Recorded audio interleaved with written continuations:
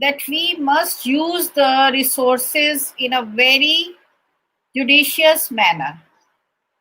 Presently, we are using the resources in a manner, rather we are wasting those resourcing.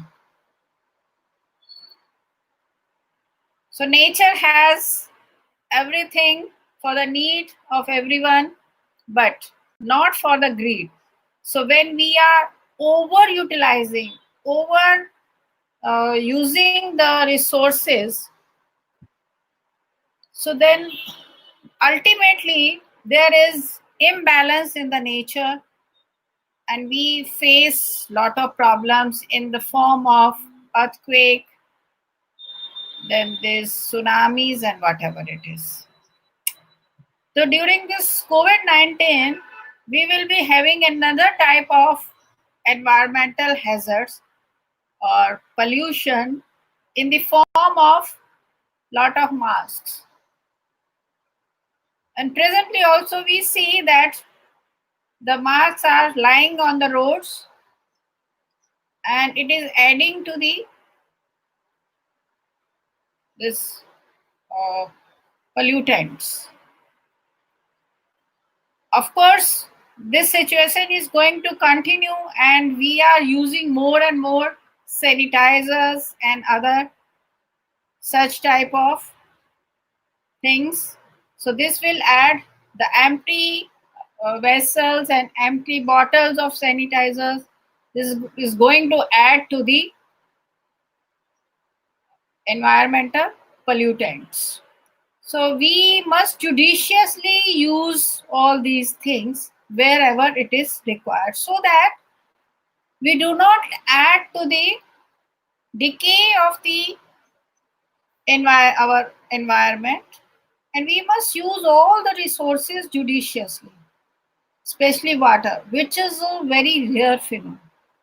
Already we know that our water level is going down and down, and there is going to be scarcity, and most of the districts in Haryana and Punjab will be declared as a dark zone. So we must use this water judiciously, and we must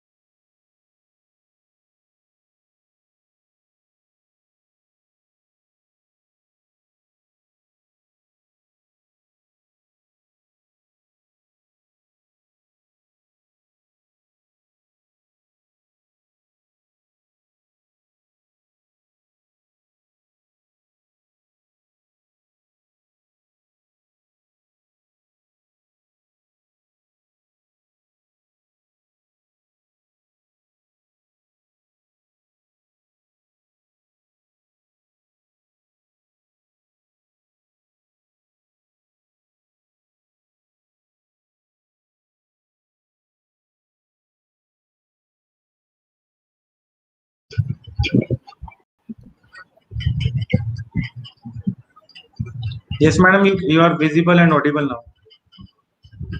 Yes, due to the this connectivity, it was being disturbed, and once again I am joining.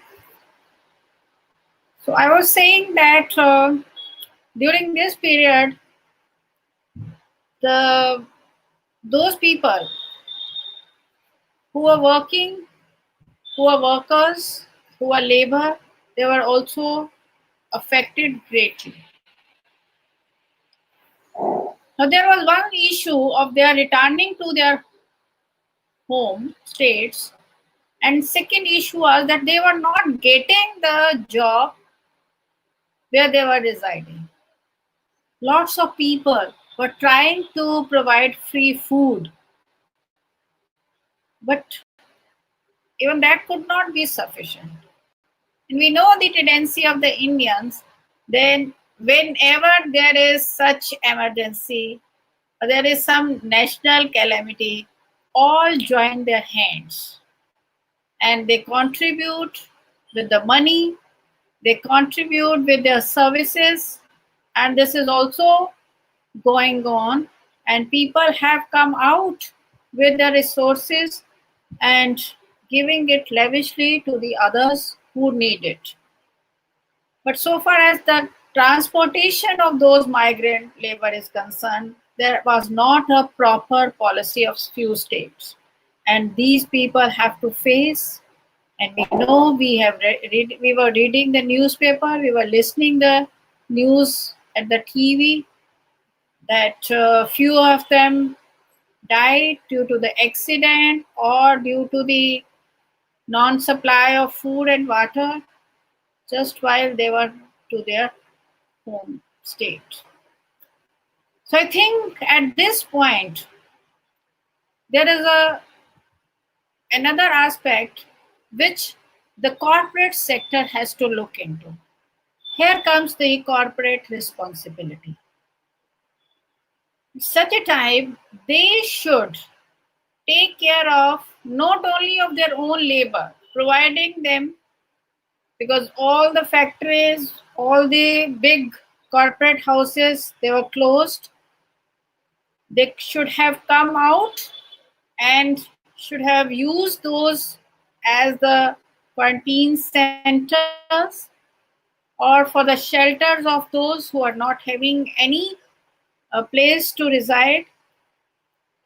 Then they should also, during these period, because there was no manufacturing, these corporate sectors should provide uh, extra technical knowledge to their labor. And besides their labor, they could also offer it to the person living around their uh, those establishments. Now, I also think that the government should provide economic security to the labor class. And whenever there is such situation, they should not be having any fear about their livelihood. But since the resources of the government are limited, so the corporate world should come with their resources to help the society at large. So now we see that this situation has once again made the whole world as a one family. That all are trying to find out medicines for this corona. And this medicine is not going for to be used by the single country. It is going to be used by the whole world. So everyone is doing its best. So that is the positive part of this COVID-19, that we are trying to give our best to the society, to the nation, and to the world.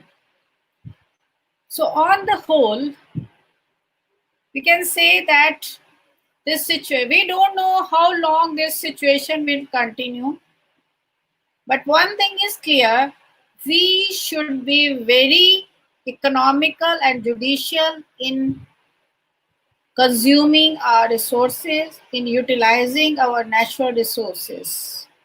Otherwise, we will finish, means we will decay the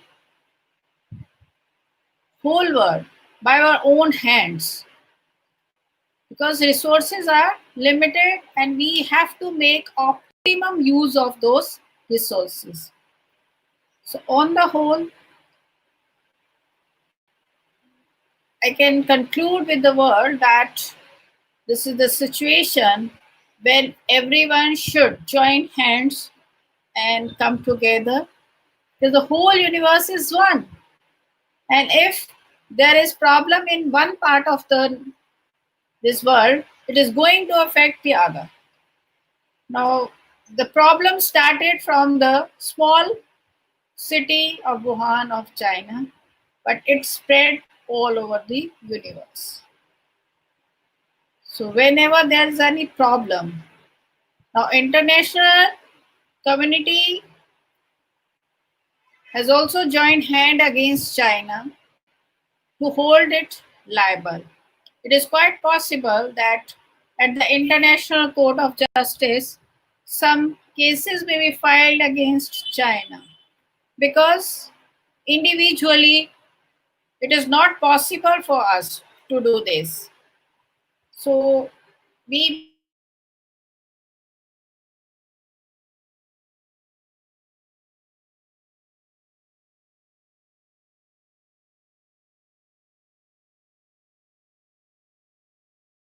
must liable, and it must be hold liable to contribute to compensate the countries who have faced so much casualties, so much loss of the life,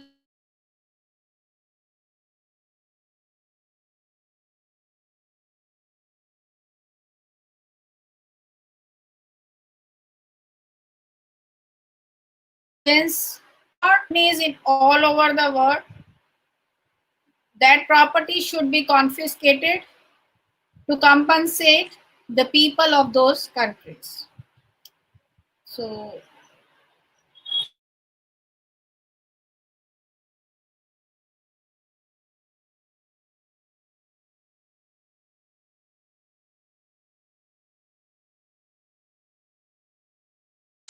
be physically and in the world, the cases of depression is very higher. So we must not live in anxiety, and we should not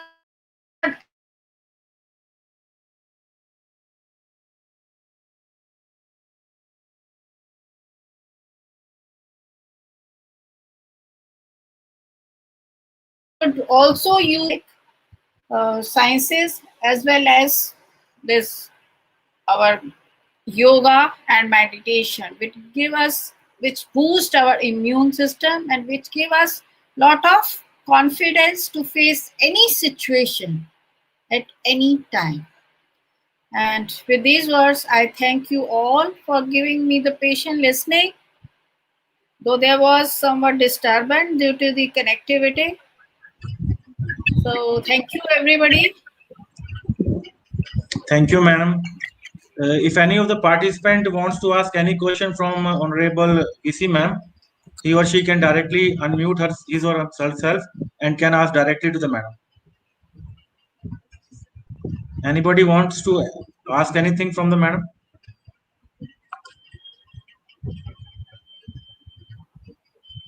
Okay, madam. One question from my side. Yeah. Do you see the future mode of education to be entirely online, or you see some blended mode of education? No, entirely it is not possible, because no machine can replace the human being. The teacher has its own role to play. So Teacher one to can be one, online. nahi, online, the physical presence, that is That vast. So that means you see the future universities mode of education to be somewhat blended.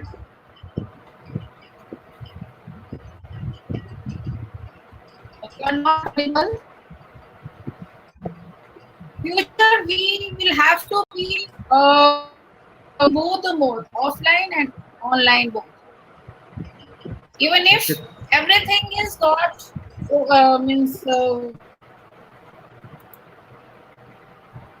properly well managed, even when if future calamity of that type, that are having online classes and as well as offline classes. Okay, thank you, ma'am. Anybody having any other question? Any of the Yes, participants? Yes, sir. can you hear me? Yes, sir. Yes, sir. So the question is like, do India has that infrastructure that we can go online? Because there are some reports that some of the students are committing suicide because they are not, they are unable to join the online classes. Can we afford these kind of things? And especially in a pandemic when there are the pressure are on the all-time high. So what's the solution for this?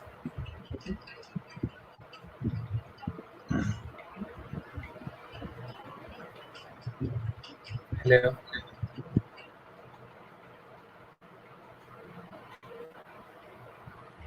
It seems that Madam has been somewhat how disconnected from this session. So we will try to connect as soon as she reconnects. So she will be taking up your questions, I think, a bit later on.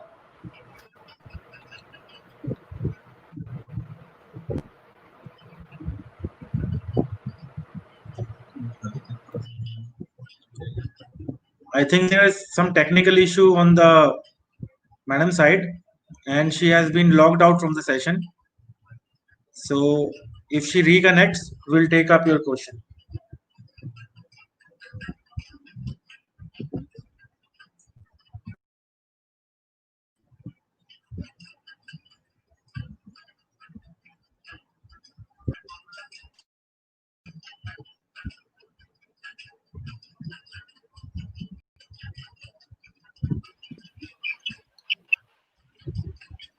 Yeah, madam has reconnected. So if any of the participants wants to anything. Yes, there was one question that whether India is sufficient to meet all the problems. Who is India? We all citizens of India, of living in this country, are India.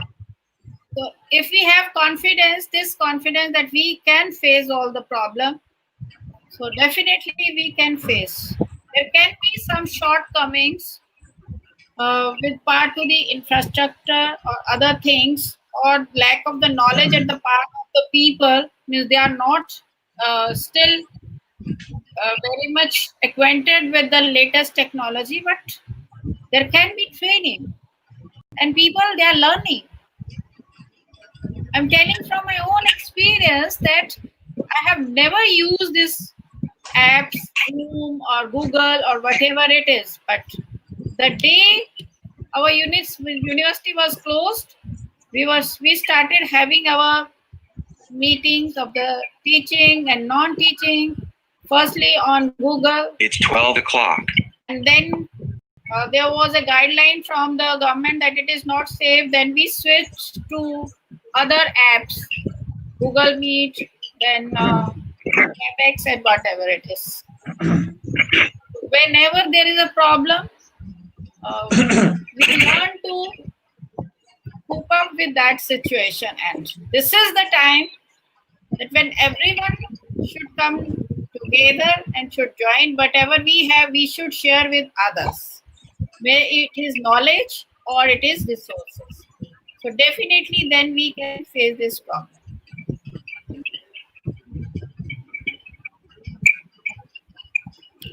Any other question from any participant?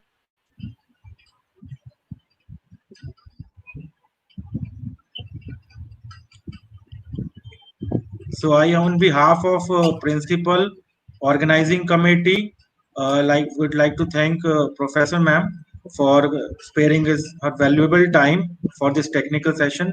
Thank you, madam. Thank you, everybody. So now moving further, I would like to invite Rituraj ji. Are you there? Rituraj? Mr. Rituraj, are you there? Hello. Rituraj ji? Yes, I'm here. Sorry, I had to Am I interrupt you audible? earlier. So I would request you to start afresh from the beginning. Okay, sir. So just switch on your camera, unmute yourself, switch on your camera, and share your slide. Yes, sir. Yeah.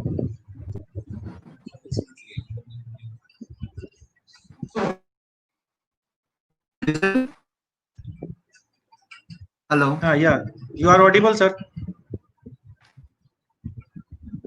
Hello. Sir, is my screen visible? No, your screen is not visible.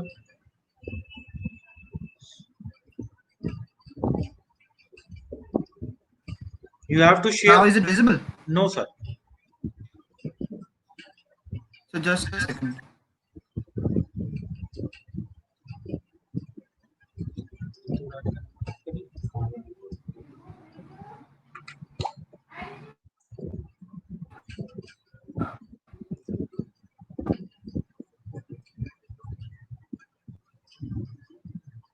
Madam तो गई.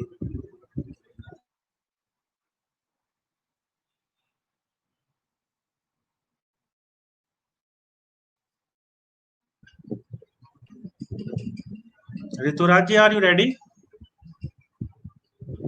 So I'm ready, but there is some technical issues in my computer. Okay, It's saying that it's loading. Okay, you can log out from the meeting and try to rejoin. We will take another participant and will come back to you after the current participant. Okay, sir. Jatin ji, are you there? Jatin Kalan, Mr. Jatin, Mr. Abhishek Bhatti, Mr. Abhishek Bhatti, Mr. Abhishek Bhatti. All the participants are requested to be kindly be ready. Their names can be called at any time.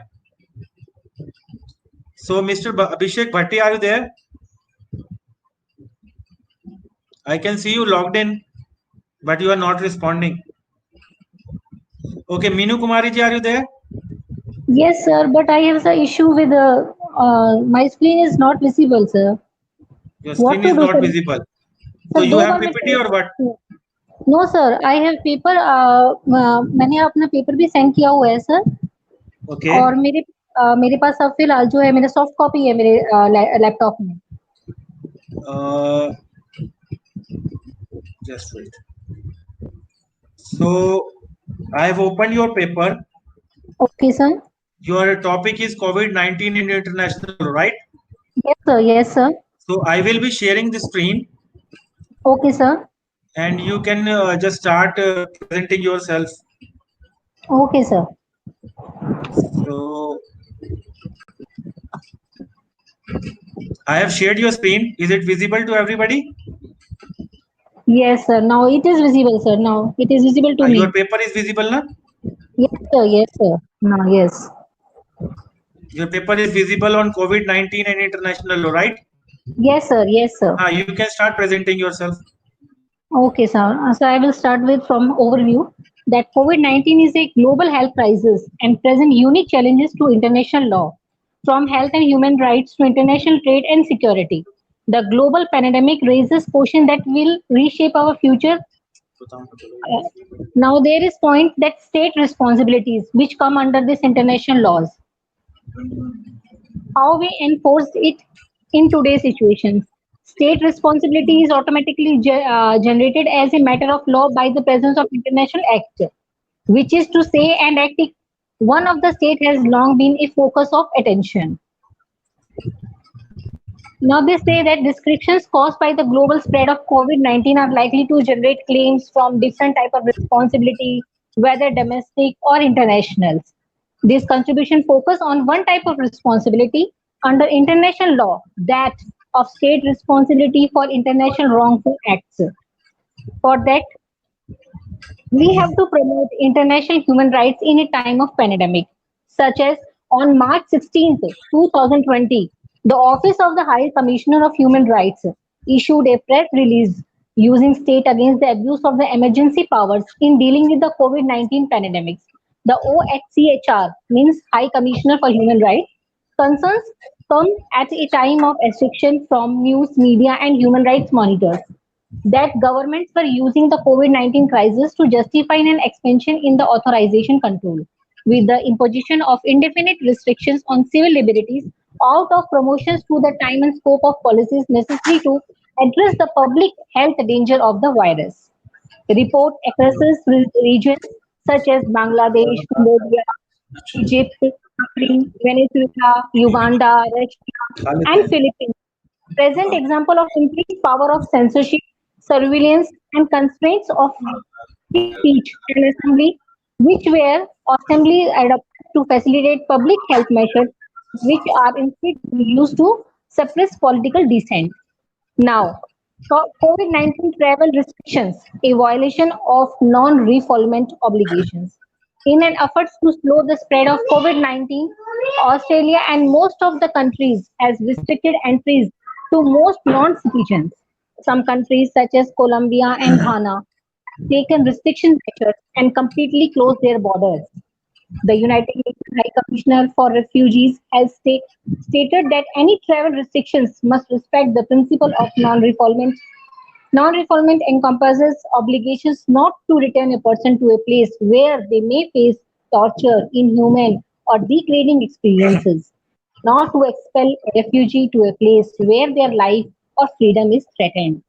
There has been no analysis of which type of COVID-19 travels ban may be in breaches of non-refoulement. The legal consideration will be different which respect to which non-refoulement provisions apply and whether the travel ban involves a land borders closure or a country refusing to allow a non-citizen to board a plane destined to its territory. Now, the UNSC inability to respond to COVID-19 on 9th April 2020, UN Secretary General and the COVID-19 pandemic was the world's gravest test since as the UN was founded. He further declared that the pandemic posed a significant threat to the maintenance of international peace and security. As the body with primary responsibility for the maintenance of international peace and security, the Security Council might have been expected to lead global efforts to address the global pandemic. Indeed, the Council's location in the New York epicenter of COVID-19 in April and May mean to that it could be under no illusions COVID-19. 485 Finally, on 24th March, when the council moved from in-person meeting to video conferences, it then looked a further 2 weeks before the council has agreed to hold the meeting on 9th April. Even at the long-awaited meeting, the council was unable to take meaningful actions to respond to the COVID-19 threat. It did not act on the proposal by some members to endorse the UN Secretary General plea for a global ceasefire during the pandemic. Ultimately, the best the Council would do was to express support for all efforts of the Secretary General concerning the potential impact of COVID-19 pandemic to conflict affected countries and to recall the need of unity and solidarity with all those affected. Now, I want to conclude that these unprecedented crises have invoked a big question mark over the functioning of the international law along with the uncertainty of possible future world relations. There is complete uncertainty as to what shape will the world politics take a response to these times of crisis. A recent instance of the tensions between China and the US that evidently had significant repercussion on the WHO's relationship with the US. The role of the international law will be very essential in the near as the far future. Thank you, sir. Thank you, Minu ma'am. Thank Any you, sir. participant, if they like to have any questions with Minu madam?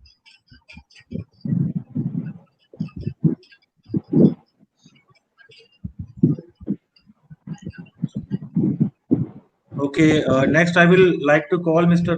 Rituraj. Are you ready, sir? Yes, I'm ready. Rituraj, Yes, I'm ready. you can unmute yourself and ask your question. Rituraj ji? Sir, is my screen visible? Yes, your screen is visible and you are quite audible. You can start. Okay, sir. Okay, sir. So, Albert Einstein, while investigating into the concept of time, he confidently stated that the distinction between past, present, and future is nothing but a story of change. Every generation brings its own challenges, opportunities, and challenges.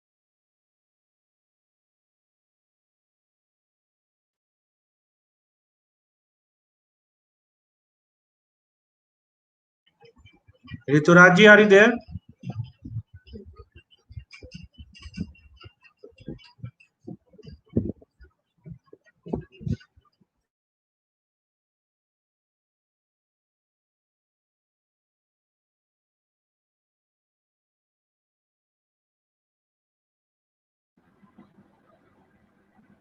So it seems there's some connection error on this part.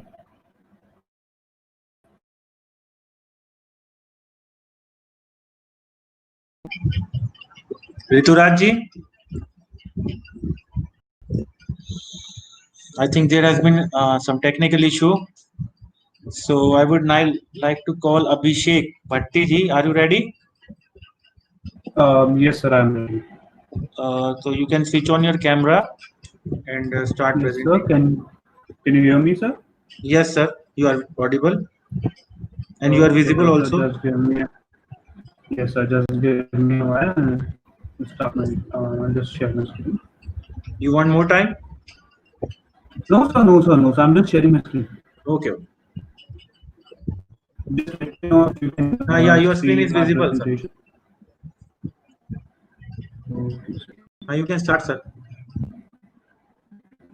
Yeah. Is it readable? Hello. Am I audible? Yeah, you Hello. are audible, sir. No? Okay, sir. Abhishek Okay, ji, you sir. can start. So, yes, sir. Yes, sir. So, uh, yeah. So, good afternoon, everyone. My name is Abhishek, and I am from Los Angeles University of Delhi. I'm a third-year law student, and today the topic for my presentation is patents, the defining point of post-COVID-19 era. Let me quickly run through the contents of my presentation. There are basically six parts of my presentation. I'll be covering the basic introduction of the patents. I won't be going into much details because of the limited time that we have. The second part is of patent rights and human rights, and their tussle. The third part, I will be covering the concept of gene patents. That is actually proving to be a bane for research. The next thing will be pandemic, a threat or an opportunity. Finally, symbols of hope in the times of doom. And lastly, the conclusion. So I'll be starting with the patent. So now, what is the question arises that what is a patent? So the Black's Law Dictionary defines patent as a grant of some privilege, property, or authority made by the government or sovereign of a country to one or more individuals. Patent in the Indian Patent Act 1970 is defined as a patent for an invention granted under the Act. As it's as far as not particularly defined in the Act, but the contents that it includes are there in the Act. It says that while the patent is itself not defined in the Act, the invention is defined. So the word is defined. The word invention is defined as a new product that involves an innovative step and is capable of industrial application. Now, this innovative step that I'm referring is referred to as one doing technical advancement and as compared to the existing knowledge, or having an economical significance, which is non-obvious to a person of that field. That means that all these things should be appear as such to a layman instead of an expert to the field.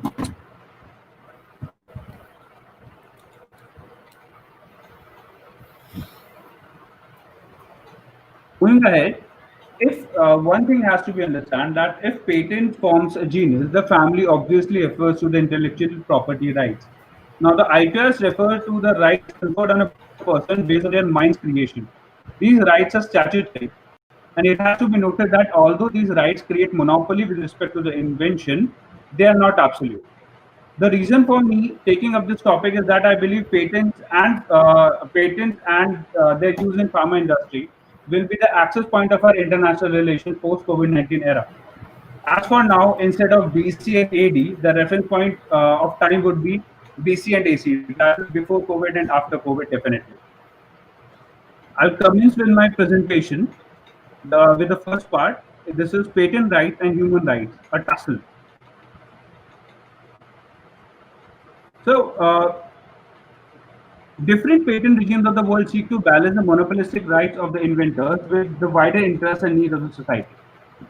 As you can see in my slide, in Indian perspective, its evidence can be found in under the fundamental duties, that is under Article 51A, which states that to develop the scientific temper, humanism, and spirit of inquiry and reform shall be the duty of every citizen of India.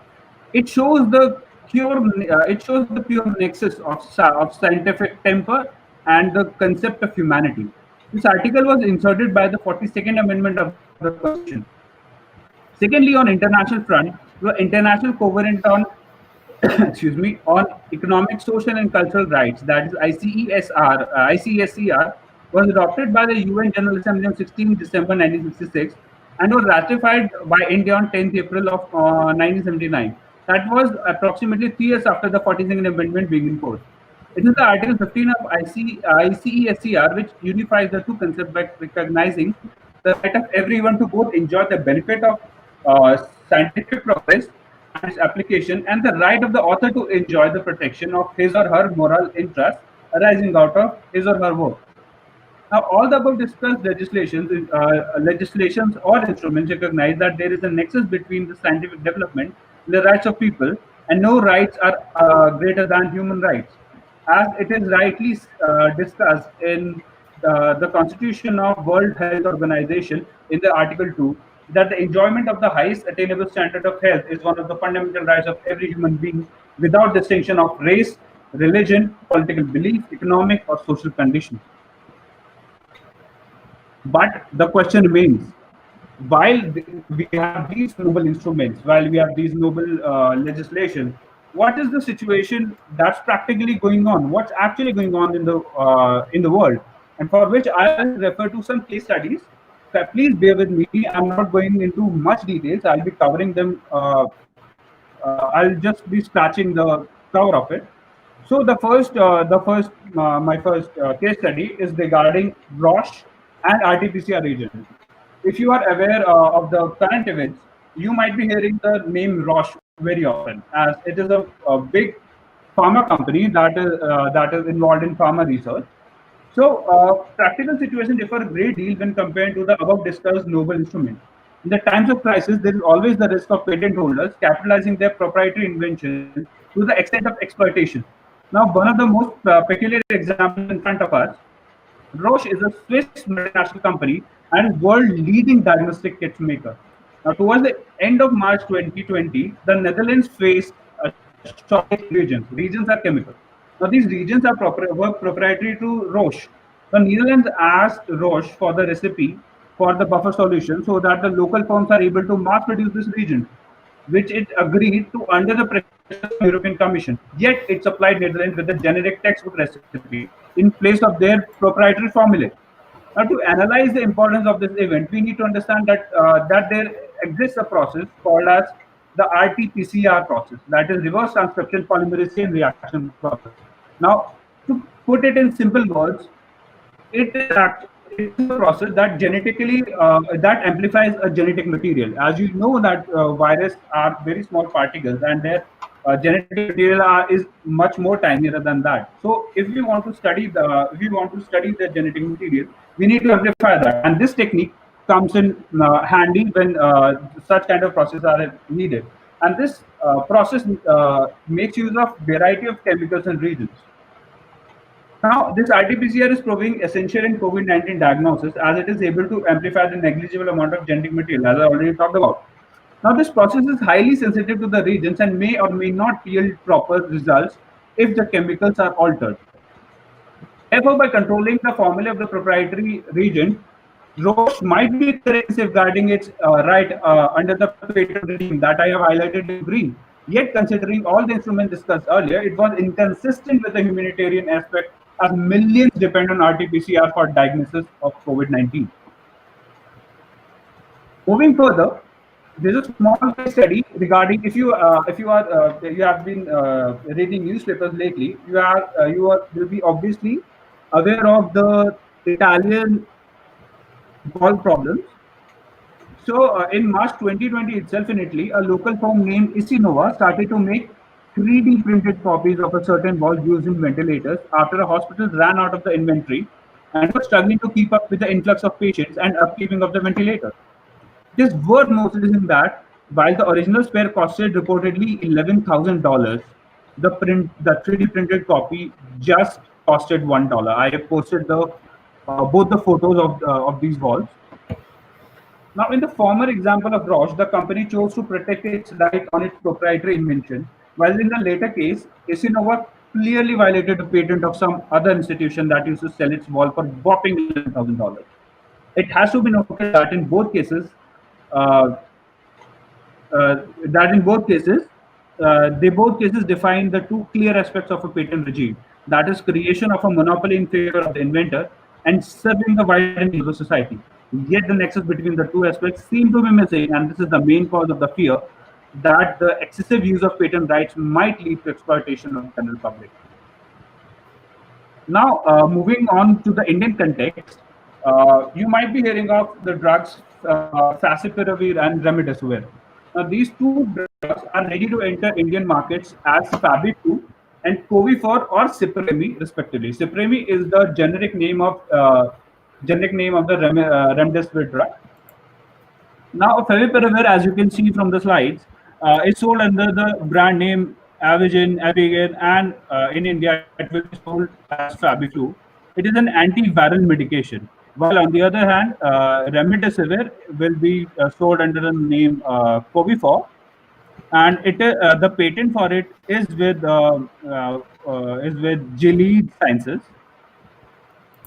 So, while coming to the market concept of these drugs, Fabiflu is priced at rupees 103 per tablet, and Covifor is priced at rupees 5400, that is 5400 per 100 ml vial. Looking at the fact that these are essential drugs and one might need to take it on a daily basis, these are still way far from the reach of major population of India.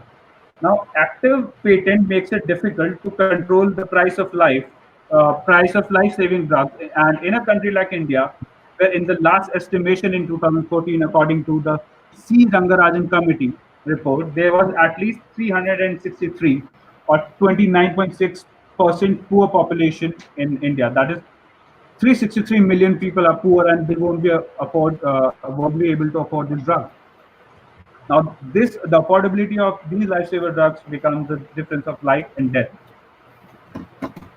Moving on to the next concept, that are the gene patents. Now, as the name suggests, a gene patent refers to the exclusive right to a specific sequence of DNA given by government to the individual, organization, or corporation, identifying that the gene first is invented/discovered by them. It is obvious from a basic knowledge of IPR and patent that once granted, the patent holder shall dictate how the gene can be used in commercial and non-commercial purposes. The risk of gene patents can be understood by the prime example of BRCA1 and BRCA2 genes that is mentioned in my slide. These genes are related to the escalation of breast and ovarian cancer in women. The patent to these genes was held by Myriad Genetics, which exploited its right to an extent that it levied very high fee for upon the gene upon anyone wishing to test a DNA for any mutation. And one thing has to be noted that these mutations included those mutations as well that were not yet discovered at the time of ordering the patent. This is the drug that I'm talking about here. Now, granting of gene patents is not universal like general patents. Rather depends on nation to nation, as not all nations allow them. Now, on June 13, 2013, uh, the Supreme Court of the United States ruled in Association for Molecule Pathology versus Mirror Genetics that since the DNA is a product of nature, emphasis implied, it is unfit for being patented. The court also ruled that since nothing new is created when a gene is discovered, there was no IP to protect. Although the court said that DNA manipulated in this lab was eligible to be patented since those were never found in the nature.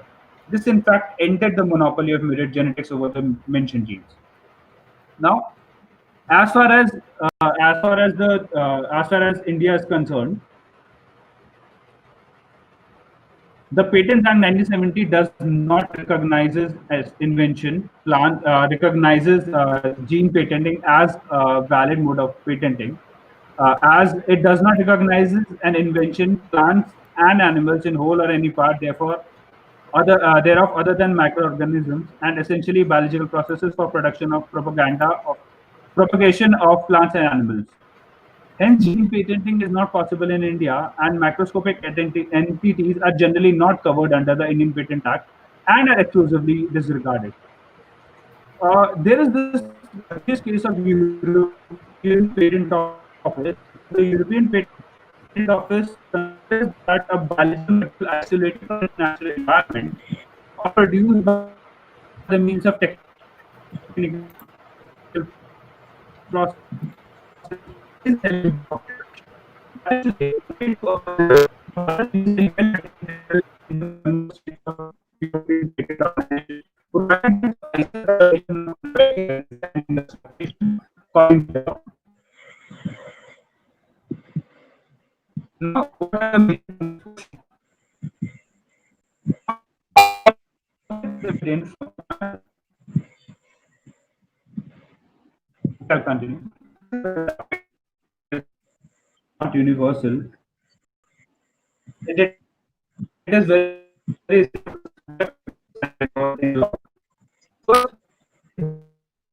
research to further and a lot of other companies we may have a better research team and to their second is monopoly over the other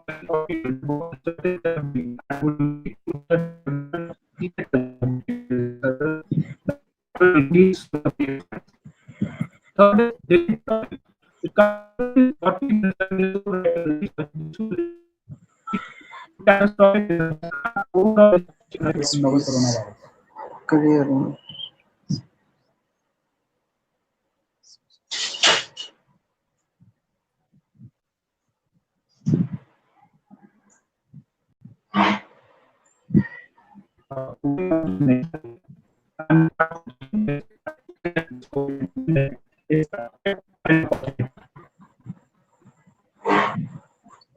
So, start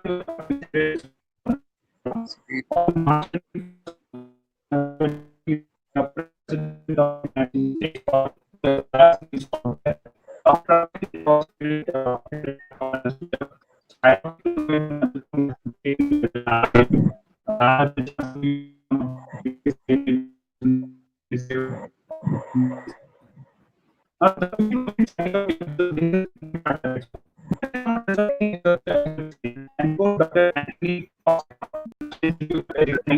AID.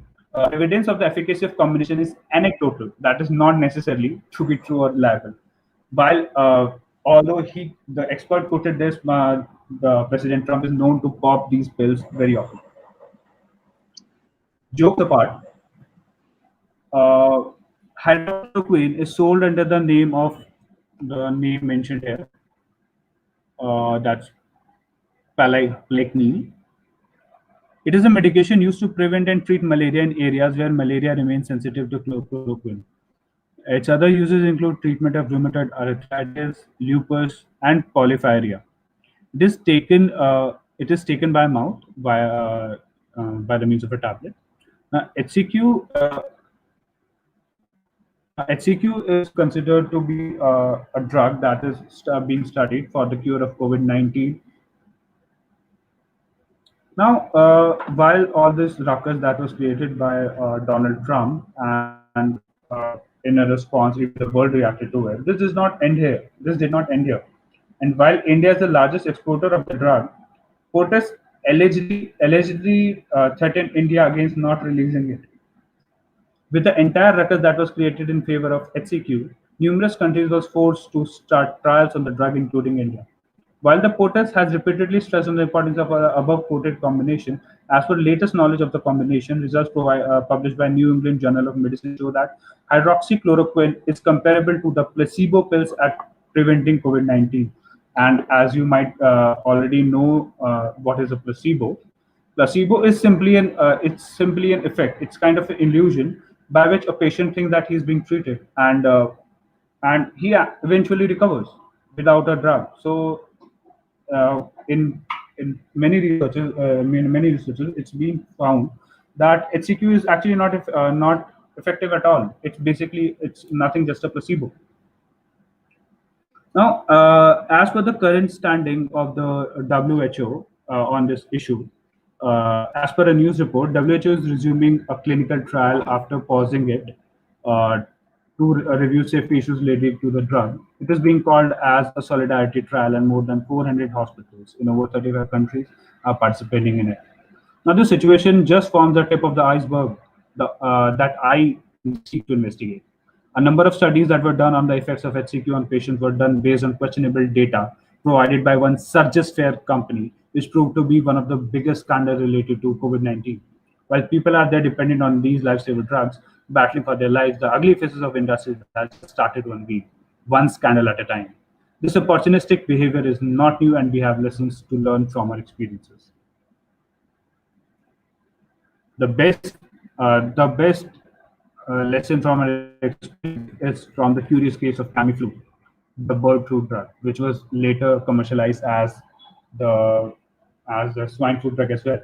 Now, the year 2005 was dubbed as a year of bird flu because of the spread of bird flu or the avian influenza.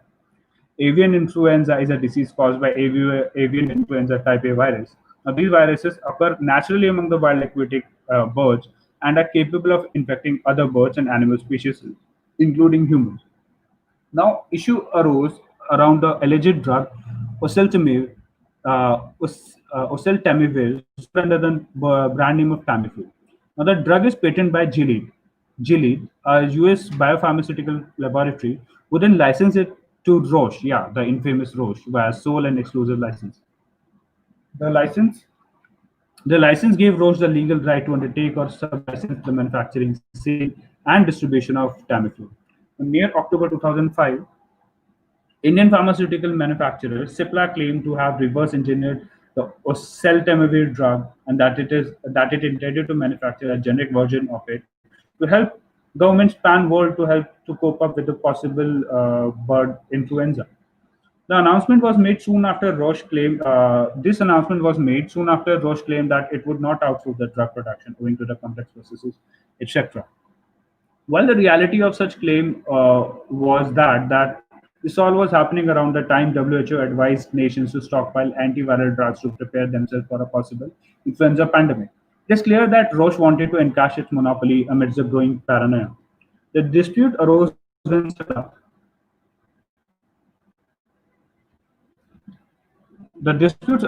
Cipla claimed its manufacturing of generic drug legal, as there was no patent filed by Roche in India, and the later claimed that firm had patent pending in India, and moreover, it was about the manufacturing capacities that only Roche had.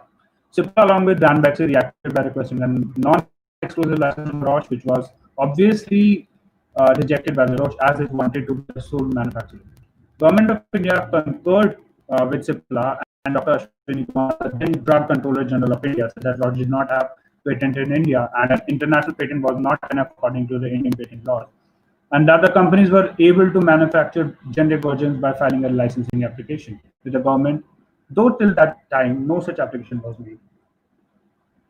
The authorization to commercialize a generic version of Tamiflu was consequently granted to Cipla in February 2006. While it seemed to be a win-win situation for India or in any country where the patent regime is similar, but there is another side to this coin. In such situations where the in such situation where the cure is known, countries tend to stockpile such drugs, and as WHO recommended it, the same pattern was followed here as well. Countries spend millions and billions of their currency to stockpile these breakthrough drugs. For example, United Kingdom spent 473 million pounds. Tensions arose when an organization, the Cochrane Collaboration, and its reviews on the said drug came into the picture. The reports claimed that the drug was unable to control the spread of flu influenza or even reduce dangerous complications, and that it only slightly helped symptoms, appropriate which is shared with the common paracetamol. While the report is itself subject to an equal controversy, just like the drug on which it is based, the question remains that what if majorly advertised products are flawed? What if the test numbers are botched? What if they do nothing but create a placebo effect? What if a poor country in West Africa spends its last few dollars in purchasing such breakthrough medicines and later come to know that they are nothing but glucose tablets? The results would be devastating. The entire economies can come down crashing with such practices. As per now, India is sending HCQ to 55 coronavirus hit countries as it has been identified by the US FDA as a possible treatment against novel coronavirus infection, and we know the reason why. The above mentioned countries include India's neighboring countries as well, except for Pakistan, as its situation is currently not known whether it wants it or not, or it wants from India or wants to import from some other country. Further, to US alone, where the porters was so vocal about HCQ, India exported over 50 million tablets till April 30th, 2020. The risk here remains the same. If HCQ stats are botched and are based on falsified data, that I mean to say of the suggest were fraud, the lives of millions are at stake. While the manufacturer will be able to earn a fat profit, on the other side, the very corporation might be destroying a dependent nation. While in these times of negativity, there are certain points of positivity that have concentrated into 3 points that are patent pools, compulsory licensing, and TRIPS agreement. The topic of this next slide is symbols of hope in the times of doom. Yes, there are symbols of hope there. Uh, the first is the patent pool. Now, patent pools can be defined as an agreement between two or more patent owners to license one or more of their patents to one another or to the third parties. Often, patent pools are associated with complex technologies that require complementary patents in order to provide efficient technical solutions. Generally, these patent pools cover mature technology. Pools also frequently represent the basis for industry standards that supply firms with the necessary technologies to develop compatible products and services. In that case, they rather concern technologies that are not yet fully developed. A World Health Organization has launched a voluntary pool to collect patent rights, regulatory test data, and other information that could be shared for developing drugs, vaccines, and diagnostics to combat COVID-19. Now, a patent pool supports greater innovation, collaborative research and development, removes bottlenecks in patent regimes, and hastens product development.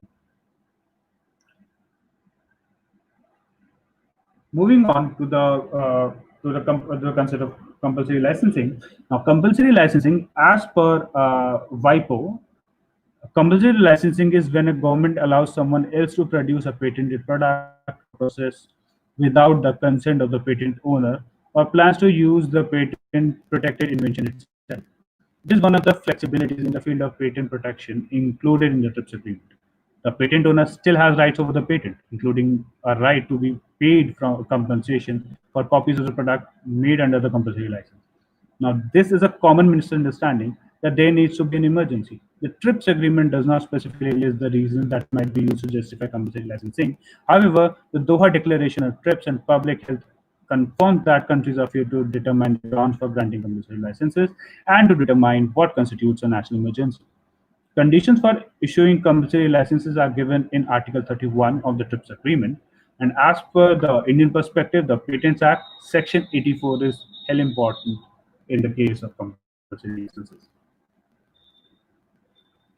Section 84 of, of the Indian Patent Act. Now, the subsection 1 states that at any time after the expiration of 3 years from the date of grant of patent, any person interested may make an application to the controller for grant of compulsory license on patent on any of the following grounds. Now, the first ground is that the reasonable requirement of the public with respect to the patented invention have not been satisfied, or that the patent invention is not available to the public at a reasonable or affordable price, or that the patent invention has not worked in the territory of India. Further, the next subsection I'll be picking up is the subsection 6 of section 84. It says that in considering the application filed under this section 84, the controller that shall take into the account that the nature of the invention, the time which has elapsed since the sealing of the patent, and the measures already taken by the patentee or any licensee to make full use of the invention. The ability of the applicant to work the invention to public advantage, the capacity of the applicant to undertake the risk in providing capital and working the invention if the application were granted. And fourth, as to whether the applicant has made efforts to obtain a license from patentee on reasonable terms and conditions, and such efforts have not been successful within a reasonable period, as the controller may deem fit.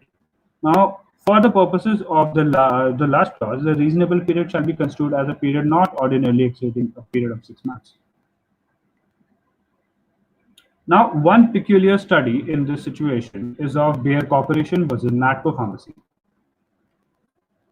Now, what happened in this case that the plaintiff was Natco Pharma. It filed an application before the controller for compulsory license under the obvious section 84, subsection 1 of the Patents Act in respect of defendant, that was Bayer Corporation. Bayer Corporation's patented drug called sorafenib, and it was useful in the advanced stage of liver and kidney cancer. The plaintiff argued that the reasonable requirements of the public have not been fulfilled by the defendant's patented drug. As per the data generated and published by a journal, Globocan, in India, the number of kidney and liver patients approximate at that point of time were 20,000 and 16,000 respectively. Now, the sales report in India showed that the drug has been imported to a very less extent, and even the drug was available in only few cities and the pharmacies. The sales in India did not exceed 30 to 40 US dollar, 32 to 40 million US dollars. If the drug is so highly priced that the ordinary people public cannot afford it, then it is a fact that drug is not available to the public on reasonable terms. The plaintiff proposed to sell the drug at rupees 8,800 for 1 month therapy as compared to over 3 lakh which was being charged by defendant at the time of the application. Defendant argued that the plaintiff has raised only the ground mentioned in section 84(1)(a) of the Act and has failed to enumerate the grounds under 84(1)(b) and (c). The defendant also contended that provisions of the section 84(6) were not satisfied, and the application was required to be rejected on this ground alone. The main issue that was raised in this case was whether the reasonable requirements of the public were met or not. Now, the controller, after hearing both parties, actually talked about the section, the requirement that are enshrined in section 84, subsection 1. Now, the first requirement to be fulfilled in order to be granted a compulsory license is that of section 84(1)(a) of the Indian Patents Act. Is that reasonable requirement of the public with respect to the public patented invention must not have been satisfied. And NATCO supplied statistical data showing that Bayer did not make the drug readily available to the public, and that excessive pricing of drug partially contributed to lack of demand by the public. Bayer denied this, and interestingly used sales figures of an alleged infringer in its argument. Bayer had prior to this case brought infringement proceedings against Cipla, another generic manufacturer, for infringement of the same patent. These proceedings were still pending, however, Bayer argued that sales by Cipla contributed to the reasonable requirement of the public being met. The controller, however, did not accept the argument and ruled in the favor of NATCO. Similarly, he also talked about reasonably affordable price that was obviously not at all affordable, and the concept of patent invention not working in India as it reached only to a few people and not to the masses. Now, In the end, the controller found that importation could not amount to working of the patent, and thus it and then again it motioned the favor in the favor of NACO in the end. Finally, this was the and this particular case cemented our patent regime in the field of compulsory licensing.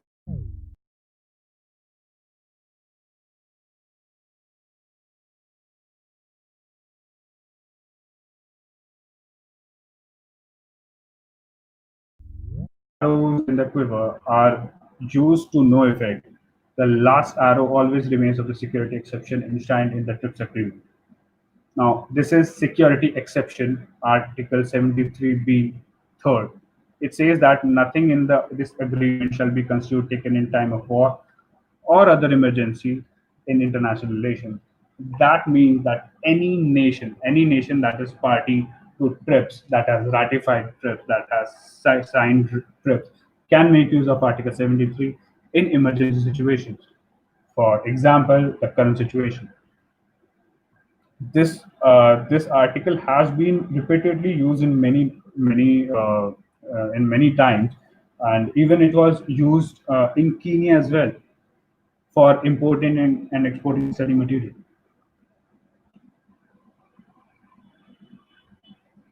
Lastly, with everything being discussed, what do we conclude from it?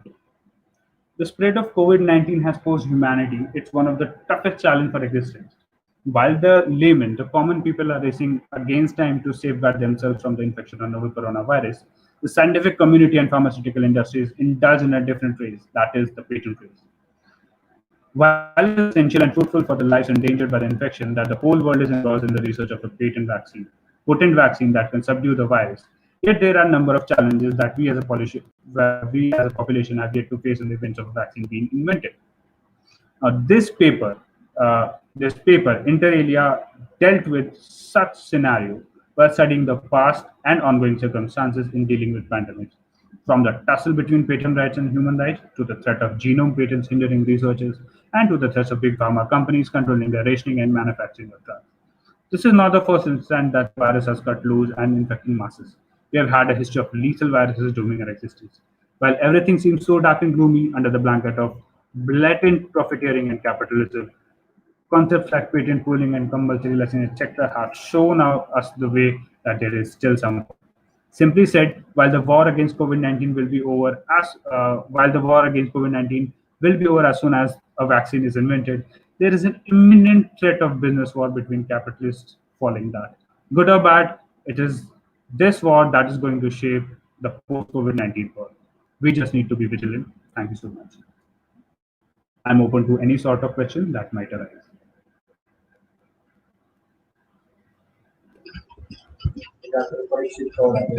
Yeah.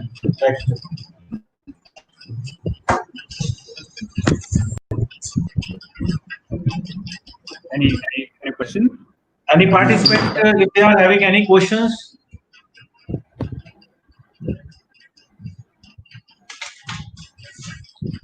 Okay, next I would like to call is Dr. Parikshit. Dr. Parikshit, are you there? Dr. Parikshit? Yes, sir, I am there, sir. I am there, sir. Can you see me? Can you hear me? Yes. Yes, you are audible. Yes, thank you, sir. I will just start my... You can start. Yes, yes, sir. Thank you, sir. Just one moment, please. First of all, good afternoon to everyone. And I have had the pleasure of hearing Mr. Bhatti and some of his predecessors. So fantastic presentations by all concerned.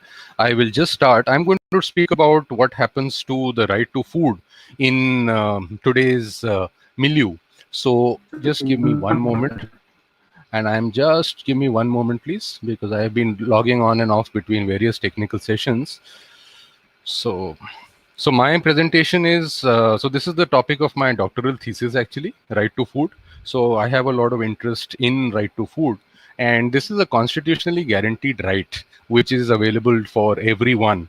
And so I will just start my slideshow. And Then I will start presenting. So one moment, please. Toggling between this. Okay. Okay. Okay, start presenting.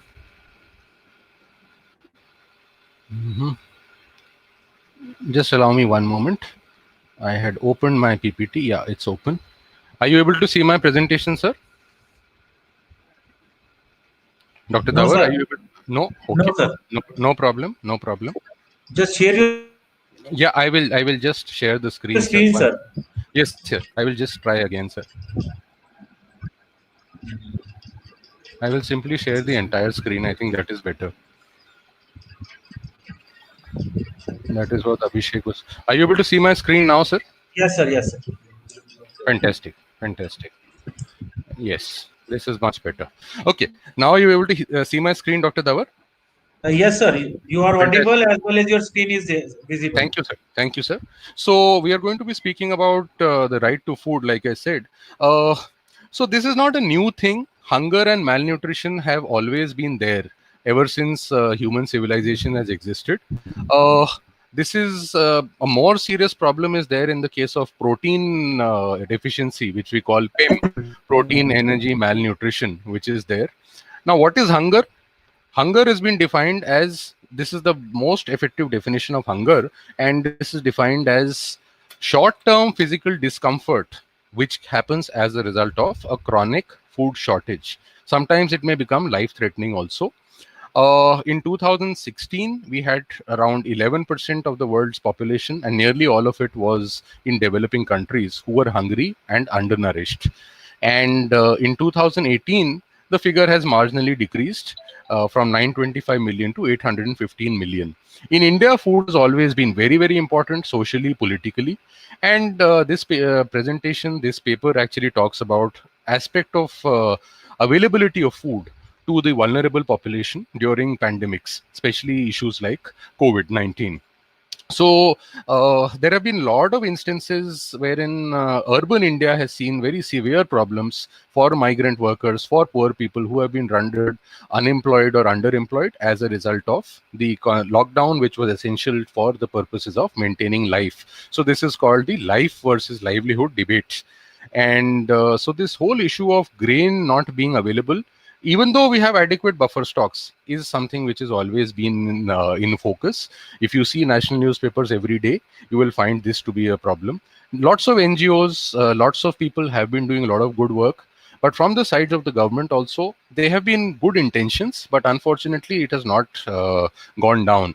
So all kinds of NGOs have been working. In fact, a student of mine was working in this area, and I'm very happy to report that he was able to raise as much as 2.25 crores through crowdfunding, and God knows how many kg of wheat and how many kg, and everybody was donating to him, gurudwaras and mosques and temples and NGOs, smaller NGOs, everybody was doing. So he provided 26,000 meals in Delhi, morning and evening, to people for a period of 2.5 months. 26,000, so 52,000 meals. And what were those meals? They were rotis, vegetables, dal, nutritious food, rice, and if there was a child, then you also got half a liter of milk and clean drinking water from an RO. Now, the problem here, which we will talk about later, is Section 44 of NFSA, National Food Security Act, which is actually a force majeure clause, which actually allows the government to get away from its liability during times of emergency. Now, my point here is, during a time of emergency, food का requirement और ज़्यादा बढ़ जाता है. Normal times में तो आदमी खरीद सकता है.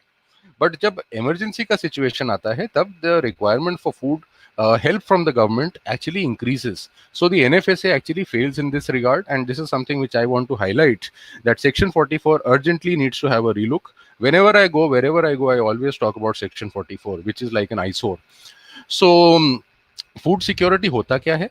ये कंसेप्ट फूड सिक्योरिटी का पहली बार जो है वर्ल्ड फूड समिट में रोम में 1974 में इसके बारे में बात की गई. पहले इसको केवल कंट्री लेवल पे लेते थे. अगर एक कंट्री के पास इनफ खाना है तो वो फूड सिक्योर है. धीरे धीरे उसको हाउस होल्ड लेवल पे ले गए, इंडिविजुअल लेवल पे ले गए. क्या होता है, लड़कियों को खाना नहीं मिलता है घरों में, right? The woman always eats in the end. So the woman in a household which may otherwise be food secure, The elderly in an household which may otherwise be food secure may not be getting enough food. So the commonest definition which we use today is all people at all times have access to safe, nutritious food which is enough to meet their daily requirements. And this much of food should be enough to maintain an active and healthy lifestyle. So food security is not just related to law. इसमें policy का issue आता है, इसमें economics का issue आता है, इसमें psychology का इशू आता है, इसमें मैंने कहा इकोनॉमिक्स का आता है, बहुत सारी और चीज़ें आती हैं, सोशियोलॉजी का इशू आता है. तो इसलिए इस पे इंटरडिसिप्लिनरी काम हुआ है और बहुत सारा इसमें काम हुआ है. गुजरात नेशनल लॉ यूनिवर्सिटी में there is a very celebrated work by a professor called Ranita Nagar. In IIT Delhi, there is work done by a very celebrated lady called Ritika Khera. And of course, you have Jean Daras. So, and Amartya Sen, of course. So, something very beautiful said by Justice Deepak Mishra when he was not the CJI is that any civilized society does not countenance any starvation. आज की date में कोई भी civilized society में कोई भूखमरी से मरेगा तो ये बहुत शर्म की बात है. Cry for food cannot be thought of. So this is एक गरीब आदमी को अगर आप खाना नहीं देंगे तो वो एनिमल से भी खराब है, क्योंकि एनिमल तो यहाँ वहां जाके अपना खाना ले सकता है, बट गरीब आदमी तो वो नहीं कर सकता. एनिमल इधर उधर जाके पैस्चर में जाके चर सकता है. So the point I am making is every Indian, हर एक आदमी को खाने का अवसर होना चाहिए, पढ़ने का अवसर होना चाहिए, जैसे वैसे ही खाने का अवसर होना चाहिए. एंड कोविड-19 इज नो एक्सक्यूज. हमारे पास तो 3 साल का बफर स्टॉक है. इस बार हमारे पास रिकॉर्ड प्रोक्योरमेंट हुआ है, रिकॉर्ड प्रोडक्शन हुआ है, तो ये कोई एक्सक्यूज नहीं हो सकता. सुप्रीम कोर्ट कहता है 2010 में ये जो वर्ल्ड्स लॉन्गेस्ट सर्विंग PIL है, जिसके बारे में आप लोगों ने कहीं ना कहीं पढ़ा होगा, 17 साल तक ये मैंडेमस चली है. और उसमें उन्होंने कहा है कि भाई the best place to store food is in the stomachs of the hungry. 12 अगस्त 2010 को सुप्रीम कोर्ट ने ये बात कही है, जस्टिस दीपक वर्मा की खंडपीठ ने. Right, okay. सो ये थोड़ा हमारे देश की ग्राउंड रियलिटीज हैं. दुनिया में जितने आपने जो फिगर देखा था, जितने मिलियन का, उसमें 1/4 भारत देश में रहते हैं. 195 मिलियन लोग भूखे हमारे यहाँ हैं. और as in everything else, SC/ST population को सबसे ज्यादा नुकसान होता है. हमारे यहाँ कानून बने हुए हैं, UN स्पेशल रैपिटियर कहते हैं. आर्टिकल 21 है जो फंडामेंटल राइट है, और आर्टिकल 47 है which is the DPSP, directive principle of state policy. And so we will talk about these a little bit more. And constitutional obligation है भारत सरकार के ऊपर, राज्य सरकारों के ऊपर, कि हर एक आदमी को खाना दिया जाए, हर एक आदमी को डिग्निटी से ट्रीट किया जाए. फ्रांसिस कोरेली मोरेन जो सुप्रीम कोर्ट का जजमेंट है 1981 का, उसमें कहा हुआ है राइट टू डिग्निटी हो नहीं सकता. ये सारे इंटरनेशनल लेवल पे, right from UDHR, universal declaration of human rights of 1948, वहां से ये बात हो रही है कि खाने के बिना कोई आपका आगे फ्यूचर नहीं है. बाकी सारे ह्यूमन राइट्स बेमानी हो जाते हैं राइट टू फूड के बिना. So this is what 21 says. No person shall be deprived of his right to life or personal liberty except by procedure established by law. ये पार्ट 3 में आता है, फंडामेंटल राइट है, and right to food has been read as part of it. अब ये state की responsibility, एक और प्रोविजन है आर्टिकल 47. स्टेट का रिस्पॉन्सिबिलिटी है टू प्रोवाइड न्यूट्रिशन. राइट, अब नेशनल फूड सिक्योरिटी एक्ट जो हमारे यहाँ आया 2013 का, जो मैंने केस बताया था आपको, PIL वाला जो केस बताया था, उसका नतीजा ये है कि भारत सरकार ने जो ये कानून लेके आए, और इसमें जो है they are saying that constitutional basis of a welfare state is food. And इसलिए आप जो है पहली बार इसको लीगल राइट बना दिया फूड को. अगर आपको नहीं मिल रहा, आप कोर्ट जा सकते हैं और कोर्ट कहेगा कि साहब दीजिए. ये मैंने जो बात की UDHR में, ये बात कही गई थी पहली बार. ये कानून क्या कहता है? ये कानून कहता है हर एक आदमी को खाना मिलना चाहिए. You should have enough food for every individual at all times, and it should be adequate quantity at affordable price. So 2 चीजें मैं कहूंगा. एडिक्वेट क्वांटिटी, अगर आपको 5 रोटी की भूख है तो आपको 5 रोटी मिलनी चाहिए. और अफोर्डेबल प्राइस, जितनी आपकी पेमेंट की क्षमता है. गरीब होना कोई गुनाह नहीं है. सो द लेजिस्लेशन हैज सबस्यूम्ड, जो 3 पुराने इंपॉर्टेंट स्कीम्स थी वो सबस्यूम हो गए हैं. एक तो पब्लिक डिस्ट्रीब्यूशन सिस्टम या टारगेटेड पब्लिक डिस्ट्रीब्यूशन सिस्टम कह लीजिए, दोनों वेरिएंट्स हैं. मिड डे मील स्कीम, जो बच्चों को मध्याह्न भोजन दिया जाता है स्कूलों में, और ICDS स्कीम, जिसको आप लोग आंगनवाड़ी के नाम से जानते हैं, इंटीग्रेटेड चाइल्ड डेवलपमेंट स्कीम, समेकित बाल विकास योजनाएं. राइट। सो मैटरनिटी इंटाइटलमेंट्स को रिकग्नाइज किया जाता है, जच्चा बच्चा दोनों को इसमें रिकग्नाइज किया जाता है। It caters to 2/3 of your population. शहरी क्षेत्रों में 50% पॉपुलेशन इसमें कवर होती है और ग्रामीण क्षेत्रों में करीब 3/4। सो राष्ट्रीय लेवल पे करीब 2/3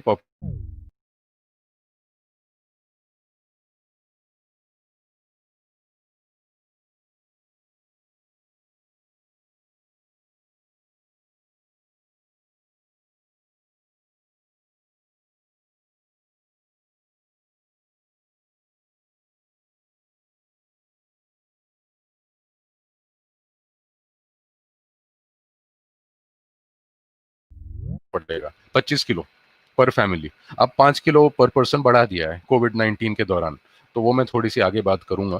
तो this is the entitlement for the BPL people, below poverty line people. Then various जो एजेड पीपल हैं उनके बारे में हम थोड़ी सी बात करेंगे आगे जाके। अब हमारे यहाँ फूड सिक्योरिटी का क्या सिचुएशन रहा है और कोविड की वजह से ये और कैसे खराब हो गया है। मैंने जैसा कि आपको बोला, भारत देश में हमेशा से ये परंपरा रही है that there is a lot of importance on growing food in abundance. And आज की डेट में वो सिचुएशन नहीं है जो लाल बहादुर शास्त्री साहब के टाइम थी या इंदिरा गांधी जी के समय थी, that you have to have no stocks. Lal Bahadur Shastri told the country, जो लोग आज उस एज के हैं या आप लोगों के पेरेंट्स ग्रैंड पेरेंट्स से अगर आप पूछेंगे तो वो आपको बताएंगे, शास्त्री साहब ने कहा था जय जवान जय किसान, और फिर उसके बाद उसमें जुड़ गया जय विज्ञान। बट उन्होंने कहा था कि देखिए, आपको 4 रोटी की भूख हो तो 2 ही रोटी खाइए, दिन के टाइम लंच करना बंद कर दीजिए, शादी में 50 आदमी से ज्यादा मत बुलाइए, इवन दो आपकी क्षमता है, खाना नहीं फेंकेगा कहीं, राइट, क्योंकि यहाँ था ही नहीं खाना। Indira Gandhi गई, you all know what happened when she went and met the US Secretary of State, and what did he say? And those got leaked in the WikiLeaks case, that they were calling all kinds of names to her because she came with a begging bowl asking for wheat. And the US supplied very poor quality wheat, and that is called PL 480 wheat. Public Law 480 was the law passed by US Congress. और उस wheat के साथ आपको एक, जिसे कहते हैं ना, गिफ्ट के तौर पे एक चीज मिल गई जिसको कहते हैं कांग्रेस ग्रास, एक ऐसा वीड मिल गया। सो वो सारी चीजें रही हैं ब्रिटिश इंडिया में। और अब आज की डेट में ऐसा नहीं है, हम आत्मनिर्भर हैं ग्रेन के मामले में। दाल वगैरह के मामले में अभी भी थोड़ी सी दिक्कत रहती है, प्रोटीन के मामले में जैसा भी मैंने कहा दिक्कत रहती है, क्योंकि लार्जली वेजिटेरियन कंट्री है और प्रोटीन का स्रोत केवल दालें हैं, दालों में हम अभी कमज़ोर हैं। सो ये जो है ब्रिटिश इंडिया में ये मुसीबतें शुरू हुई, आपने बंगाल फैमिन के बारे में सुना होगा। So that is where inefficiencies and problem started creeping into the system for the first time, और हमको विरासत से ये चीज़ मिली, क्योंकि जब राजे महाराजों का टाइम था तो लोग कल्टीवेट करते थे और स्टेट अपना टैक्स कलेक्ट कर लेता था और स्टेट सबका ध्यान रखता था, तो ये फैमिन नहीं होते थे। बट ये ब्रिटिश इंडिया में ये मुसीबत शुरू हुई, और फिर बंगाल फैमिन के बारे में आपने सुना, फिर पोस्ट इंडिपेंडेंस भी कई जगह फैमिन हो गई, यूपी में एक बार प्रॉब्लम हो गई, ये जो राजस्थान में एक प्रॉब्लम हुई जिसकी वजह से ये जो PIL वाला केस मैंने बताया जिसको राइट टू फूड कहते हैं, people's union for civil liberties versus union of India, ये मैंने इसको नीचे अपने स्लाइड में दिखाया हुआ है, रिट पिटिशन नंबर 196 ऑफ 2001। इसको राइट टू फूड केस कहते हैं क्योंकि इसी की वजह से आपका NFSA बना है। सो इस बार हमने देखा कोविड की वजह से जो वीट प्रोक्योरमेंट है, खरीदी है शासकीय एजेंसियों द्वारा, राजस्थान, मध्य प्रदेश, पश्चिमी उत्तर प्रदेश वगैरह में जहां फसल जल्दी आ जाती है, ये काफ़ी डिलेड रही है, तो उपार्जन में समय लगा है। एंड इसकी वजह से जो शहरी क्षेत्रों में गरीब आदमी रहते हैं वो काफ़ी मार्जिनलाइज्ड हो गए हैं। सरकार की अपनी लिमिटेशंस रही हैं, वो कहते हैं साहब हम राशन कार्ड नहीं है तो हम आपको खाना नहीं दे सकते। भाई इतने साल से आप बात कर रहे हैं one India one ration card की, वो अभी तक क्यों नहीं कर पाए? IT solutions are not very difficult now. अगर किसी का राशन कार्ड बंगाल का बना हुआ है और वो दिल्ली में काम करता है, या दिल्ली में बना हुआ है और वो पंजाब में काम करता है, तो आप उसको क्यों नहीं दे सकते? बट आज की डेट में ऐसा है कि आप अगर उत्तर प्रदेश के एक जिले में हैं और उत्तर प्रदेश के दूसरे जिले में खाना मांगने जाते हैं वो भी नहीं मिलेगा, या उत्तर प्रदेश के एक गांव में है और उसी बगल वाले गांव में जाते हैं तब भी नहीं मिलेगा, because your ration card is mapped only to that particular fair price shop. आपको उसी राशन की दुकान या उचित मूल्य की दुकान से ही राशन मिलेगा। एक और जो मुसीबत रही है वो ये है कि ओपन मार्केट सप्लाई स्कीम, जो भारत सरकार मार्केट में ग्रेन बेचती है, वो नहीं हुआ इस बार। मेरे हिसाब से ये जो सुप्रीम कोर्ट का आदेश है पीयूसीएल में, इसका क्लियर उल्लंघन है। और आगे जाके हम जो आगे की स्लाइड्स में देखेंगे भारत सरकार ने क्या किया है या राज्य सरकारों ने क्या किया है post covid. Like I said, largely well intentioned but very poorly implemented. आपके इरादे नेक हैं बट आप उसको इम्प्लीमेंट सही नहीं कर पाए हैं। आज आपके पास सरप्लस प्रोडक्शन है तो आप फिर भी नहीं कर पा रहे हैं, ये काफी शर्म की बात है। और इन्होंने जो मैंने कहा, भारत सरकार ने योजना की है कि अप्रैल से जून के तक, अब आगे अभी आज की डेट में डिमांड है कि साहब इसको और बढ़ाइए क्योंकि कोविड तो अभी भी चल रहा है, तो लोगों को एम्प्लॉयबिलिटी अभी भी काफी कम है। हालांकि लॉकडाउन आपने खत्म कर दिया है बट पता नहीं कल को फिर हो जाए lockdown, you never know because the cases are growing at a very fast rate, so you may have health emergencies again. What happens to contract workers who are teaching in schools? What happens to contract workers who are employed as sweepers in colleges? ये लोग तो आज की date में unemployed हैं, right? आप बाकी चीजें छोड़िए, दिल्ली यूनिवर्सिटी जो इतनी बड़ी यूनिवर्सिटी है, वहां पे जो है कॉन्ट्रैक्ट टीचर्स का क्या होगा? अगर आपका फर्स्ट ईयर का एडमिशन नहीं होगा तो कॉन्ट्रैक्ट टीचर्स तो अनएम्प्लॉयड हो गए ना आपके, उन लोगों का क्या होगा? आप देख रहे हैं कि टीचर, पीएचडी किए हुए टीचर आजकल जो है साइकिल का पंचर जोड़ रहे हैं, अपने जो है फल सब्जी बेच रहे हैं रेडी पे। तो this is all very very dangerous. And so 5 kg free food grains, wheat and rice are being given per person per month to all priority households who are defined under section 10 of the NFSA and Antyodaya अन्न योजना। अंत्योदय अन्न is poorest of the poor, गरीब से भी गरीब। तो इसके बारे में हम थोड़ी सी बात करेंगे बाद में, एंड अभी नहीं। इसमें आपको बहुत ज्यादा रिवैम्प चाहिए, रैंपिंग अप चाहिए पीडीएस के लिए। आज की डेट में हम देखते हैं कि फूड फॉर वर्क प्रोग्राम में ज्यादा कुछ नहीं हुआ है। महाराष्ट्र, जहाँ पे फूड फॉर वर्क का इतिहास करीब 50 साल पुराना है, 53 साल पुराना है, वहां पे जरूर काम हुआ है। उड़ीसा में जरूर काम हुआ है, बाकी हम देखते हैं पूरे देश में नहीं हुआ है। नॉर्थ ईस्ट की बड़ी समस्याएं हैं क्योंकि वो लोग चावल खाते हैं और बंगाल से वहां चावल नहीं पहुंच रहा है, बल्कि उपार्जन तो उसका चावल का इधर होता है, पंजाब हरियाणा में होता है, तो वहां नहीं पहुंच रहा है। तो नॉर्थ ईस्ट को आप इग्नोर करेंगे तो और ज्यादा आपकी समस्याएं होंगी। अब हम जरा जो ये 6 स्कीम्स की मैंने बात की थी, 3 जो सबस्यूम हो गई हैं और 3 जो अभी भी चलती हैं एज इंडिपेंडेंट स्कीम्स, उनकी मैं बात करूंगा। मेरा पर्पस ये है कि ये स्कीम्स क्या करती हैं थोड़ा सा आपको बताऊं, और इन स्कीम्स को कैसे हम कोविड के टाइम इंप्रूव कर सकें वो मैं बताना चाहता हूं। सो पीडीएस विश्व की सबसे बड़ी ऐसी योजना है जो लोगों को खाना सप्लाई करते हैं, ग्रेन सप्लाई करते हैं एट सब्सिडाइज रेट्स। इसका शुरुआत वर्ल्ड वॉर 2 के टाइम हुआ था। भारत सरकार ने एक कानून निकाला था, डिफेंस ऑफ इंडिया एक्ट, उसके तहत ये आया था। और 1965 की लड़ाई के टाइम जो पाकिस्तान के साथ युद्ध हुआ था, उसके समय इसको जो है और बड़े स्केल पर लॉन्च कर दिया गया। फिर ग्रीन रेवोल्यूशन आया तो और ज्यादा बढ़ा दिया गया।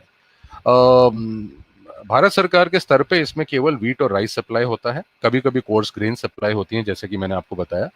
कई कई स्टेट्स अपने खुल के मॉडल्स लगाते हैं, वो और ज्यादा चीजें भी सप्लाई करते हैं, जैसे कि कुछ स्टेट्स मिट्टी का तेल देती हैं, कुछ स्टेट्स जो है आपको साबुन भी देती हैं नहाने का, कपड़े धोने का, और केरला वगैरह में तो आपको स्पाइसेस भी मिलते हैं। Kerala has one of the best PDS systems, और आप लोग अगर न्यूज़पेपर्स वगैरह देख रहे हैं तो आप कह रहे हैं कि केरला में पीडीएस में काफी अच्छा काम हुआ है, इसलिए केरला में कोविड के टाइम सिचुएशन फर्क है, despite the fact that they have the largest vulnerable population, जो दुबई वगैरह में प्लम्बर का काम करते हैं, राइट, जो वापस आ गए हैं और उसकी वजह से कोविड फैल रहा है। Okay, then this is by far the most important scheme in the country and the largest in the world.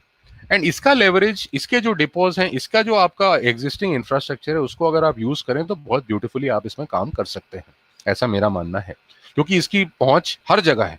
छोटे छोटे गांव में भी राशन की दुकान मिलेगी, नहीं तो 2 गांव में एक में मिलेगी। चलिए, हरियाणा में छोटे गांव होते हैं, यूपी में तो गांव की पॉपुलेशन अब 1-1 लाख हो रही है, तो एक गांव में 3-3 राशन की दुकान होती हैं। सो बट चलिए, हरियाणा में छोटे गांव हैं तो आप मानिए कि 2 गांव में एक हो गए, राइट। सो थोड़ा सा भारत ऐसा ही देश है, डाइवर्स है। हिमाचल में गांव की पॉपुलेशन 56 होती है, 56, 40 के भी गांव होते हैं, और यूपी में 1 लाख के होते हैं, तो थोड़ी सी ये समस्याएं होती हैं। मिड डे मील स्कीम, ये मध्याह्न भोजन जो स्कूल के बच्चों को आप खाना देते हैं, ये ब्रिटिश ने शुरू की थी मद्रास प्रोविंस में, मद्रास प्रेसिडेंसी में, और बाद में इसको सेंट्रली स्पॉन्सर्ड स्कीम बनाया, मतलब भारत सरकार पैसे देती है और राज्य उसको इम्प्लीमेंट करते हैं। इन सभी स्कीम्स का बेसिकली फॉर्मेट वही है, funding is done by the central government because they have more funds, they have more revenues from taxation, and implementation and monitoring is done by the states. So इसमें वही वाली बात है, अभी आपके स्कूल बंद हैं तो बच्चों को खाना मिल नहीं रहा। सो ये चाइल्डहुड डेवलपमेंट माइलस्टोन्स आपके मिस हो रहे हैं because of the problems in mid day meal and in ICDS. जो मेरा नेक्स्ट स्लाइड है आईसीडीएस है। 0 to 6 years के बच्चे हमारे यहाँ करीब 160 मिलियन हैं। हमारा कॉन्स्टिट्यूशन कहता है that we should provide early childhood care to these people.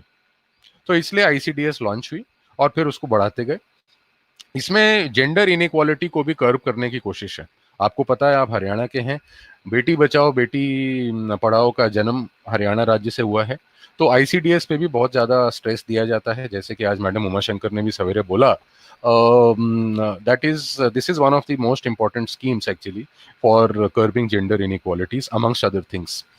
क्योंकि मैंने जैसा कहा, young children are at a danger of missing out on developmental milestones because of this. Covid की वजह से जो है आप बच्चों के लिए ठीक खाना नहीं दे पा रहे हैं, आपके पास पैसे नहीं हैं, आप उनको वैक्सीन नहीं लगवा पा रहे हैं, ये सारी मुसीबतें आ रही हैं। Then you will see that we are now moving on to NREGA. हालांकि नरेगा का कोई इससे डायरेक्ट लेना देना नहीं है। देखिए, एनएफएसए, आईसीडीएस और मिड डे मील, ये तीनों, sorry PDS, mid day meal और आईसीडीएस, इन तीनों को आज की डेट में सबस्यूम कर लिया गया है एनएफएसए द्वारा, नेशनल फूड सिक्योरिटी एक्ट के द्वारा, राष्ट्रीय खाद्य सुरक्षा कानून के द्वारा। नरेगा जो है, Mahatma Gandhi national rural employment guarantee act, ये कहता है कि हम आपको 100 दिन का काम देंगे हर एक व्यक्ति को 1 साल में, और वो जो है 100 दिन का काम आपको मैनुअल लेबर देंगे। एंड सो इसमें काफ़ी लोगों का भला हो सकता है, कम्युनिटी एसेट्स बन सकते हैं, कुएं बन सकते हैं, सड़कों की सफाई हो सकती है, सड़कें बन सकती हैं, नाले बन सकते हैं, ये सब चीज़ें हो सकती हैं। वर्ल्ड बैंक ने इसकी बहुत तारीफ की है। आज की डेट में आपको जो स्कोप ऑफ वर्क्स हैं वो बढ़ाने की ज़रूरत है। आपको शायद 100 दिन का एम्प्लॉयमेंट 150 करना पड़ जाए, 200 करना पड़ जाए, वो थोड़ी सी समस्या हो। एंड आपको जो है अर्बन एरियाज में, शहरी क्षेत्रों में भी इसको लाने की ज़रूरत है, क्योंकि आप इसको जो है, you can use it for sanitation works, you can use it for water conservation works, you can use it to provide some kind of security to health care workers, may be low level policemen also who are contract workers. Not everybody in police service is a gazetted employee. So contract पे भी बहुत सारे लोग वहाँ काम करने लगे हैं। कॉल सेंटर्स जो मैन करते हैं वो पुलिस वाले नहीं होते हैं जो आप समझते हैं। सो उनको आप इस तरह की चीज़ें दे सकते हैं, कवर कर सकते हैं नरेगा में। नरेगा का विस्तरीकरण करने की आवश्यकता है। ये जो मैंने बात की थी, अंत्योदय अन्न योजना, पुअरेस्ट ऑफ द पुअर, गरीब से गरीब आदमी को आप 35 केजी चावल देंगे, और आज की डेट में आप 35 नहीं 5 केजी और दे देंगे पर पर्सन। सो 35 फैमिली का है और 5 केजी पर पर्सन है। अगर उस फैमिली में एक ही आदमी है तो 5 केजी, अगर 2 आदमी है तो 10 केजी, एंड 4 आदमी है तो 20 केजी। ये गांधी जी के उससे आया है। He says development should reach the last man on the road, Sarvodaya through Antyodaya, right. तो ये बहुत ही ज़्यादा ज़रूरी है। और जैसे मैंने कहा, अंत्योदय बेनिफिशियरीज सबसे वल्नरेबल पॉपुलेशन है, इसलिए इनको 5 केजी पर मंथ पर पर्सन का एडिशनल एलोकेशन दिया गया है 3 महीने के लिए। अब एक और स्कीम शुरू की है, ये अन्नपूर्णा है।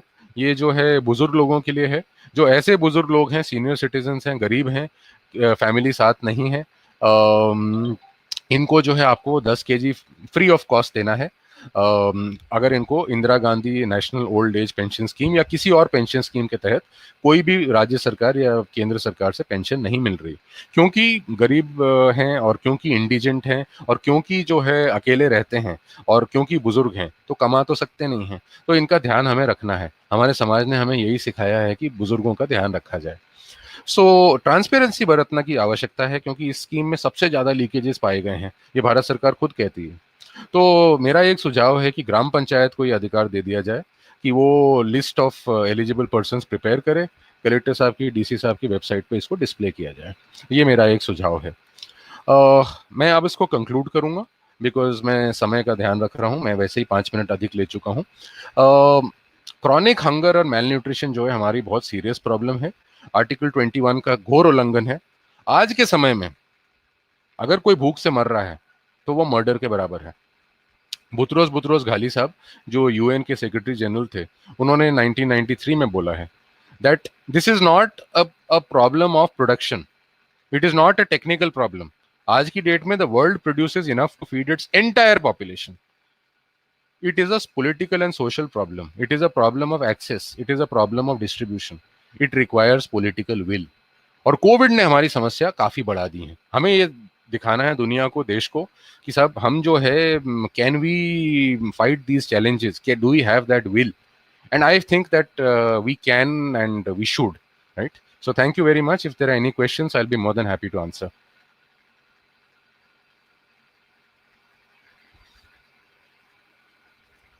Yes, Dr. Davar. Okay. Hello. Yeah. Yes, sir. Any questions for me from anyone from the chat box or something? Any participant have a question? हाँ जी सर, जैसे हमारे बहुत से बुजुर्ग हैं लेकिन उनको इस योजना के बारे में पता नहीं है, उन्हें कैसे जागरूक किया जाए? Thank you very much, ma'am. See, education is a very important aspect. मैंने भी जब अपना एम्पेरिकल सर्वे किया था, तब ये जो राष्ट्रीय खाद्य सुरक्षा कानून था, ये जो है करीब 4.5 साल पुराना था। तो बाकी तो हमारे मैंने एक रिमोट से गांव में किया था, आदिवासी पॉपुलेशन थी, मध्य प्रदेश के बैतूल जिले का एक गांव था। वहां पे सबको इस कानून के बारे में पता था, बट एक ही चीज नहीं पता थी, क्योंकि जो जिस बॉडी के पास जाना होता है वो होता है स्टेट फूड कमीशन, उसके पास जाना होता है, वहां उसको उसके बारे में लोगों को थोड़ा सा कम जानकारी थी। बट क्योंकि वो नया बना था उस समय, बट बाकी एक गरीब से गांव में, एक आदिवासी गांव में सभी लोगों को लगभग इसके बारे में काफी थे। मैं अगर आप चाहें तो आपको अपना क्वेश्चनर शेयर कर सकता हूँ, मेरे पास वो होगा। So that can be done if you want, and I can just do that. One moment please. बड़ा ही इंटरेस्टिंग मेरे पास फाइंडिंग्स थे। मैं अपना क्वेश्चनर निकाल के आपको शेयर करता हूँ, because that is very very interesting. ये मेरे कुछ सवाल थे, मैं आपसे हिंदी वाला अपना क्वेश्चनर साझा करता हूँ। क्या आप इस कानून के बारे में जानते हैं? आपको मेरी स्क्रीन दिख रही है? हाँ जी सर। हाँ हाँ। क्या आप इस कानून के बारे में जानते हैं? हाँ या नहीं? क्या आपको राशन कार्ड कौन से रंग का है पता है? सबको पता था। और उस राशन कार्ड कौन से रंग का है, उसके क्या उनको जो है बेनिफिट्स मिलते हैं, वो भी पता था। क्या आपको जानकारी है कि आपका परिवार खाद्य सुरक्षा मुहैया कराने हेतु गवर्नमेंट स्कीम्स के बारे में जानता है? वो भी पता था। So there was a lot of awareness about all of these. बस ये जो लास्ट वाला सवाल था, ये वाले में प्रॉब्लम थी। क्या आपको मध्य प्रदेश राज्य खाद्य आयोग के विषय में जानते हैं? इसमें बहुत सारे लोगों ने मुझे फीडबैक दिया था कि हम नहीं जानते हैं। सो काफी इंटरेस्टिंग था। लोगों को राशन की दुकान से भी वापस नहीं भेजा जा रहा था। सो एक छोटे से गांव में अगर ये हाल है, उसको एक्स्ट्रापोलेट किया जा सकता है। मैंने दिल्ली में भी सर्वे किया था, तो वहां पे भी ऐसे ही फाइंडिंग्स मिली थी। सो जागरूकता तो आ रही है। हाँ, बहुत ज्यादा और करने की आवश्यकता है। अगर 80% है तो 100% करने की आवश्यकता है। Yes. Okay, thank you, sir. Thank you, ma'am. Thank you. Thank you, sir. Okay, thank you very much. Dr. Davar, I leave it to you, sir. Any more questions? Yes. Well, thank you, Dr. Thank you, sir. Thank you. Next, I would like to call Shrishti Singh. Shrishti Singh, are you there? Hello, am I audible? Yes, ma'am. Okay, thank you. So you can switch on your camera and share your screen. Okay, I'll do that.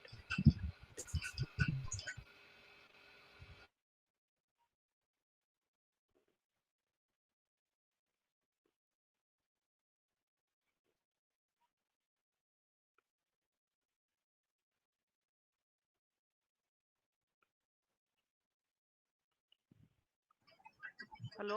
You can share your screen, ma'am.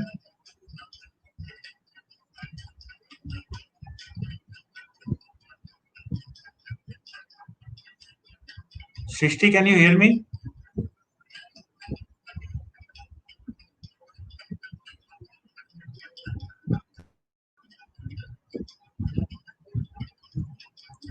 Miss Shrishti Singh?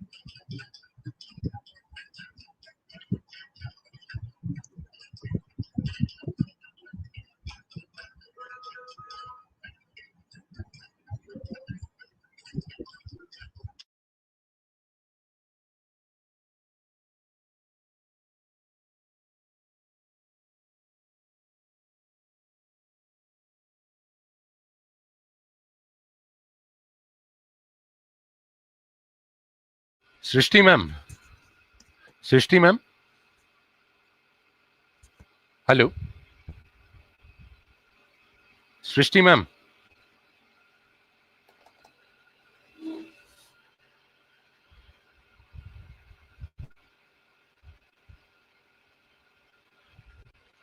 Srishti ma'am.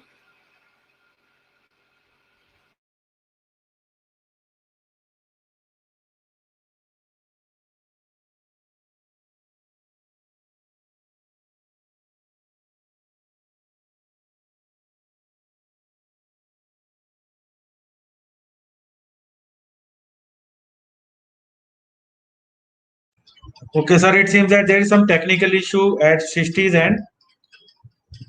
So next, I would like to call is Anchal. Dr. Davar, I am just saying probably Srishti madam is using an Apple Mac. So ये Mac के साथ इस तरह की problem आती है. If she is using a Mac, then what will have to be done is I would request her to send the presentation to either you or somebody else, and then you can present and do next because Mac से नहीं चलेगा ये. Not responding now. No problem, sir. No problem. I'm just please, sir. Okay, next Anchal, are you there? Anchal Jagdamni. Hello, Anchal.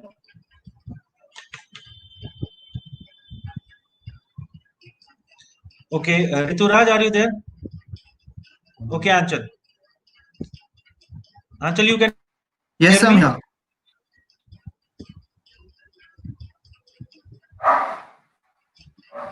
Anchal? Yes, sir, I can hear you. Am I audible now? Yes, you are audible now and your screen is visible. You can continue. Okay, I hope my presentations are visible. Yes, ma'am, it's visible. Okay, good afternoon, all. I think all 9 o'clock now. So without further ado, let's start with the introduction and let's not get into the basics. As we all know, the WHO given the term COVID-19 to the current coronavirus, and this coronavirus has deep impact on the way how we is the impact of COVID-19 corona pandemic on the GDP and unemployment and the environmental aspects. Technically speaking, on the economic global level and in the environmental level. So the pandemic of COVID-19 has become a world crisis and behaving like once in a century pathogen. The objective of my paper is to trace the challenges faced during the pandemic 2019 with the help of the secondary data in the current scenario. Before moving on to the impact directly on and indirectly on the GDP and unemployment, we need to learn about the current scenario of updates. In data updates, as we have seen, is like USA recorded total number of cases like 2 lakhs, more than 2 lakhs cases, and India has approached to the rank of 6. And most probably in the June 1st, and after the June 1st, it has moved on to the rank 5th. Talking about this current situation report, according to the WHO situation report on the 8th June 2020, India has more than 250k cases that are the confirmed cases, and total deaths recorded now was given in the data is 7,135, but now it has crossed more than 10 or 15,000. And this is the data. This is the situation. South Asian countries, India topped the charts. To understand the direct impact on the GDP, we have looked on the situation report. Let's now move on to the impact on our gross domestic production. What is GDP? GDP is a monetary value of all the finished goods and services made within a country during a specific period. It's directly give us the economic snapshot of the country. As we all know, the global GDP growth is falling down, and due to the lack of stay-at-home order, lockdowns, and not working of the factories, and the restrictions on movements, the projection for the 2020 range between minus 8.8% according to the WTO and 1% according to UNDESA, that is United Nations Department of Economic and Social Affairs. As you can see in this flow chart given by the IMF International World Economic Outlook 2019. As you can see here, there is a blue line. So this blue line is a baseline for the comparison. It is given by the IMF in 2019. It depicts that the world economy will grow at 2.7%. I'm audible. I think I'm able to clear the view. Am I audible? Yes, ma'am, you're audible and your screen is visible. Thank you. Okay, okay. Thank you so much. Okay, the blue line, we can see the comparison given by the IMF. The blue line shows that the world economy is growing at 2.7% in October 2019. But after this corona pandemic, the IMF reported, the World Economic Outlook reported our world economic growth at minus 2.2%. It is a difference of 7 percentage point. And also the WTO, World Trade Organization, is noted that there will be decrease in the trade between the countries, and it will be reported as minus 2.5%. There will be shrink by 2.5%. So the economic scenario is getting back, and economy, our production is decreasing, consumer behavior is changing, overall the GDP is decreasing. So we came to the result that the real gross domestic product, which was 2.9% in 2019, is now reduced by 0.5% in 2020. That is, in the estimated global GDP due to COVID-19 in 2020 is 2.4% only. Also, there is a monetary loss in the best COVID case country scenario. It means the most affected countries, and India being one of them, is 76.69 billion US dollars. Forecasted GDP loss in the real scenario and in the globe in US in the global pandemic is shrunken by 2.4%. Now moving on to the unemployment. Let's look at the COVID impact on the unemployment. As you can all see this line diagram, that damaging impact on the economy as India's cost due to the lockdown was eminent. Also, the unemployment went up to 24% from 6.6% in January 2016 and in between May 2017 to 2020. So the graph is rapidly rising, and also the 24 GDP loss more than 9% for the Indian economy. The share of household sector was share of household sector in the income is rapidly decreasing. There is fall in income. It decreased by 46%, and these all because to the loss of small jobs, low strata income jobs, and also our household workers are facing the unemployment. Now moving on to the environmental impact of the COVID-19. As we can say, the stay-at-home instructions are very powerful in impacting our environment, as Delhi and other economy are suffering from the very bad air quality. The air quality marked earlier was only 18.4%, and which is full of emissions from the industrial and other manufacturing country. And now air quality has definitely improved. In 2016, which was WHO reports that the pollution contributes only 8% of the total death. But due to the COVID-19, with the help of COVID-19, we can observe the 6 criteria that we can see on this slide.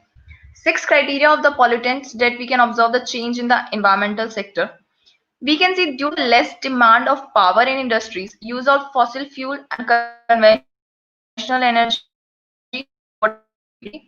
all the particulate matter PM2.5 has reduced drastically from 100 to 140 microgram to only 35 microgram per metric cube. Ecosystem has been greatly recovered. Even many big cities, the inhabitants are experiencing clear sky for the first time in their lives. Pollution level in the tourist spots such as forests, sea, beaches are also shrinking.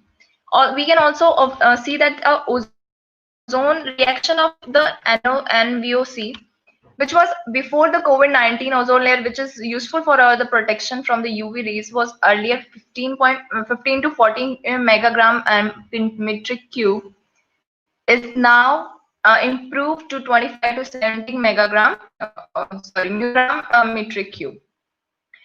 Also, this pandemic has displayed the revived nitrogen, revived air better environment and the revived air quality. To say that not all environmental consequences of this has been validated. Volumes of unrecycling waste has been risen. Maintenance and monitoring of natural ecosystem has really halted. 240 tons of medical waste per day was kept. Masks, sanitizers, are thrown openly in the surroundings. Countries like USA have been increasing garbage because of the personal PPE tech. So I want to conclude my presentation also with my observation data talking about this scenario that often has been directly, indirectly. In some sense, there are positive impact, and some there are negative. But negative impact is most for example, according to IMF, global which by minus 4.8%, level loss observed by 76 billion US dollar. Unemployment will rose up by 4%. Unemployment has risen up to 20% on 2017, which is having we are moving back to the normal. I think this is becoming new normal. Also, evidence falling nearly 40%. The positive direct effects reduction only if we observe the in PM particle, nitrogen oxide, better ozone layer, but consequences are not only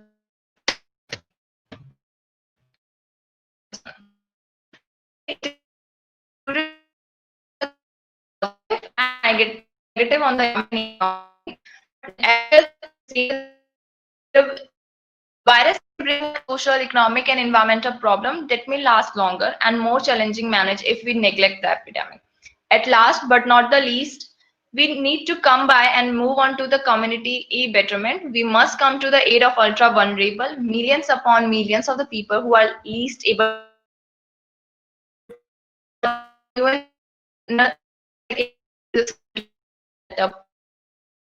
step. Thank you and have a nice. Any questions from this? Any questions?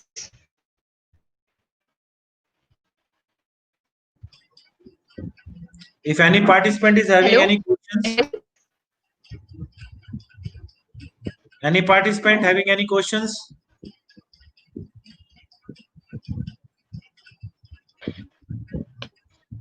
Okay, it seems there are no questions. So thank you, Achal.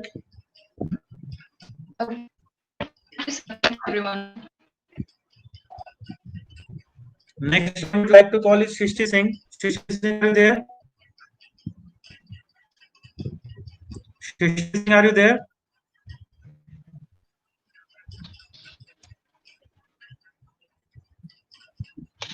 Shrishti Singh.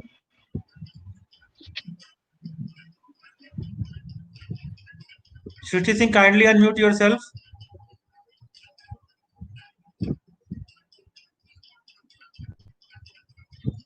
Can you hear me, Shrishti Singh?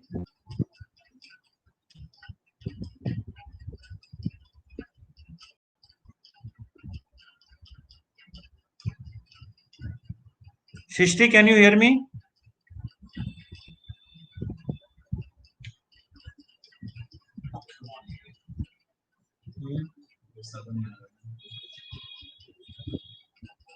Shrishti, can you hear me? Okay, it seems that there has been some technical issue with Shrishti Singh. Anita Yadav, are you there?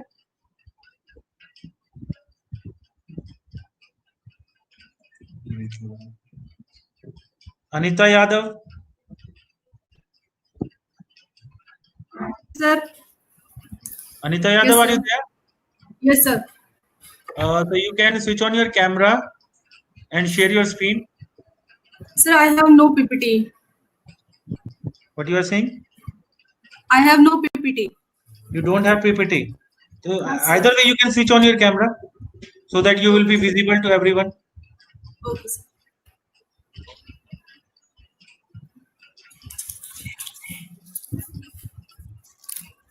Hello.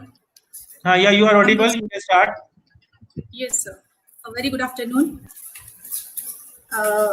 Sir, first of all, I'm Dr. Anita Yadav from RLS College of Education, Sutravle in Gurgaon, Haryana. It's a rural background college. It's a small college. And in that time, it's a very, you can say the crucial time. So I can't handle our classes and on these system. So it's a very problematic period. इसी के sorry, can I speak in Hindi, sir? Yeah, you can speak either in Hindi or English, no problem. Okay. So, my topic is impact of COVID-19 on environment. सबसे पहले start करने से पहले मैं ये कहना चाहती हूँ कि इन्वायरमेंट जो बहुत टाइम से I am staying right now at Delhi sorry, तो before 6 months situation was very exhausting. We can't take breathe proper तरीके से, and now I feel that it's a very pure air. So environment is definitely मतलब you can say कि एक बहुत ही clear नजर आ रहा है आपको, क्लियर आसमान नजर आता है, सांस लेने में अच्छा लगता है. So it's a very good impact. Basically तो मेरा जो टॉपिक है वो impact of covid on environment है कि एनवायरनमेंट के ऊपर कौन कौन से आपका असर होता है. मैंने बहुत ज्यादा इस पर नहीं लिए, there are so many issues but I have only 3 issues. First, current COVID-19 pandemic has had various direct and indirect effects on the environment. There is a significant association between the contingency measures and cleaner environment. On the other hand, there are secondary aspects such as the abundant recycling and waste management activity that further added to degrading the nature. A pandemic is not the best or a permanent solution to climate change. First point is that the positive effect, air quality. A consequence of the perilous human emergency, countries around the world have been completely locked down for the past 4 to 5th month. Thus, as a result of lack of human activities and intervention, climate change seems to have come a sudden halt. Troposphere nitrogen dioxide is seen due to decrease in vehicular traffics and abundance of industrial works. CO2 level have reached lowest recorded ever since WWO. One of the most populated city in the world, Beijing, has seen a drastic decrease of 40% in level of atmospheric CO2 particularly matter. Delhi is considering among the most populated megacity of the globe based on the Environmental Performance Index, WHO 2016. In 2017, the Indian Council of Medical Research has declared community health emergency for the national capital region of Delhi. WHO reported that it is one of the chief reasons behind premature death in India. Only after 4 days of commencing lockdown. Yes, Hello. Yes. Hello. Yeah. I'm sorry to interrupt, but am I audible now? Yes, ma'am. Yes, ma'am, you are audible. Okay, then I'll join in. Okay, thank you. Please continue. Okay, ma'am. Only after 4 days commencing lockdown, the pollution level in 88 cities across the country drastically reduced down, especially in megacity Delhi, reducing pollution level up to more than 50% as compared to pre-lockdown. Iske baad now the second my issue is the water bodies. What impact on that? Water bodies around the world, especially beaches, have been a notable changes with clean surrounding. For example, more than 8 lakh endangered olive ridley turtles have returned to the coast of Odisha for mass nesting. Also have canal and famous city of Venice have been a dramatic decrease regular both traffic. What is this? Boat traffic, sorry, and human intervention. Consequently, the canal have witnessed decreasing pollution level and return of the well-known bottlenose dolphin after decades. Another notable example is the river Yamuna in Delhi, one of the most populated river in the world, in the capital city of India. What the 3 months of lockdown did for cleaning the river, government over decades spending thousands of crores of rupees could not.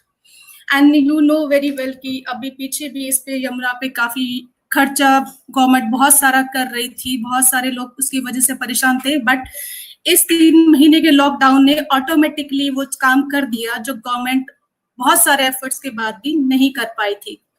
अब इससे related बहुत सारी जो wild life है वो भी एक तरीके से है, एंड नियर अबाउट जो रेजिडेंशियल एरिया है वो भी एक बहुत अच्छा इम्पैक्ट उनके ऊपर आएगा after this.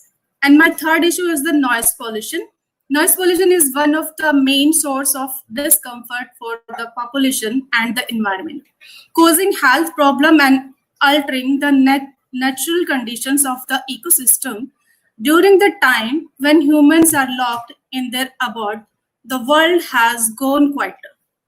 There has been noteworthy decrease in a noise level in the environment caused due to anthropogenic activities. This has helped in reducing anxiety, lack of concentration, and hearing problem among residents, and especially children, mainly in megacity and metropolitan areas.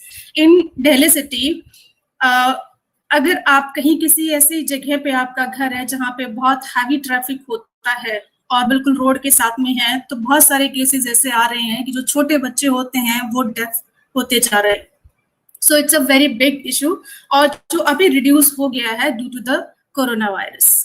These are the positive impact कि noise pollution कम हो रहा है, air pollution कम हो रहा है, and water जो क्वालिटी है वो भी अच्छी हो रही है, वो पोल्यूशन भी कम हो रहा है.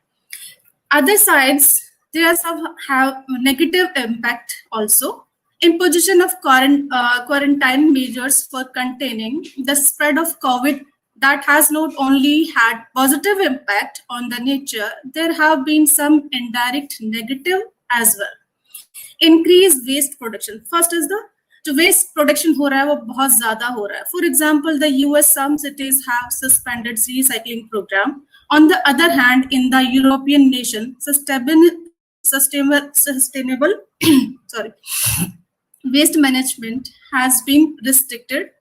For example, Italy has prohibited infected residents from sorting their waste. Some of the major companies are going back to using single-use or disposable plastic.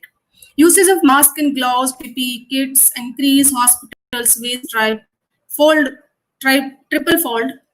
All this enhancing and accelerating the generation of domestic waste, बहुत organic और inorganic. अभी कल परसों ही news के अंदर ही आ रहा था कि जो जितना भी वेस्ट मटेरियल निकल रहा है, पीपीई और मास्क जो निकल रहा है, ग्लव्स निकल रहे हैं, उनको ऐसे ही फेंका जा रहा है. जो रेजिडेंशियल एरिया के आसपास का एरिया खाली पड़ा हुआ है वहां पे ही इसको थ्रो कर दिया जा रहा है, जिसकी वजह से एक बहुत बड़ा प्रॉब्लम खड़ी हो सकती है कि वहां पे जाने वाले कुछ एनिमल्स हो सकते हैं जो उनको खा सकते हैं. दूसरा, कोई बच्चा अगर वहां चला गया तो वो भी उसकी इन्फेक्ट भी हो सकता है, एंड फर्दर वो एक बहुत बड़ा नेगेटिव इम्पैक्ट बनेगा कि धीरे धीरे उसमें प्लास्टिक इतना सारा इकट्ठा हो जाएगा जो कि आगे आने वाले टाइम में फिर से एक नई प्रॉब्लम क्रिएट करेगा. So it's major problem. Second is the increased threat to endangered species, flora and fauna, जो बहुत ज्यादा मतलब खत्म होने की कगार पे थे, वो उनके लिए है. Another major issue affecting the environment at this time is increased activity of illegal poaching and hunting. कहने को हम ये कह रहे कि environment साफ हो रहा है, सब कुछ हो रहा है, आई थिंक लोग घर से बाहर नहीं निकल रहे हैं, तो कुछ ऐसा नेगेटिव नहीं होना चाहिए हमारे जो बर्ड्स हैं या स्पीसीज हैं ऐसी उनके साथ, but still is going on क्योंकि वहां पे कोई सुपरविजन नहीं होता है, बस केसेस ऐसे हो चुके हैं जहाँ पे इलीगल पोचिंग हो रही है. So, due to the complete lockdown of economic activities and lack of the supervision, illegal hunting, poaching, and deforestation also has increased up to 50% in Amazon. This situation is accelerating the risk of extinction of already endangered species, causing imbalance in environment. Also, there is a major threat of virus spreading in 4 major endangered apes species due to a lack of supervision, further increasing the risk of their extinctions. Now, there are 2 issues. Now, I'm conclude my impact of environment. Conclusion is that, in conclusion, it is essential to mention that the rapid decrease in air pollution, water pollution, and other positive impact across countries are temporary, not permanent solution. As soon as this pandemic situation gets better, countries will most likely work to revive their economics and restart the post-industrial development, and environmental degradation will skyrockets again. Hence, we need to find sustainable ways and work towards maintaining the sudden environmental improvement. This result can be achieved through long-term structural change in the country's economics and the rectifications of the environmental commitment made. To rectify and decrease the negative effects being produced, we need to impose better waste management and disposable practice. Proper disposing of hospital waste such as PPE kit or mask or gloves will be very crucial, not only to contain spread of disease but also in maintain a clean surrounding. Conservation of wildlife must not be a victim of COVID. Even in these, though, time we must note easier our wildlife conservation programs. Finally, this crisis will both positive and negative effect on the environment. Decreasing pollution level due to the pandemic is not a permanent solution for cleaning up the environment. Moreover, COVID can give birth to other environment problems that may last longer and may prove to more testing to manage it. Countries neglect the impact of the epidemic on the environment. So thank you. This is my presentation. Thank you so much. Thank you, madam. Any questions from any participant? Hello? Yes, madam, you can ask your question. No. I want to start. I'm Srishti. I was just checking Okay, whether madam. I'm audible this time or not. You are audible, madam. I'm just sharing your screen. Thank you, Anita, madam. Thank you, sir.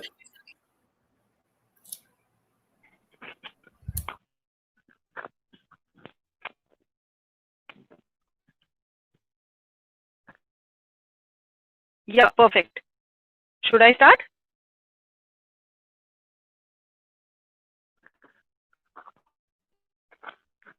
Hello? Should I start? You can start, madam. Okay. Good afternoon, everyone. As you can see on the slides, today my topic is protecting human rights in COVID and post-COVID world. And since time is of essence here, without wasting any time, I would directly dive into my topic. Now, as everyone knows, COVID-19 has reached almost every region and almost all the countries of the world. Most of us currently are either in quarantine, sheltering in places, fighting for lives in hospitals, in the front line of depleting healthcare resources, or attempting some sort of semblance of life, like we are doing here, webinar, online education, remote work, etc. Now, the state already has limited resources, and the global strain on state limited resources is worst felt by the world's most vulnerable, homeless, displaced, refugees, all often already existing in throes of extreme poverty. Human rights and fighting for human rights has always been a challenge, and now it is harder than before. With the unfortunate arrival of COVID-19, the situation has worsened for all of us. The struggle for human rights has been made more difficult now. Please change my slide. Due to various factors.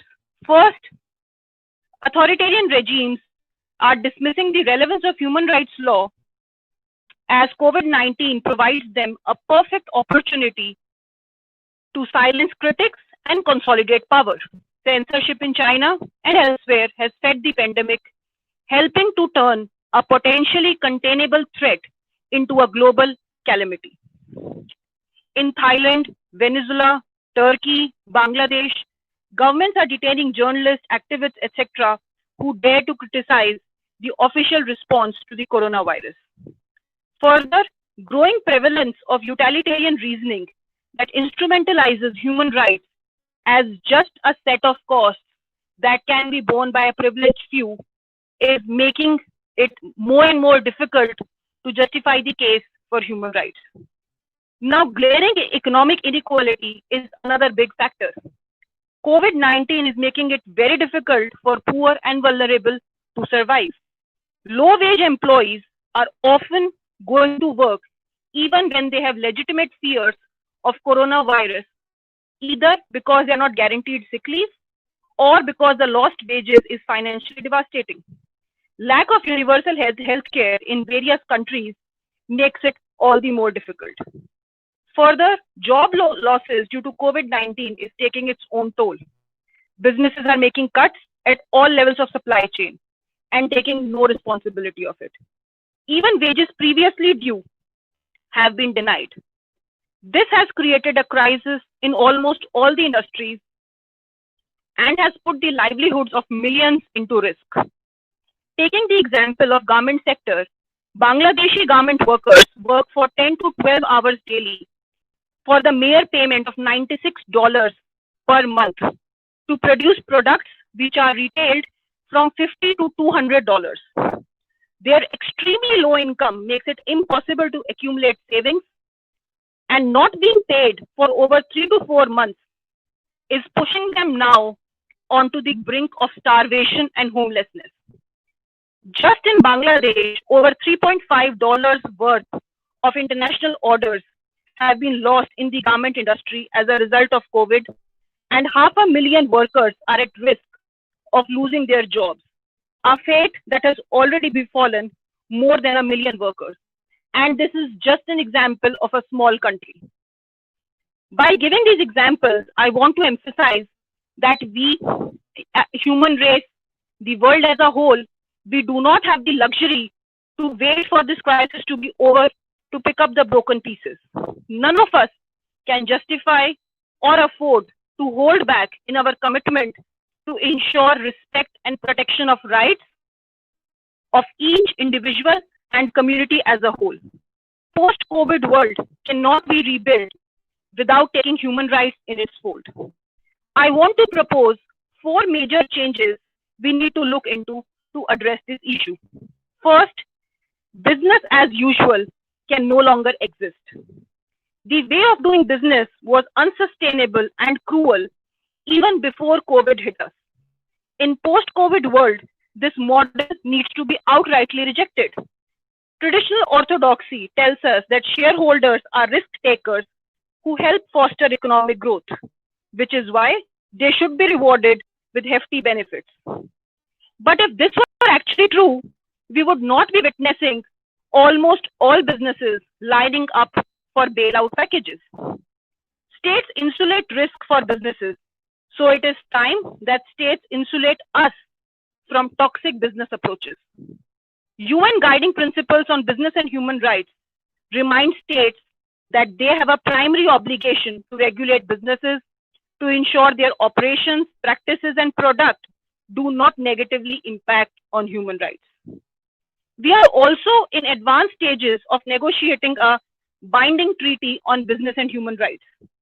The revised draft of the treaty requires ratifying states through their domestic laws to both require that all legal and natural persons conducting business activities undertake human rights, due diligence, and to provide a comprehensive system of legal liability for human rights violation in the context of business activities.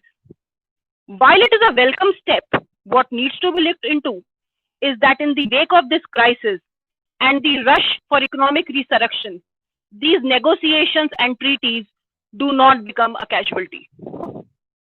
Secondly, my stress would be on internalizing human rights in decisions at every level and every sector. UN reports that millions around the world are at risk, under threat of experiencing daily human rights violation. In wake of this crisis, what is happening is a hard trade-off between different constituencies of right holders. Businesses are seeking to reopen as soon as possible without caring for health warnings, but they are doing so because they want to avoid economic catastrophe, which if falls upon us would lead to further job losses. Prisoners world over remain most vulnerable to this virus as they continue to live in small and unsanitary conditions. Poor people already find themselves hard pressed to obtain medical care, which even at best of times fail to cater to the demand. When the full spectrum of our economic, social, and cultural right to health, safety, work, food security, equality are besieged daily right alongside our civil and political rights to freedom of movement, privacy, assembly, policy makers bear this duty towards us to ensure that their short and long-term decisions will meet the demands for continued respect, protection, and fulfillment of all these rights according to each state's resources, capabilities, abilities, and legal obligations. Another point which cannot be overemphasized is keeping human rights fact-finding channel open. Human rights fact-finding has never been more challenging. So many human rights activists, RTI activists are being persecuted, are being jailed, are being killed right in midst of a pandemic. Around 100 countries all over the world have declared state of emergency to expand governmental powers on all fronts, presumably to deal with the pandemic. However, independent reporting and open verification of state conduct has become almost impossible, and as I earlier said, in some cases, dangerous. The violations of all sort of rights, civil, political, economic, continues unabated. We are halfway in 2020, and we already have reports of mass arrests by China against Hong Kong activists, thousands being detained in El Salvador in midst of COVID crisis, law enforcement, security forces brutality in shooting, maiming, detaining people who are charged with breaking quarantine regulations in Philippines, Kenya, Nigeria, and the list can go on. Individual privacy rights are eroding from digital surveillance and the mass harvesting and mining of personal information and other data through a myriad of contact tracing applications that may appear initially benign, but could ultimately fail data transparency and accountability tests. It is very telling that the UN Office of Coordination of Humanitarian Affairs has, in midst of all this, called for a proactive monitoring of anti-democratic trends and human rights abuses in age of COVID-19. Last but not the least, we must not forget the essence of human rights, that is human.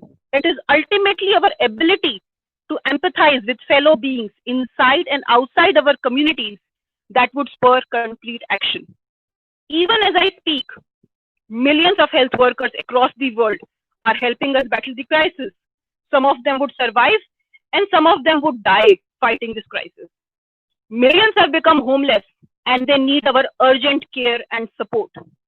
In this pandemic, the task ahead is huge. However, everything begins with a small step in the right direction. History will judge us on how did we rekindle our sense of human empathy to seek human rights for all, rich and poor, worker and owner, health worker and garment worker, prisoner, developed, developing, poor country. The most vulnerable must be at the heart of post-virus planning in order to build a more inclusive and sustainable world, including for future generations. The task ahead for envisioning a new international law system beyond its present gridlocks might well be to help us all envision a home that includes all, from the most developed to the poorest of the nation, because of our shared universality through human dignity and human rights. Most, if not all of us, will always fight for home. Thank you.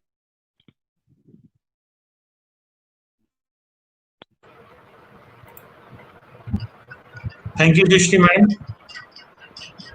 Yeah, If I'm any open for party, questions. if any participants like to have any question from Shishti, Srishti ma'am, I have a question for you. Yeah.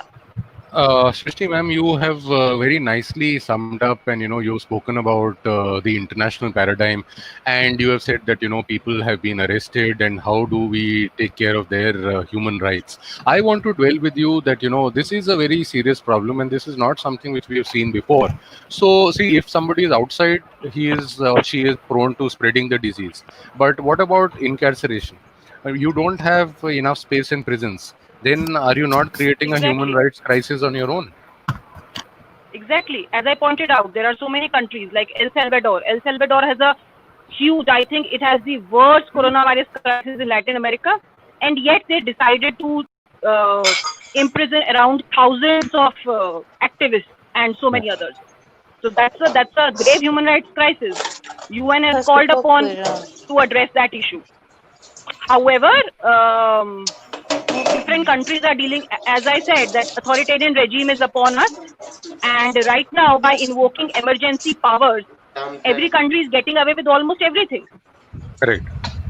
And while we do have international agreements, international conventions on rights of prisoners, I'm sorry, but they have right now gone for a toss, it seems.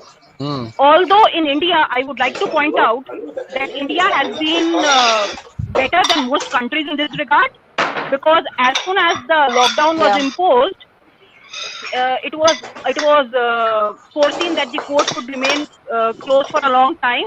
Yes. So most of the offenders charged with petty offences, they were quickly left on bail and parole. So that way, India has been good in addressing this. Correct. So yes, ma'am. So ma'am, thank you very much. I think your presentation was very, very erudite, scholarly. And Thank you. I was just asking you, ma'am, in the context of Sunil Batra versus Delhi administration. So rights of prisoners. So in India, we have, even though yours is focused on the international aspect, in India, we have actually been releasing prisoners from jails to help overcrowd. Yeah. So that was what I was trying to point out. Thank you, ma'am. Right. Thank you. Okay, thank you so much. Any other question?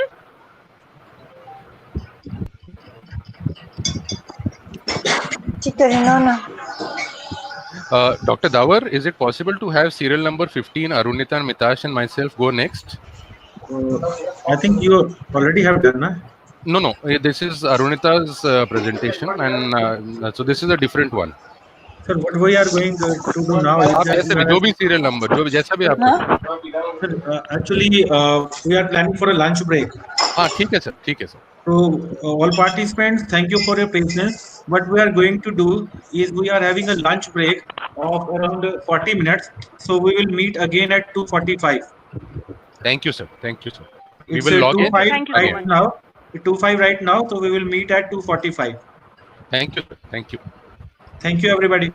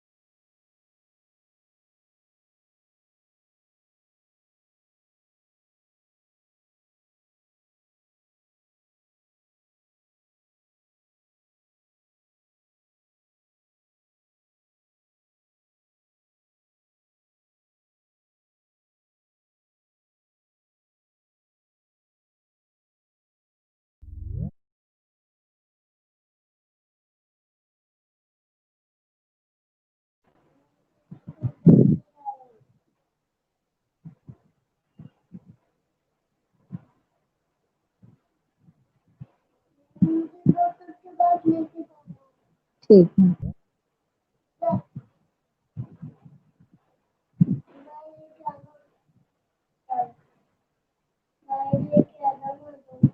ठीक।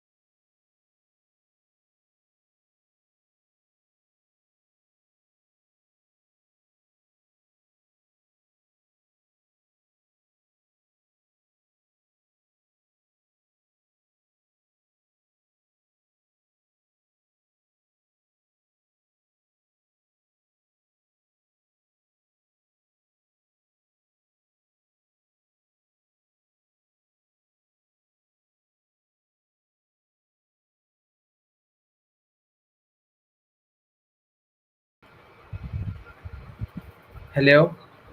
Yes, sir. So can I start? Go ahead. Go ahead. So good afternoon to one and all present here. I take this opportunity to discuss about a very burning and a very important topic, which is COVID-19 and stress among Indian students. The need to make education system more interactive and student friendly. So before I start this presentation of mine, I would like to quote the famous contemporary Indian writer Gulzar, who sums up the current situation in the perfect words. He says that लगता है जिंदगी कुछ खफा है, चलिए छोड़िए कौन सी पहली दफा है. COVID-19 has caused a situation in which times are quite uncertain, and you don't know what would happen tomorrow. And there is a no-brainer to think that who is the most affected by this? The youth, because they are uncertain. They had their parents to talk to, but even the parents are not able to give their answer to the children. Minds who should have been reading regarding the GDP and shaping the economic and political dialogue of the world have been reduced to reading about the deaths and the new cases caused by the novel coronavirus. This is the situation, and we really need to think that instead of posing a rosy picture about our education system, about the online education, and about all the miscellaneous things which are happening, and the way this online education is being conducted, we really need to think and we need to really revamp the situation. The things are not getting better day, any day after, and stress levels are on a all-time rise. To give the definition of stress, so what basically is stress? Stress can be defined as the degree to which you feel overwhelmed or unable to cope as a result of pressure that are unmanageable. At the most basic level, stress is a body's response to pressure from situation or a life event. So basically, what is stress? Stress is what I felt 10 minutes ago when my internet. यहाँ का ना नहीं यहाँ मत बैठो ये काम चल रहा है Hello, काम चल रहा है No, Mr. Singh, one moment, please. Mr. Singh, one moment. I would request all participants to please mute themselves because this is very disturbing and annoying for the presenter. Thank you very much. Mr. Singh, please continue. So basically, what is stress? Stress is what I felt 5 minutes ago when my Wi-Fi started, when my Wi-Fi stopped working, and I was under pressure that how would I present this presentation? Imagine this kind of a pressure or this kind of a stress coming when somebody has been preparing for 1 year for a competitive exams, and we want to take our education to online. Do we have that infrastructure? Do we have that thing? It's very easy to say that we need to go online because classes are not happening, but we need to realize that the stress which would be caused if there are some glitches, and these glitches are bound to happen. As it happened just right now, we need to realize that when the stakes are so high, even a 10-minute glitch can be deterrent. And as the infrastructure as it stands, these glitches are bound to happen. Myself living in a metropolitan city, Delhi I am facing such kind of problems. Just imagine the plight of those staying in remote areas, northeast areas, JNK. Now the government has issued a notification saying that only 2G net would be available to JNK students. So are they not a part of a society? What are we looking to do? And the last thing which really was annoying is the fact that some education institutions are looking to take online examination, which I would be coming in a little while. So right now I'm going to discuss that what are the reasons for stress in students.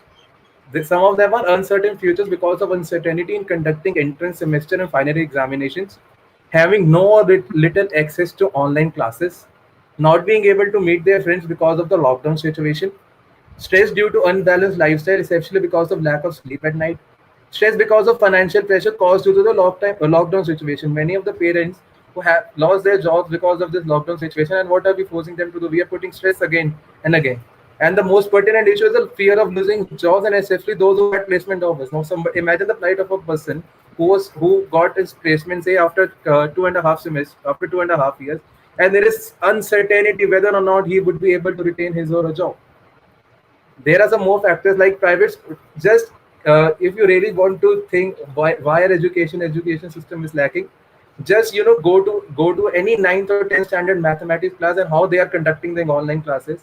The last thing which I want to discuss in the stress is differentiation and integration, and the teachers, in which the teachers have no fault because it is a duty, but it is the fault of our system that even in these horrid times, what we are teaching them, we are teaching them differentiation integration, which जिसी किसी को stress ना भी हो, तो अगर आप उसको इंटीग्रेशन और डिफरेंशिएशन पढ़ा दो, वो वैसे ही स्ट्रेस में चला जाता है.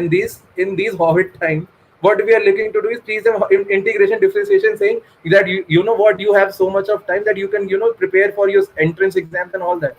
I think this hierarchy or this so putting emphasis on so much emphasis on education, so much emphasis not on education, on cramming up things and just getting out of the syllabus and just completing of the syllabus is causing a lot of mental distress to the students. But unfortunately, nobody is talking about this. Even the courts of this country are saying that what, we are not going to we are not going to interfere with the education institution. Now, when we talk about the fundamental rights, when we talk about all these things, are there no fundamental rights for the students? The courts have turned their blind eye, and I'm really sorry that education institution, big ministers, vice chancellor are acting in a way that oh, we are the gods and we would decide how your future book is going to be planned. No sir, no, this is really really horrifying, and you need to at least take students into confidence that if these things happen, that we are with you. But unfortunately, notifications are being issued, UGC guidelines are being delayed, like these are the last thing in the priority of the government.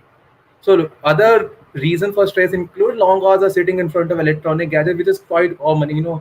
Just imagine the plight of a third or fourth class student having been, just sitting in front of his gadget for 4 to 5 hours, not for recreational purposes, but for studying, basic EVS and all that.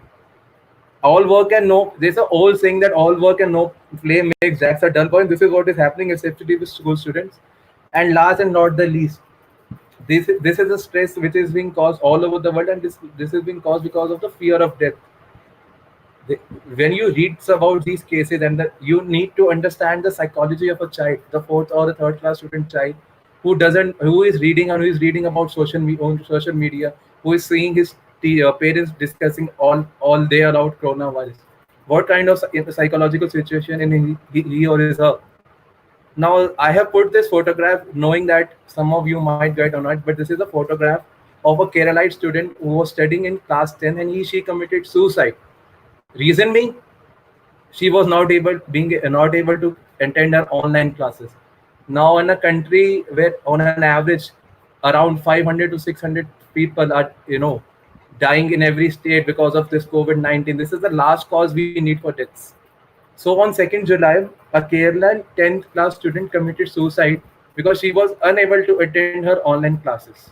There was some similar other news as well. There were news from Assam, there was news from Hyderabad.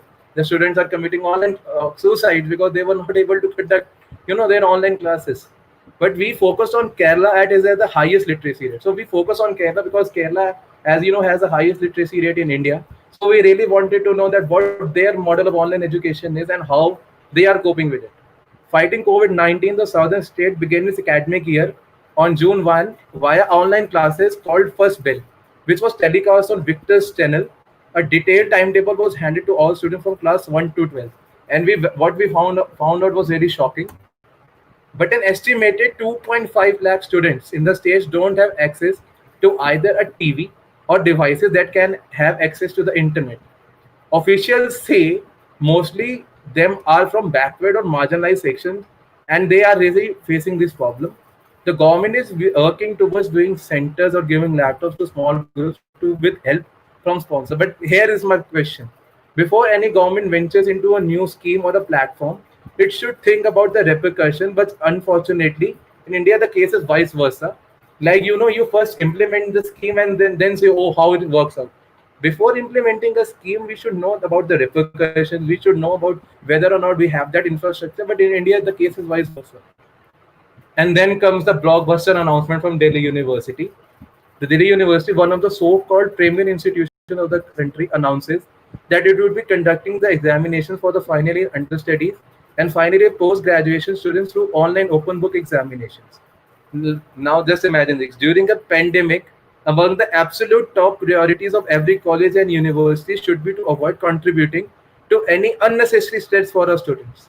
But somewhere down the line, I realized that why these announcements are coming, because we are going to focus on that question right now, the fallacy of written exams. So this is the key point which I really wanted to highlight, that somewhere down the line we have, so much, our education system is so much focused on the written examination, that we think that this is the criteria on which we will judge our students. This is the criteria on which we will judge whether or not he would be successful or not. But these written examinations have their demerits as well. For example, timed exams create stress, not for every student and every exam, but you know what, enough students face enough kinds of enough in examination, they face a stress because of timed examinations. Timed exams create stress even if some everything else in the test taking environment is normal and supportive. Nothing in a students test taking environment is novel or supportive nowadays. For example, if you want to take online examination, that too written, it works on a premise that everybody would have a home, and in which they would be having a sitting space which would be comfortable. But is it really true in the Indian sense? We have seen people who stay in a one-room flat which has a attached bathroom, and what the universities want us to give examinations sitting in that one room, having 6 to 7 people. They would, I don't know how would students able to be concentrate on that. A stressed out brain does not learn. That's a weak issue. Even though some studies suggest that some sort of stress is good, but in reality, any type of stress in the long run becomes harmful for the mind and for the body. Stress and anxiety can push up short-term performance, but it is horrible for the long-term retention. Like, take for example, how many of us remember that what we studied in our third or fourth semester? The answer, it depends on the student, but the majority of the students say that they won't be even remembering the subjects which they read. Reason being, we our focus is on cramming up of things and not basically understanding the concepts. Our focus is, I'm really sorry to say, but this focus on getting hold of the dukis, getting hold of the guide materials, getting hold of the things which can help you to score marks in the examinations, and not on basically learning about the concept and learning about these things. Because at the end of the day, sorry, you are measured on how much you score in your examinations, and which is really yes, Three Idiots, it was a great classic example. I really loved that movie, but it had that one drawback. In real life scenario, Chatur would have topped the examinations, and you know what? The Funsung Wangdu, or Funsung Wangdu, that role acid by Amir Khan, would be somewhere lacking in the mid average student, or might be even getting failed in the examination. Reason being, you have to cram up examinations to score good marks, because there is no other criteria on which you are judged.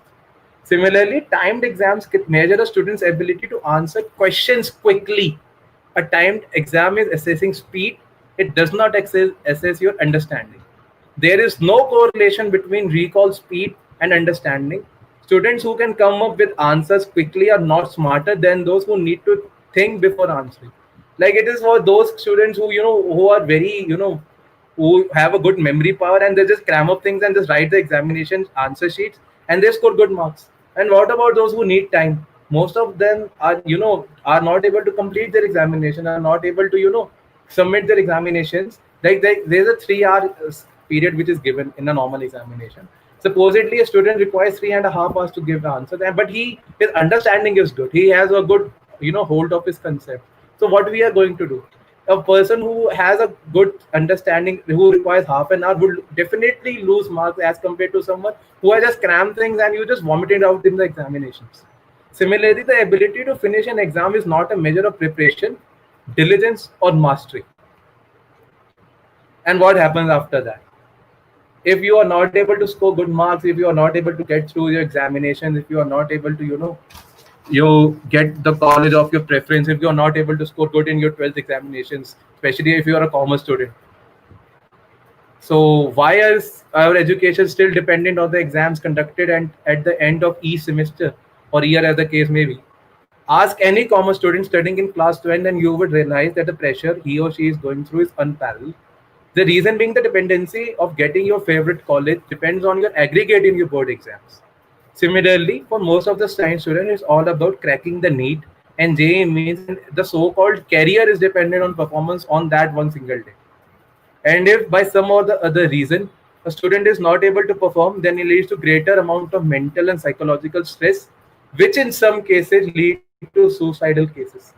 Now I'm going to present some figures. Like suicide is a new normal, and by the way, these figures are pre-COVID figures. I expect a good jump after the post-COVID figures. The National Crime Records Bureau (NCRB) in its recently released data has said that nearly 10,159 students have committed suicide in the year 2018, and nearly 81,075 758 students in the last decade. Cases of suicide in primary institutions such as IITs, this is the primary institution for engineering students, hold a mirror to the education system. As per the data available from Department of Higher Education under the Ministry of HRD, 25 students across 10 Indian institutes of technology (IITs) committed suicide between 2014 and 19. IIT Madras tops the list with 7 students losing their lives during this period. There is something wrong with our education system, and we need to talk about that. The data clearly shows us that there is something fundamentally wrong with the kind of education system which we have developed.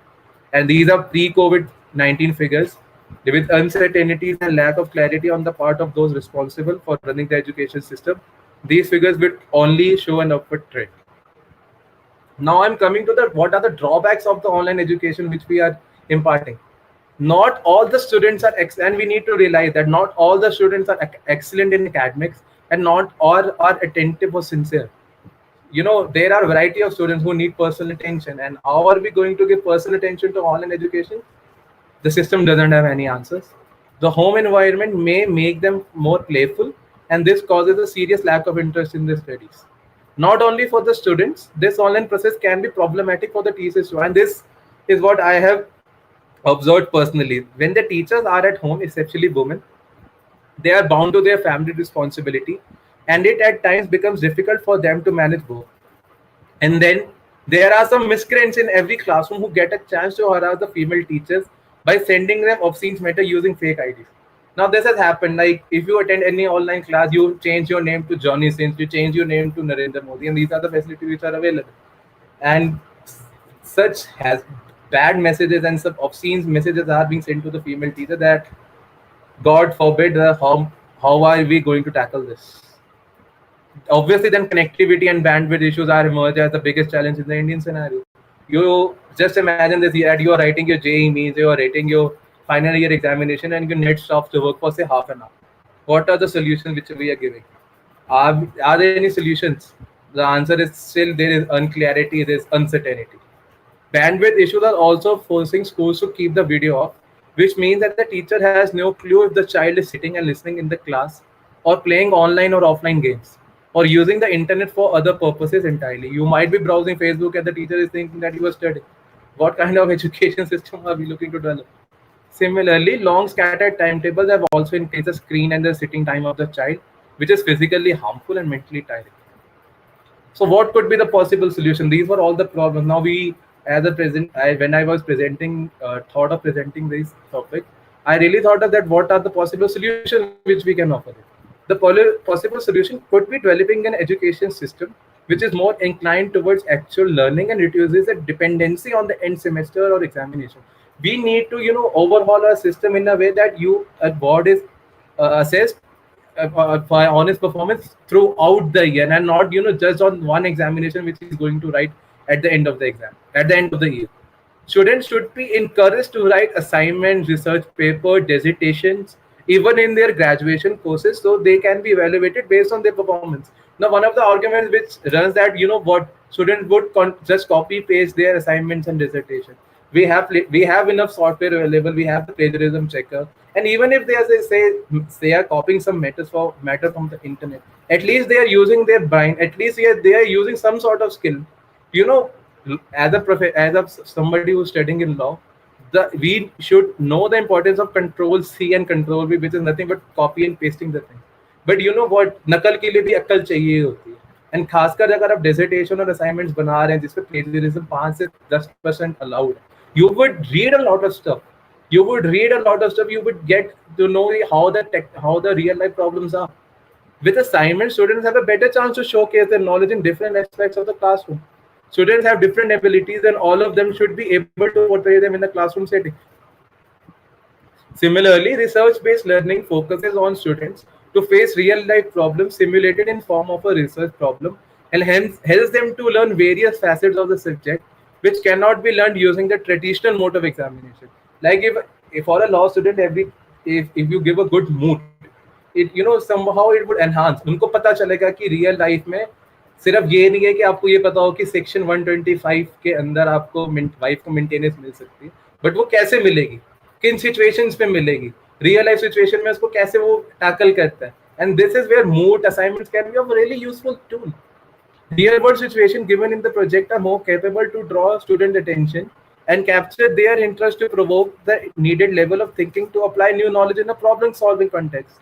Similarly, teachers would be able to assess students' creativity, clarity on concepts, and the problem solving ability of the students in a better and a comprehensive way. Ask any teacher whether or not you can assess anybody's knowledge based on the written examination. Answer is a big no. Because in an examination, where in a normal scenario you have a choice to leave some questions. Students, you know, smart students don't even complete the syllabus if they are able to guess. And there's a lot of guesswork in written examinations कि यार 8 question आने, हमने attempt तो 5 ही करने, चल हम 6 unit कर जाते हैं, 2 यूनिट छोड़ जाते. Now these 2 units might be of use in the real life, but क्योंकि आपने क्राइटेरिया ऐसा सेट कर रखा है कि पेपर पे ही आप इवेलुएट करेंगे, तो वो 2 चैप्टर्स कोई पढ़ता ही नहीं. Similarly, time-bound test. I am not disregarding time-bound test, but it can be used. But it should be a combination of time-bound examination. It should be a combination of dissertation, and it could be a 50-50 scenario. Yeah, you give 50% marks to the time-bound examination. You give 50% marks to the assignments and dissertation. And if this would have been practiced in the Delhi University, then Delhi University would have simply awarded the marks based on internal assessment. But यहाँ problem क्या है? Problem ये है कि हमने internal assessment assignments ली नहीं. अब हमको वो जो डिग्री फाइनल ईयर के स्टूडेंट्स को अगर कोई डिग्री देना चाह रहा है, तो वो कुछ ना कुछ तो अपना रैशनल बनाएगा. Delhi university had that option कि आप असाइनमेंट्स ले लो, but somewhere I don't know what VC and other authorities are thinking about this. Solution especially for schools. Now I really feel कि I have मेरा छोटा भांजा who is studying in 9th class, and I have a bhanji who is studying in 3rd class. I just cannot tolerate them, that they are sitting for 6 to 7 hours on the screen, learning basic mathematics and all that.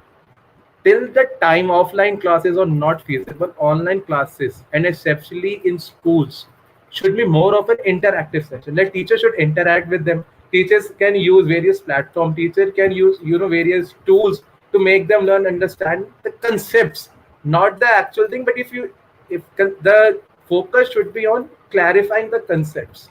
Similarly, students should be made aware of the fact that this is 2020 is not for competitive race. 2020 year is for survival, and if you survive, then you can have that competitive race say 1 or 2 years after. But if you indulge in competitive race in the year 2020 and you venture out of your house, then I am really sorry कि जब मोदी जी कहते हैं कि जान है तो जहान है, तो जान नहीं रहेगी तो competitive race और जहान का हम क्या करेंगे. Similarly, it's high time that we include psychological sessions and interaction with the students so that they are in the right mental state during the horrid times. We have to admit that these are horrid times. These are not the times for conducting entrance exams. These are not the times for for indulging in written examination. ये horrid times हैं. इसका effect आज से अगर ये हम if God अगर अच्छी नजर रही भगवान की, तो 1 साल तक हमको शायद वैक्सीन मिल जाए.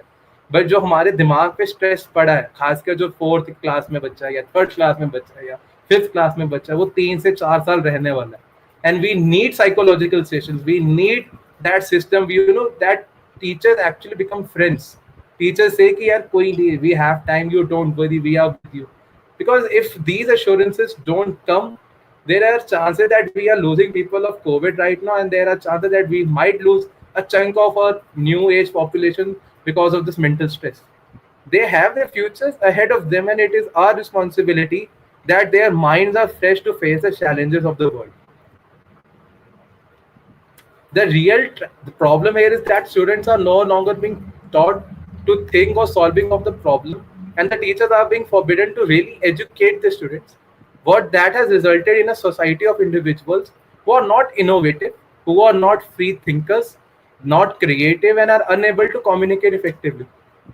I have seen toppers of the universities, gold medalists, who are not able to communicate. Now, if you are not able to, communicate, how would you really? You can't carry your gold medal everywhere. You look, I am a gold medalist. I am a gold medalist. You need to communicate to the world. Similarly, students and especially school students should be encouraged to follow their. This could be a good time then if they are encouraged to follow their passion, or if they are encouraged to follow their hobby. God knows this time a नया धोनी या नया तेंदुलकर या नया लता मंगेशकर हमको शायद in time से मिल जाए. Only if we give them a chance to follow their hobby. Conclusion: it is for these reasons that I feel the education does not simply mean passing of the examination or just attending the classes. Education has a wider meaning attached to it. Passing of an examination would entitle the students to get a diploma or a degree, but the point of imparting education should be making them aware of the challenges which await them in life, and making him capable enough so that he or she is not a burden to the society.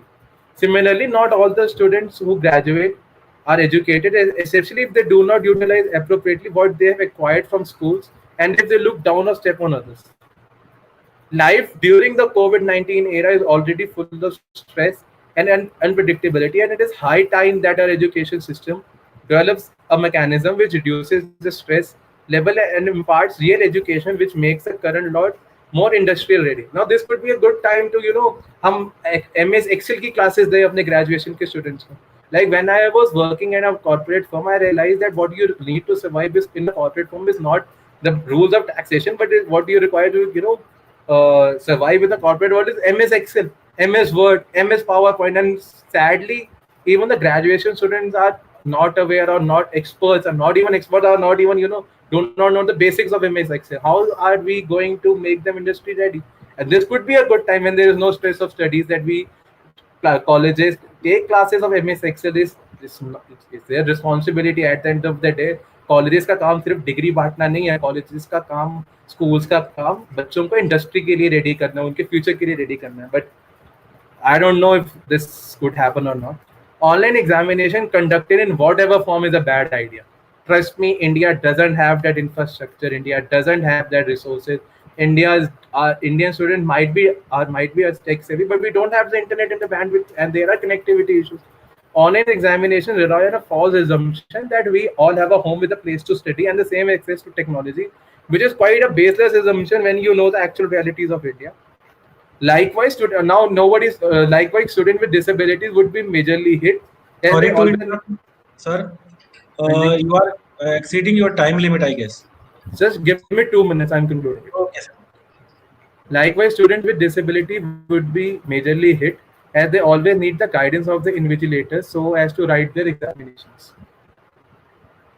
But like I said, the sad reality is that though it is far from rational, there is one overwhelming reason why the clearly superior option of cancelling final semester examination will not be accessible, and that is the fact that in our culture, examination amongst the holiest of many holy institutions.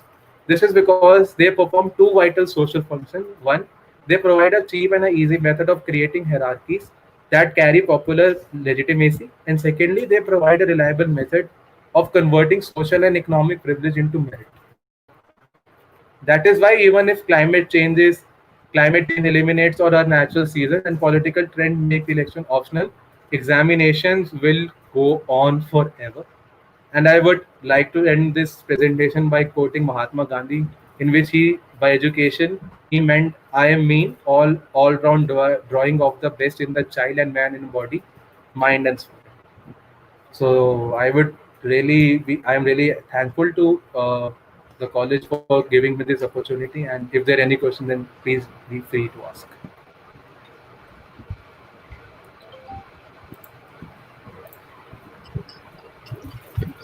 Any questions? Any participant, if they are having any questions?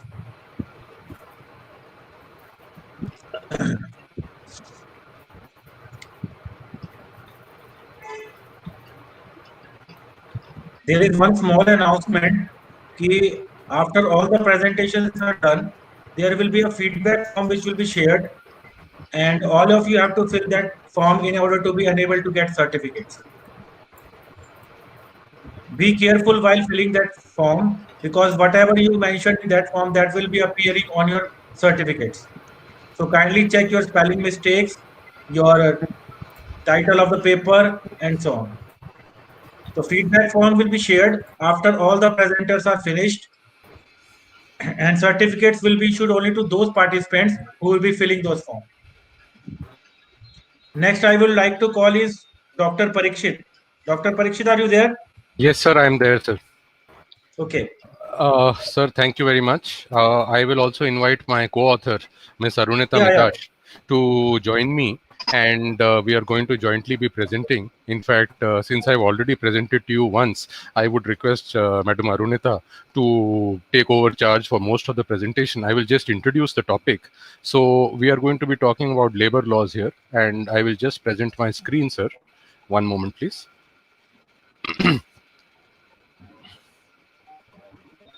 Okay. Sir, are you able to see my screen? Dr. Davar? No, sir. Are you able to see my screen, sir? Yes, now visible. Excellent, sir. So Ms. Mitash is also here. One moment. Okay. So we are going to be here talking about bonded labor. And so this is the topic, bonded labor in this era, and how the labor laws are actually the laws which were meant to protect the labor are actually becoming the tools for their oppression themselves. So we are going to be talking a little bit about how what kind of labor laws we have had. We have actually seen a dilution of these labor laws in the pre-COVID era, and when COVID was happening, even the existing labor laws that we had were absolutely inadequate. But instead of improving them during COVID, we have actually removed them completely. We are basically making them ineffectual. So what this is happening is that this is leading to various problems.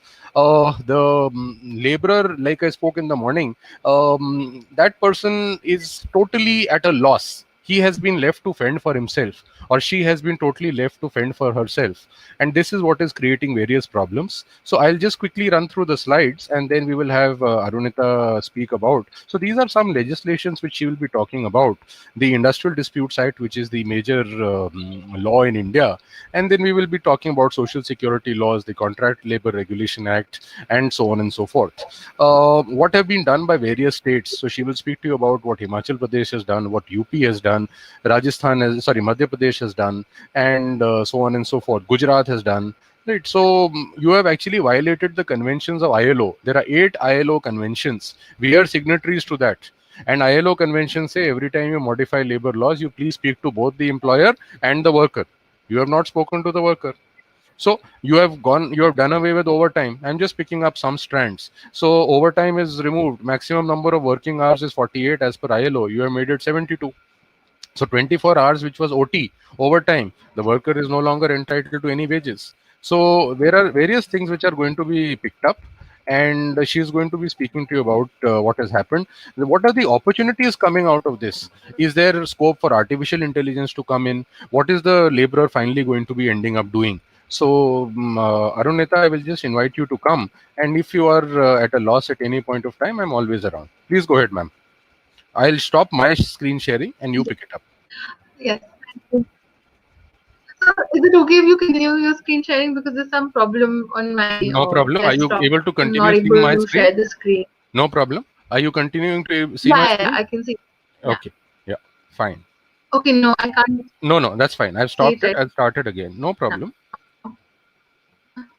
No problem. Not at all.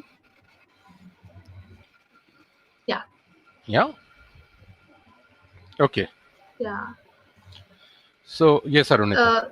So we know that as soon as the lockdown was announced, and the lockdown was announced in a very hasty manner, and then what happened was that a large chunk of the Indian population had to leave and go back home.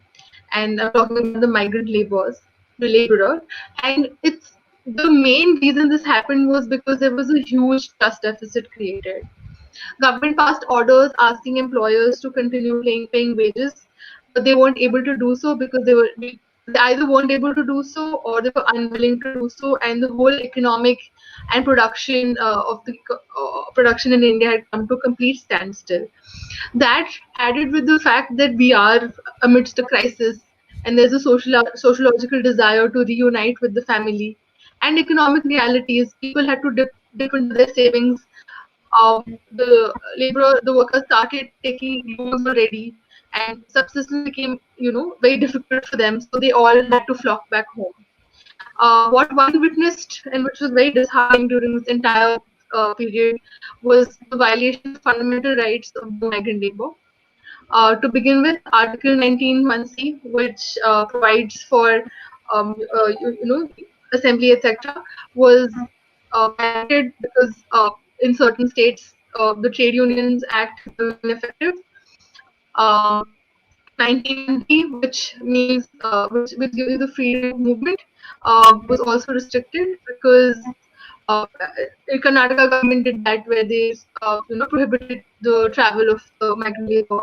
And just in general also, it's not an active act of prohibition.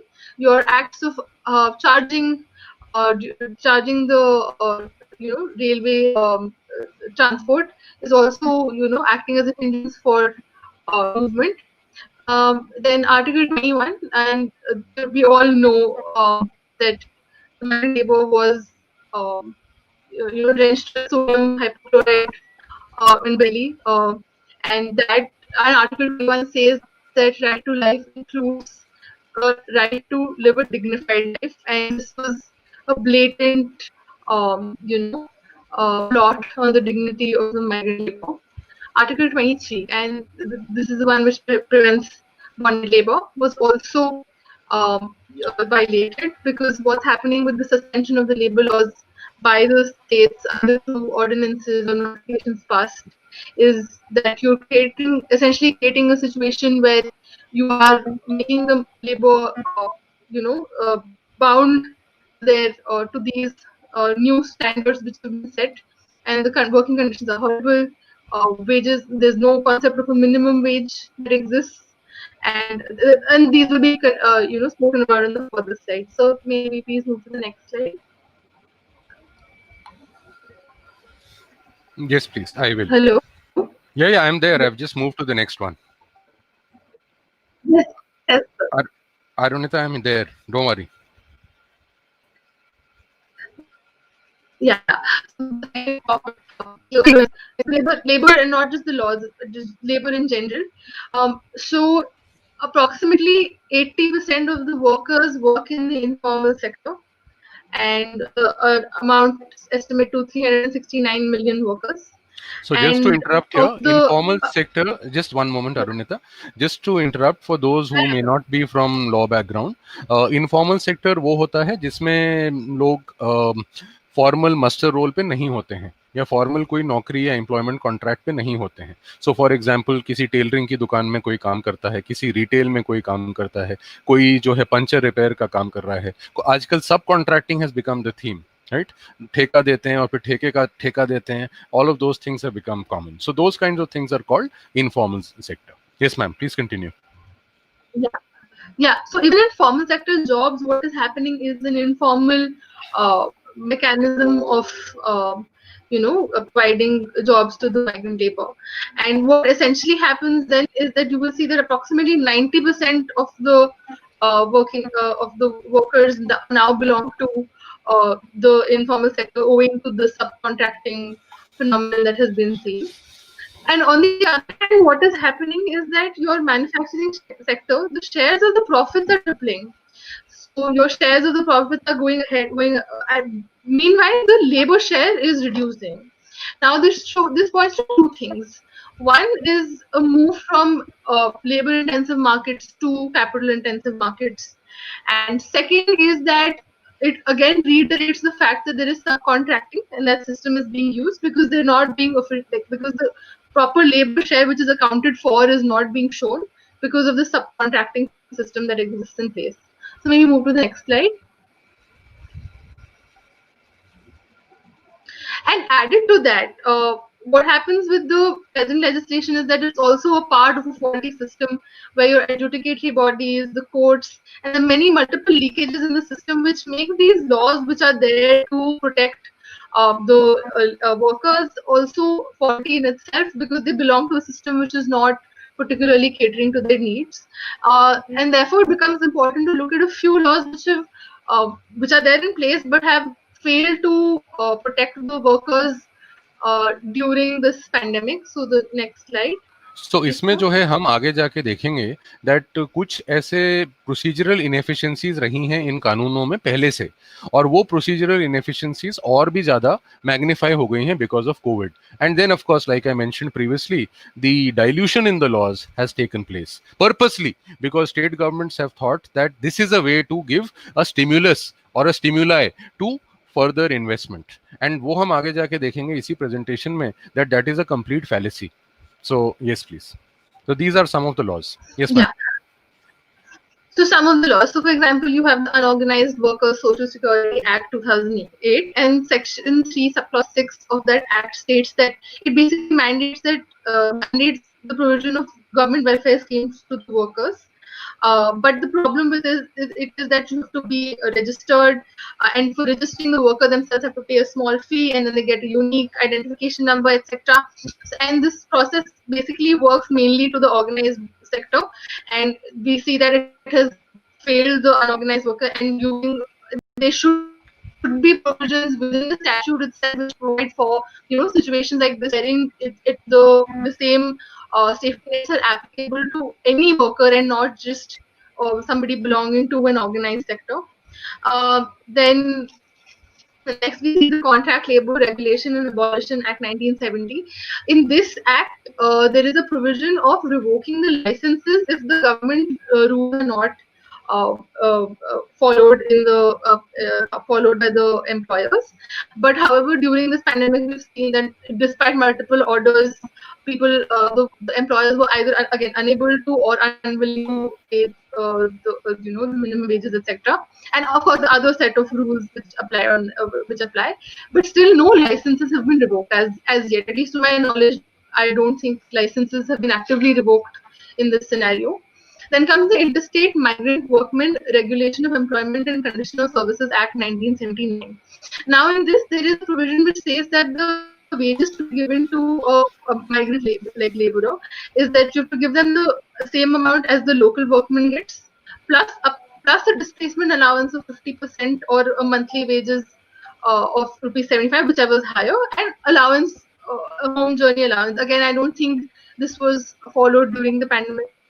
And this also, like, there are many loopholes, and businessmen have stopped providing passbooks to the workers, etc. And there are escape routes which are being created because now, again, in the subcontracting system, the businessman can. So just to explain this a little bit more, when we talk about the Interstate Migrant Workmen's Act 1979, इसमें एक प्रावधान है कि आप जो है बाहर से अगर किसी वर्कर को लाते हैं, लोकल वर्कर के बराबर ही आप उसको तनख्वाह देंगे. सो अगर मैं दिल्ली में कोई इंडस्ट्री चला रहा हूँ, जो दिल्ली का वर्कर है उसको जितने पैसे मिलते हैं उतना ही किसी यूपी के, पंजाब के या तमिलनाडु के वर्कर को मुझे देने हैं. अपार्ट फ्रॉम दिस, जितनी बार भी वो घर जाता है, अपने गांव जाता है, उसका जो यात्रा का किराया है, खर्चा है, वो मैं दूंगा अपनी जेब से. Right, this is called a travel allowance और होम ट्रैवल अलाउंस. तो वो पासबुक में दर्ज करके एम्प्लॉयमेंट ऑफिस में देना पड़ता है. राइट, अब ये कोविड के टाइम क्योंकि कोई मॉनिटर नहीं कर रहा है, so people have simply stop doing that. So this is what is the lacuna and nobody is. So इसमें प्रावधान है कि लाइसेंस कैंसिल हो सकता है, but nobody is doing that because COVID has taken over and monitoring is, and numerous cases are being documented. Yes, please. Yeah. Yes. So, and the Industrial Disputes Act in itself again applies only to the organized sector, and the definition of industries is very limited.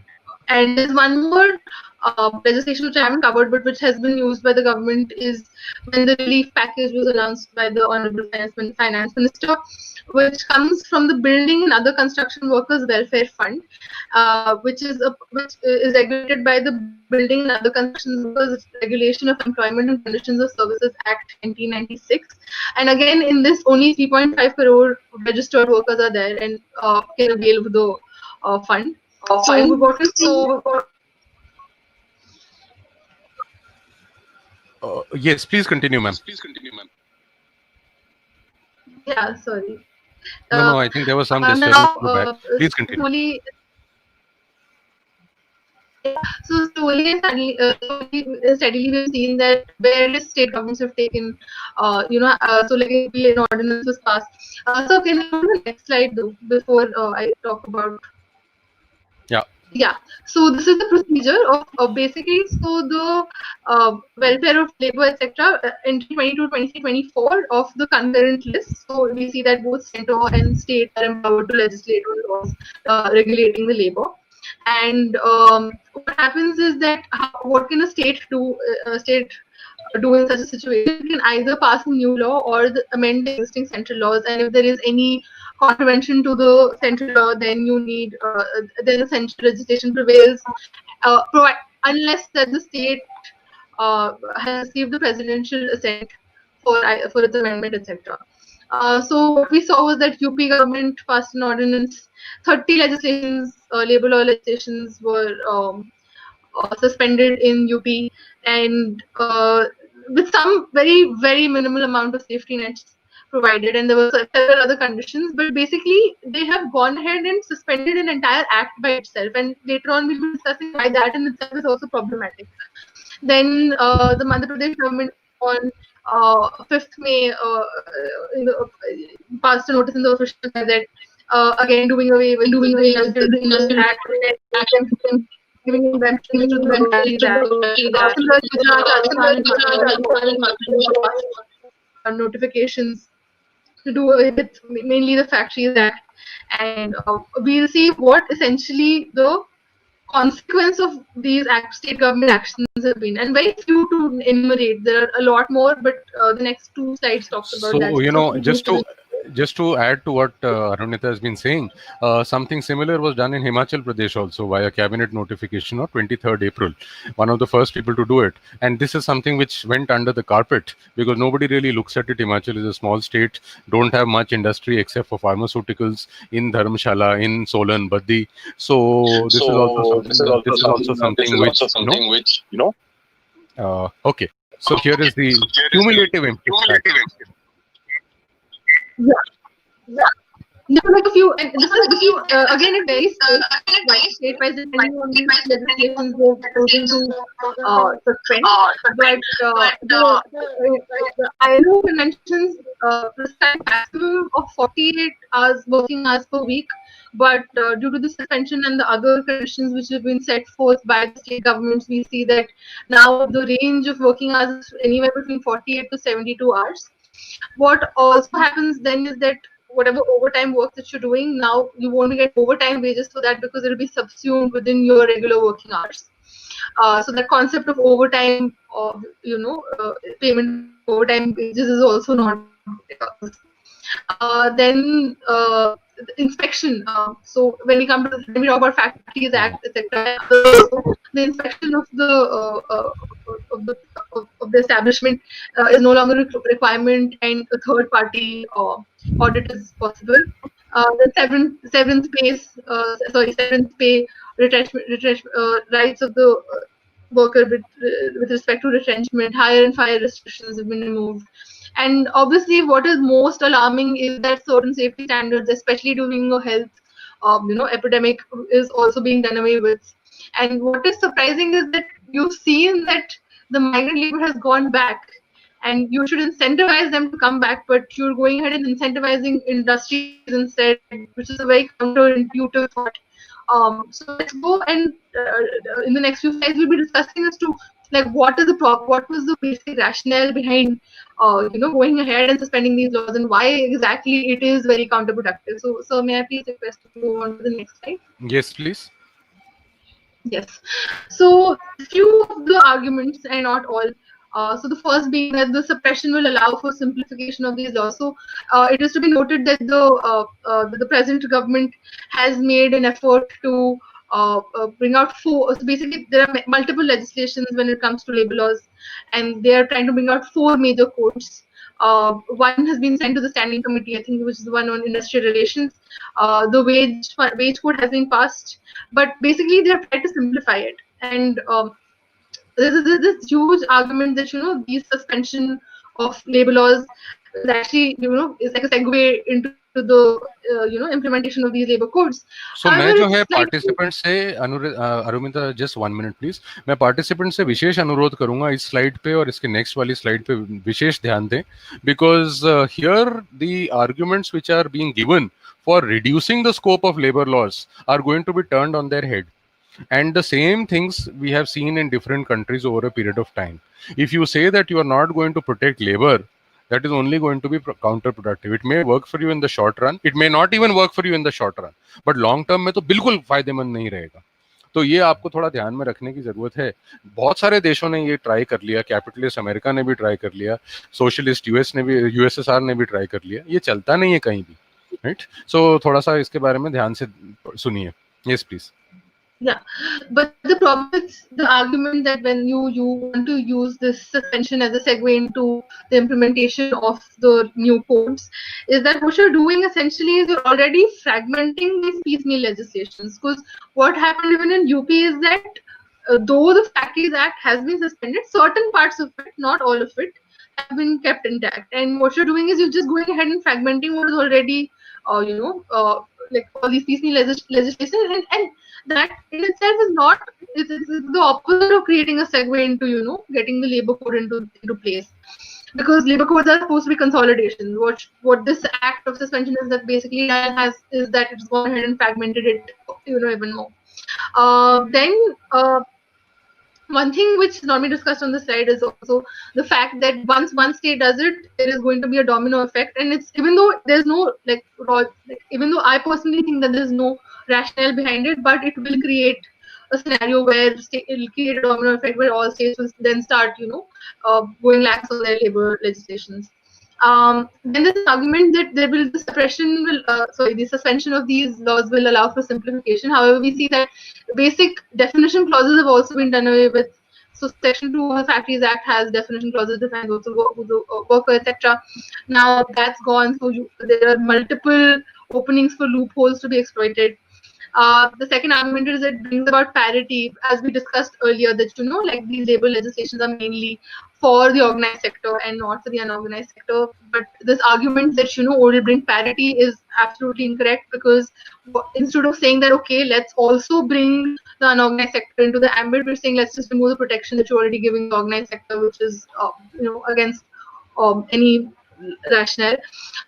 Then it says that the labor legislations in itself are a hindrance, and it reduces investment. However, as in one of the slides we already pointed out, that even though there are labor legislations, labor share is reducing, labor costs are reducing, and profits are still going ahead. So I don't see any direct correlation between the implementation of the labor legislation and labor costs. And even there are studies also on ease of doing business by the World Bank and ILO, which says that capital doesn't change.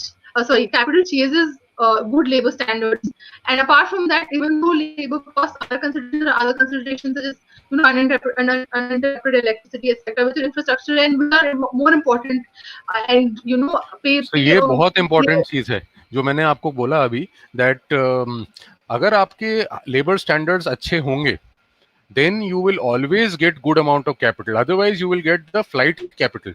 FIIs को लोग अच्छा क्यों नहीं मानते? Because they are fly-by-night operators. They are, they will fly out in no time. So that is not the kind of capital you want. You want capital which is going to be good capital, right? So yes, please continue. Yeah. So there are other arguments such as, oh, it's time for India to capture the market now that people will not invest in China, etc.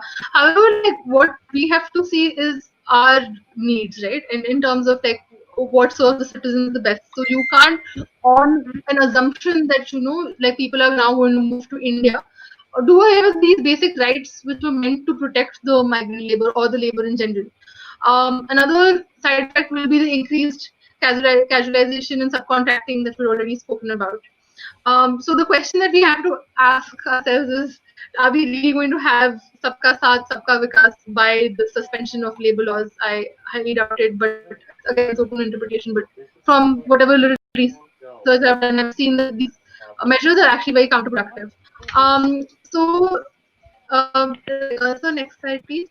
Yes, please. So, Arunita, we will wind up in 5 minutes or so because we are expecting Professor Srinivasan to come in. So we would want to, finish range that. Yeah. Absolutely.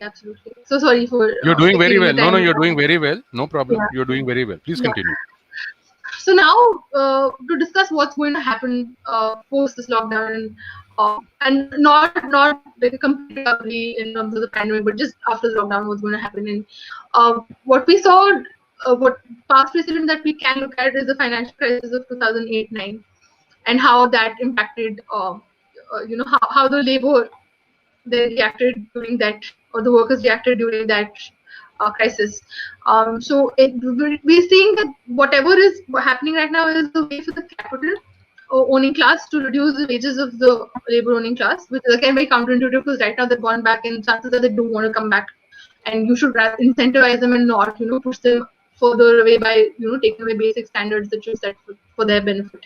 So what happens is that if wages do get reduced, because there's an assumption that only a few people, few laborers will come back. So because and the demand is high, so the wages will also be high. But that's being completely offset by your suspension of laws, and we're seeing that over time hours are being increased, etc. So that the increase in wage that you think you're going to have is being completely offset by the suspension of the legislations. So how they reacted in the 2008-9 crisis is basically pushing them more into poverty, because what would happen is with reduced wages, then they'll stop spending. There was also like because of distress driven, there's violence, and all of that happened. And so this was during just a financial crisis. Imagine that with a health crisis at your hand can have a very disastrous effect on the lives of the laborer. What is the way forward when you because right now these the suspensions that we have are for a 3-year period. Again, they need presidential assent and all of that. So what is the way forward? If your labor codes are in the process, there's a need to look at it through the view of the directive principles of the state policies enshrined in our constitution. So Article 39, 41, 43 being the holy trident in this case. It needs to be kept in mind when you're going ahead and seeing how you want to implement the labor codes, and if at all, if you have to analyze labor codes and how to implement that in the future. So the next slide, sir. Yes, please. So this is the Thank you most so much. important one. Yeah, please. Yeah. So what will the migrant labor do now that he's gone back home, and if he chooses to stay at the source, which is his home, he'll be subject to poor sanitation facilities, chances of schools not opening. But there are other things that can happen which will benefit them. For example, you can have you can increase the employment scope within Narega, increase the wages within Narega, remove the 100-day cap, etc. And you can create employment opportunities in the rural economies. You can also focus on self-employment and medium and small scale industries, and SIDBI and NABARD can help finance that. And it's basically time to now look towards the rural economy and help develop that, rather than creating these huge metropolitan cities and creating the urban centers which also polarize this class divide even more. So if he decides to come back, like we said, the removal of the labor legislations are going to offset any improvement in wages. Possibilities of shift towards mechanization, because you have to now maintain social distancing norms, etc. So what will happen is if you mechanize anyway, your demand in labor is going to go down, and wages there's no upward movement of wages seen there either. So now the question is, so we know what the labor can do, migrant labor can choose to do, or just labor in general. The question then becomes, what do the industries do? Like, what choices do they have? One is obviously like mechanization that we've spoken about. Second is that they train their local labor. There's the labor available locally, but there are certain problems. The motivation levels are lower because when a migrant labor has high motivation, so they don't want to go back in a normal situation. So that needs to be focused, or they invest in getting the migrant labor back instead of asking for the legislation to be removed completely. Because what happens is, if you want to remove the legislation, the migrant labor will not be incentivized enough to come back. So, and most importantly, apart from all of this, and from a societal perspective, which is going to be really important and interesting to see, is the political consciousness of the. And this was quoted by Pratap Mehta. The political consciousness of the migrant labor and them emerging as electoral vote bank. So I would like to actually, it's not quoted in this uh, presentation, but I'd like to end by this by what Katie Shah, who was a member of the Constituent Assembly, had to say: necessitous men are not free men." And I'm just hoping that as a nation can move out of conditions of necessity and look more towards how to use the rights of the people. Thank you. Okay, thank you, Hello. Arunita. Yeah, so Arunita, thank you. So I would just like to add one last thing, ma'am, before we finish. Just like to add one more thing. So she has spoken about migrant labor becoming a big vote bank, and so this is because there is a possibility that when these workers go back to their villages, people may actually think of them, because in the urban centers nobody bothers about them. They are completely marginalized. So that's where she's coming from. So if there are any questions, we'll be happy to answer. Otherwise, thank you very Yeah. much. Hello. Am I audible? Absolutely, ma'am. Loud and clear. Yeah. Hi. I have a comment and a question. See, basically, first of all, it was very extensive and very beautifully spoken. Thank you. Second, I think when we are discussing the changes which have been made by the state, it is also important to highlight that while that, of course, it is really bad what the states are or were up to, however, the center has still not approved of it. And by all the noises and the steps it is taking, it is becoming more and more evident that they are not going to see the light of the day. Because, like, I mean, the center has taken a harsh view of it, because, like, the ILO came into picture. That's right. Then the trade union, which is trade union of the ruling party. Correct. I'm not remembering the name. They also got into protest. Correct. You're absolutely right. They will not be passed. And secondly, I think when we are discussing labor, it is, I mean, yes, of course, we have Constitution of India and we have all the articles. I'm no expert on Constitution, but yes, like, just a general idea. However, hello? Yes, ma'am. You're audible, loud and clear. Yeah. However, I think when we talk about labor reforms, it is for good or for bad, I don't know, but it is impossible to look at it only from a domestic view. Basically, what is happening right now, or has been happening, it is just that it has come to the center, is a classical case of race to the bottom. In the sense that reach to the bottom. Race to the bottom. So basically, see, like, for example, India. I'm not justifying what India is doing. I mean, what the state governments were trying to do. But basically, India has this pressure of getting business to India, right? And more so after this crisis, because and the problem is that over the past few years, we have been losing a lot of business to Bangladesh, a lot of business to Cambodia. Correct. And now Vietnam also, ma'am. Yes, now we are losing to Vietnam. And the biggest problem is the reason we are losing most of business to all these, I mean, the labor intensive industries. The biggest reason we are losing them is unfortunately because they have very lax labor laws, and the wages of laborers in Bangladesh, Cambodia, Vietnam is even less than what it is in India. So till the time, like for example WTO tried to resolve it, but unfortunately, or I mean not unfortunately, I think WTO would have increased the problem rather than solving it. So that is out of the question. But till the time ILO becomes more strong, grows some actual teeth, and ILO comes in pictures and lays down some basic standards which like needs to be adhered to. For now, they are more of they are not mandatory in nature. So till the time we have that, and all the countries agree to stick to them, I'm afraid to point out we are going to witness all of this because labor is the first casualty in economic resurrection. Yeah, absolutely. Absolutely, very, very valid points, ma'am. And so you're right, actually. But then you see, do we want to benchmark? You're absolutely right, race to the bottom. But do we want to actually benchmark ourselves against, let's say, Bangladesh, which is very, very notorious, or even, let's say, Cambodia, Laos, all of those countries which are very, very notorious when it comes to labor and how they treat labor. And there are various problems. But you are right. So when the manufacturers going there, and as my co-presenter also pointed out, that people say people will want to pull out of China, investors will want to pull out of China. Is that actually going to happen? Let us just wait and watch. A lot of these things will be clear.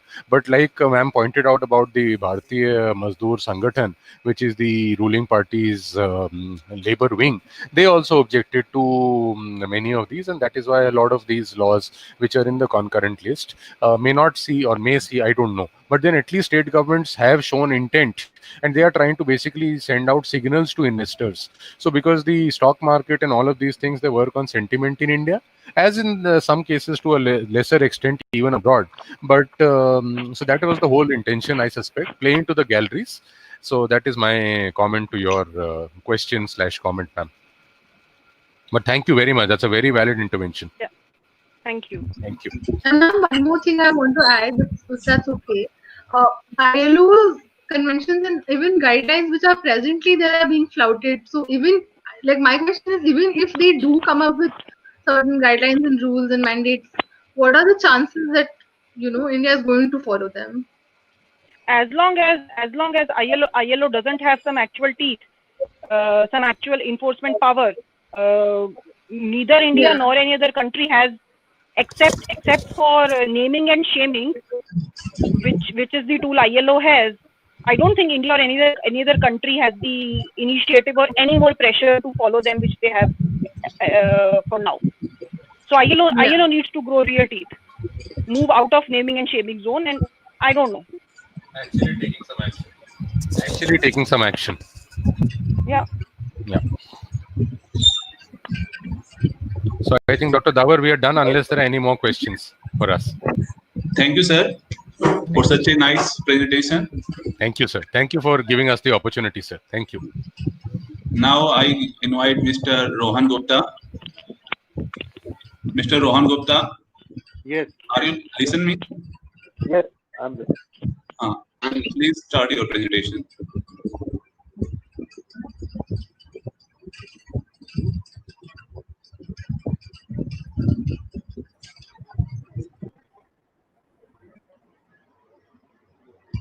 Rohan Gupta, are you there? Rohan Gupta,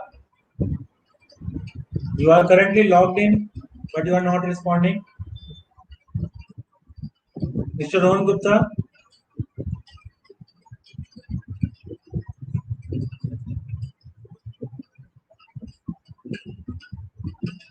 Rohan Gupta, are you there? Okay, Rituraj, are you there? Yes, I'm here. You can start your presentation.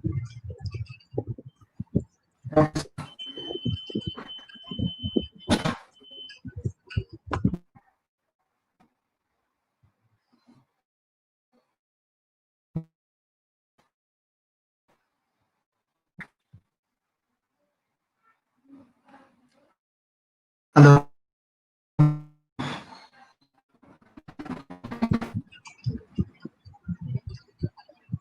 Hello. Hello. Yes, sir. Yes, your screen is visible and you are audible. You can start. Sir, is my My screen screen is visible? visible. Okay. Sir.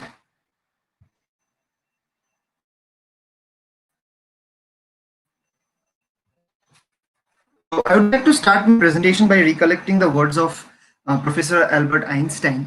Now, Einstein, while investigating into the concept of time, he confidently stated that the distinction between past, present, and future is nothing but a stubbornly persistent illusion.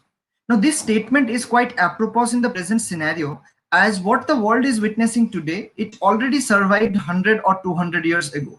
A very good afternoon to all the dignitaries and all other attendees present out here. Myself, Rituraj Bhaval from Department of Law, University of North Bengal. And as I stated that the world had already overcome the pandemic like this. So through this presentation, this pandemic, the proper legal framework. Before moving forward, I would like to account that we already know about. Now, as we know that on 31st day of December 2019, People's Republic of China reported a cluster of pneumonia cases in the city of Wuhan, which gradually took the form of global pandemic as World Health Organization declared it on 11th day of March 2020. Now, it is evident from the data which are available on your screen that this nanoscopic element probably has traumatized the entire globe, and specifically it has devastated those developed countries whom we believe that they're having probably the best facilities in the world. Now, at this crucial juncture, when India is going to face the monstrosity of COVID-19, a question generally strikes our mind that can we survive this attack, or do we have a robust mechanism to deal with this dilemma? Thus, to find the answers to this question, I have scrutinized the legal frameworks of my country. Now, talking about the legal structure, our Constitution of India basically bifurcates the health crisis management power between both the center and the state government. Where center deals with quarantine, migration and quarantine and marine hospitals. States, on the other hand, are bestowed with public health, sanitation, hospitals, and both the state and center concurrently may provide for the prevention of interstate of transmission of infectious or contagious diseases. Now, keeping in mind this constitutional bifurcation, we can see plenty of laws which are in force right now. Now, the first and foremost relevant law would be the Epidemic Diseases Act, which was brought into force to tackle the disease of plague in Bombay in the year 1897. Now, this law basically gives power to the state governments to regulate to prevent the outbreak of any contagious diseases. And the central government under this act is also allowed to take measures for inspecting ships or vessels at any port. But the provisions of this law seems quite toothless because it imposes only the punishment of 1 month, which could be exceeded to 6 months. And as a result of that, President of India brought an amendment by promulgating the Ordinance of 2020. Now, this ordinance actually imposed severe punishment for the act of violence upon the healthcare service personnel, as you can see in your screen, and also it extends the power of central government to inspect any bus, train, cargo, ship, or aircraft, earlier which was only restricted to ship or vessel.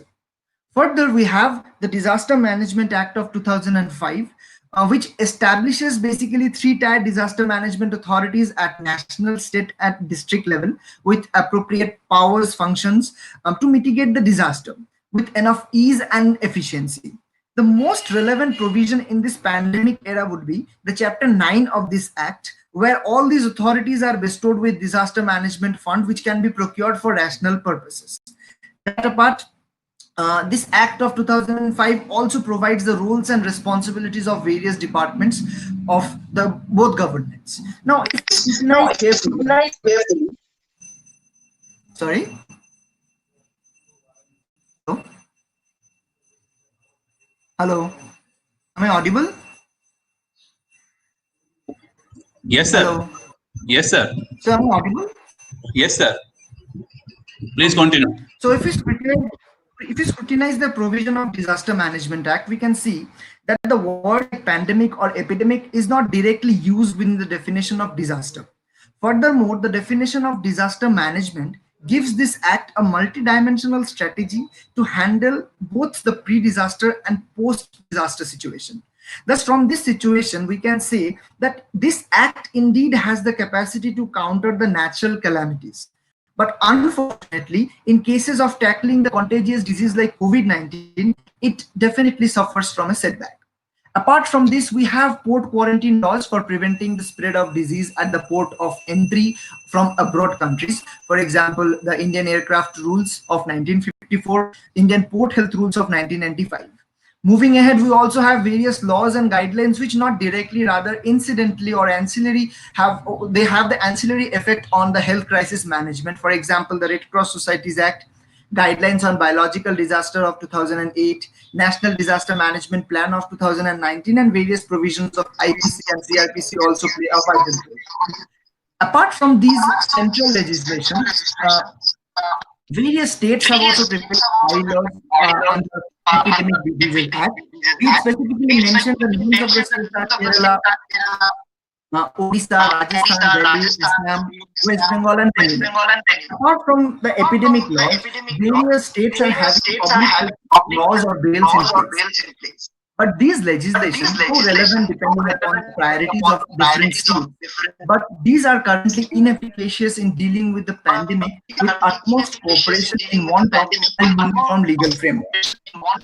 Moving ahead from this central laws or state laws, we also have the international obligations. We specifically mentioned over here that India is signatory to the International Health Regulation of 2005, which says that the health of the citizen should be a prime concern of the nation. But despite this bundle of legislations and obligations, I would also like to bridge the gap with my following recommendation.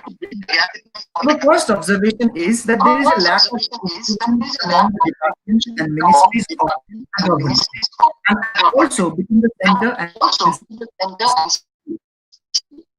thus to solve the ministerial board comprising all important ministries of government, the representatives of the state government, most importantly, the Ministry of Health and Family Welfare having supremacy over all these ministries. This will facilitate to take the state Srishti Singh ji, mute कर लो please. Furthermore, as the epidemic is not under 352 of the Constitution of India, thus government must ensure that people know about their health rights along with their duties in this pandemic. But providing the health rights will not suffice. People should have access to a non-adversarial and amicable dispute redressal mechanism if their health rights are derogated. To be specific, Swastha Jan Sunwais may serve this purpose. Next important requirement is transparency in administration. In my opinion, any sort of active concealment may seem temporarily satisfying for us, but in long term, this will be. Now, though the governmental organizations are indeed doing their best at this point of time, but their efforts will go in vain if there is no efficacious surveillance mechanism and training module for the health workers, which we lack at this point of time. Now, all these solutions which I have mentioned, we can find it in the National Health Bill of 2009 and also the Public Health Bill of 2017. But unfortunately, these two legislations were engulfed by the debate of pith and substance between the center and the state in the parliament. Had it not been so, these two legislations would have played the role of trump card in this pandemic. In conclusion, I would like to add that it would be completely fallacious if we characterize Indian public health mechanism as deplorable, as various wings of the government, for example, NCDC, ICMR and its various organizations, doctors and health workers are rigorously striving to normalize this situation. All we need at this juncture is a non-fragile law with both coercive and right-based approach, which must ensure cooperation among center, state and various instrumentalities of the government. Thus, I would like to end my presentation by saying that we have to be strong now, because things will definitely get. It might be stormy now, but it can't rain forever. Until the rain stops, I wish for everyone, stay safe, stay healthy. Thank you.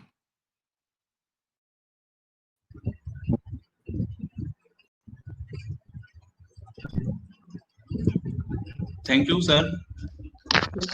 Hello. Hello. Am I audible? Yes, sir. Yes, sir. Yeah. This is Rohan Gupta. Uh, can I start? Yes, sir. Do you have any questions? Okay. Uh, Good afternoon, everyone. My topic for today's webinar is impact of COVID-19 on court proceedings in India. I am presently working as assistant public prosecutor with and Government of Haryana and presently posted in District Court Faridabad. District, Presently, district courts in Haryana are equipped with video conferencing, and formal evidences are recorded from government recognized platforms like recording of evidence of medical officers, senior scientific officers, and other experts. However, with the ongoing COVID situation, there is raise in demand of shifting of whole proceedings to online mechanism. Till now, the proceedings except trial are conducted through video conferencing portals. The challenges faced by India is multifold. Firstly, the challenges of proper connectivity for courts. Secondly, technology know-how at the end of defense and prosecution. Thirdly, technology know-how at the end of defense accused and plaintiff victim.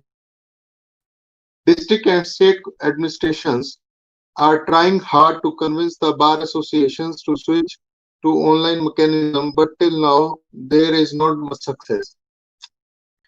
Today, my presentation will mainly focus on criminal law.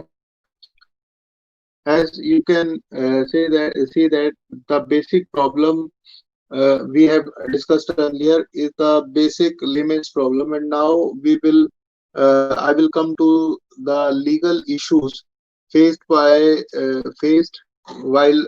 changing to online mechanism. The legal issues. There are two legal principles which should co-accused for better justice delivery system. The first one is justice delayed is justice denied, and the second one is Section 273 CRPC, wherein the presence of accused all through the proceedings is mandatory, or if his presence is dispensed with, then he can appear through his pleader. So these two principles should coexist for a better justice delivery system.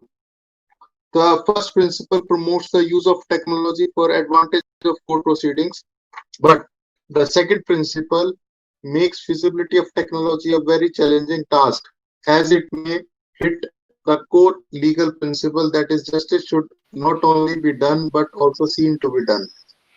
There is nothing wrong to admit that the ongoing situation had caught us off guard, and the system was not ready for such kind of challenge. But it also provides opportunity for improvement and accelerating the development of technological infrastructure. Another challenge posed by the ongoing situation is that a judge can take note of demeanor under Section 280 CRPC. It is a very important provision in justice delivery system. I remember a case wherein a judge took note of severe injuries sustained by the victim as he was crushed by the car of accused, and same was reflected in the judgment of the judge. So, summing up the above discussion, I suggest some long-term and short-term measures to deal with pending cases in the ongoing situation. The first one, a short one, I would suggest is that in the cases where trials are completed and argument is pending, that in such kind of cases the requirement of client is not necessary, and the argument can be conducted by prosecution and defense. So the same mechanism can be adopted, and the the cases which are near to argument should be done till the time the trial cannot be conducted. And in the meantime, as a long-term measure, online mechanism should be uh, developed, and accordingly the trial should be tried to be shifted on online mechanism.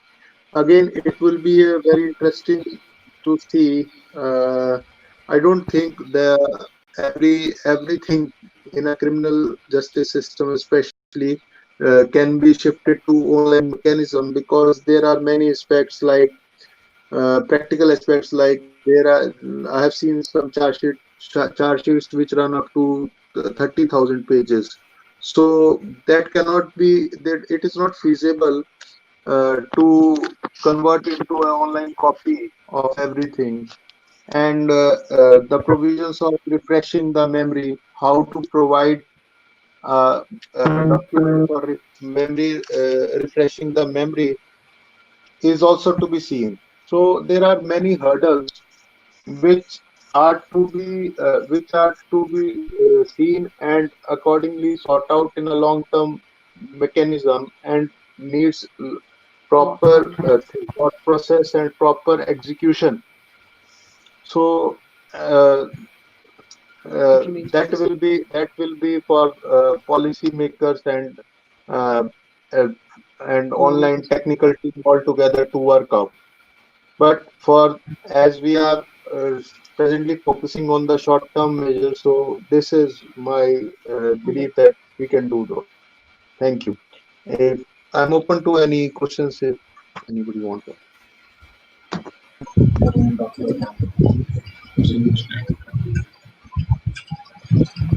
Thank you, sir.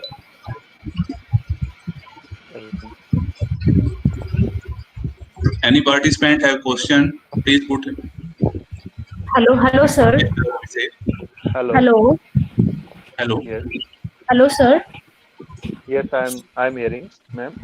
Sir, actually, in technical session 3, some students are waiting, and there is no organizing member to tell them whether they should leave the meeting or not.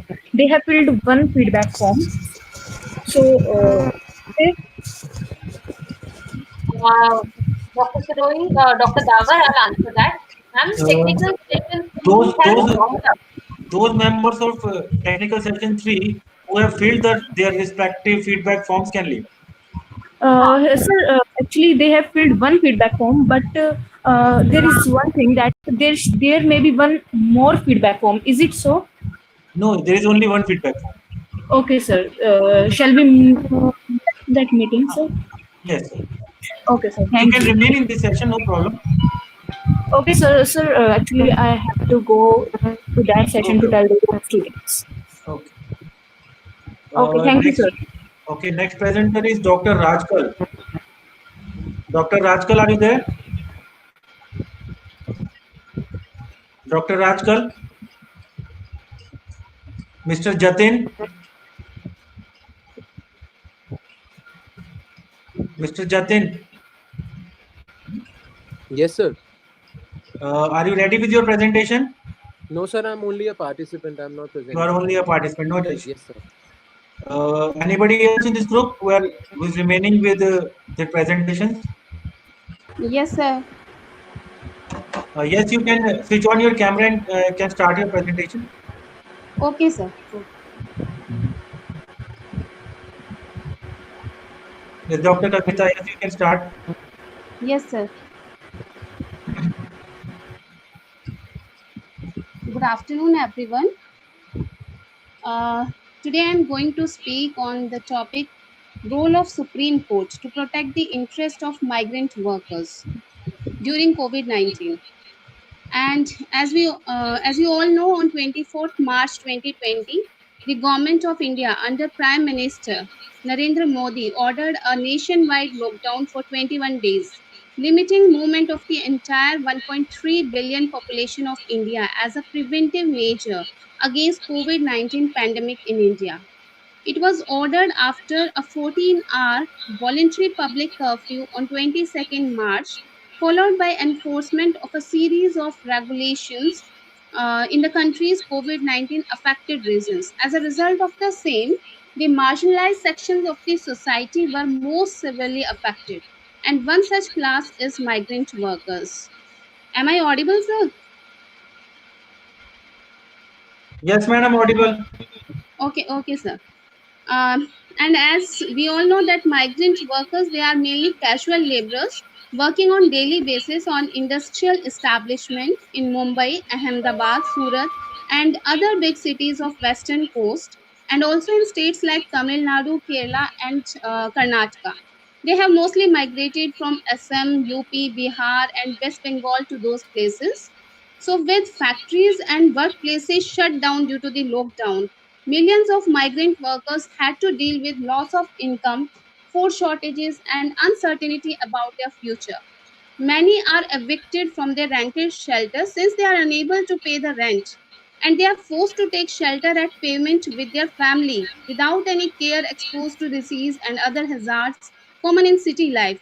So, since there is no alternative, many are forced to walk home traversing 1,000 miles in sultry heat. Some are faced with tragic fate, such as the Gori incident in railway track at Maharashtra. The workers were crushed by moving goods train while they are sleeping at railway track on night. And due to the lockdown, more than 300 deaths were reported till 5th May, with reasons ranging from starvation, suicides, exhaustion, road and rail accidents, police brutality, and denial of timely medical care. And as we all know, the objective of our constitution is to protect individual dignity through enactment of fundamental rights. So, our apex court has interpreted that right to life in Article 21 also mean to live life with dignity and respect. Every citizen has a basic right to live life with good food, nourishment, and healthy surrounding. The duty of the state is to provide adequate care to every citizen in order to protect their fundamental right to life mentioned in Article 21. So the Supreme Court has a pivotal constitutional role in protecting and safeguarding the fundamental rights and freedoms of the citizens of this country. The Supreme Court's constitutional role and duty assume even greater importance in the time of a crisis such as the present one. In Alak Alok Srivastava case, in that case, the petitioners have highlighted the plight of thousands of migrant laborers who, along with their families, were walking hundreds of kilometers from their workplace to their villages and towns. They are seeking a direction to the authorities to shift the migrant laborers to government shelter, homes, accommodations, and provide them with basic amenities like food, clean drinking water, medicines, etc.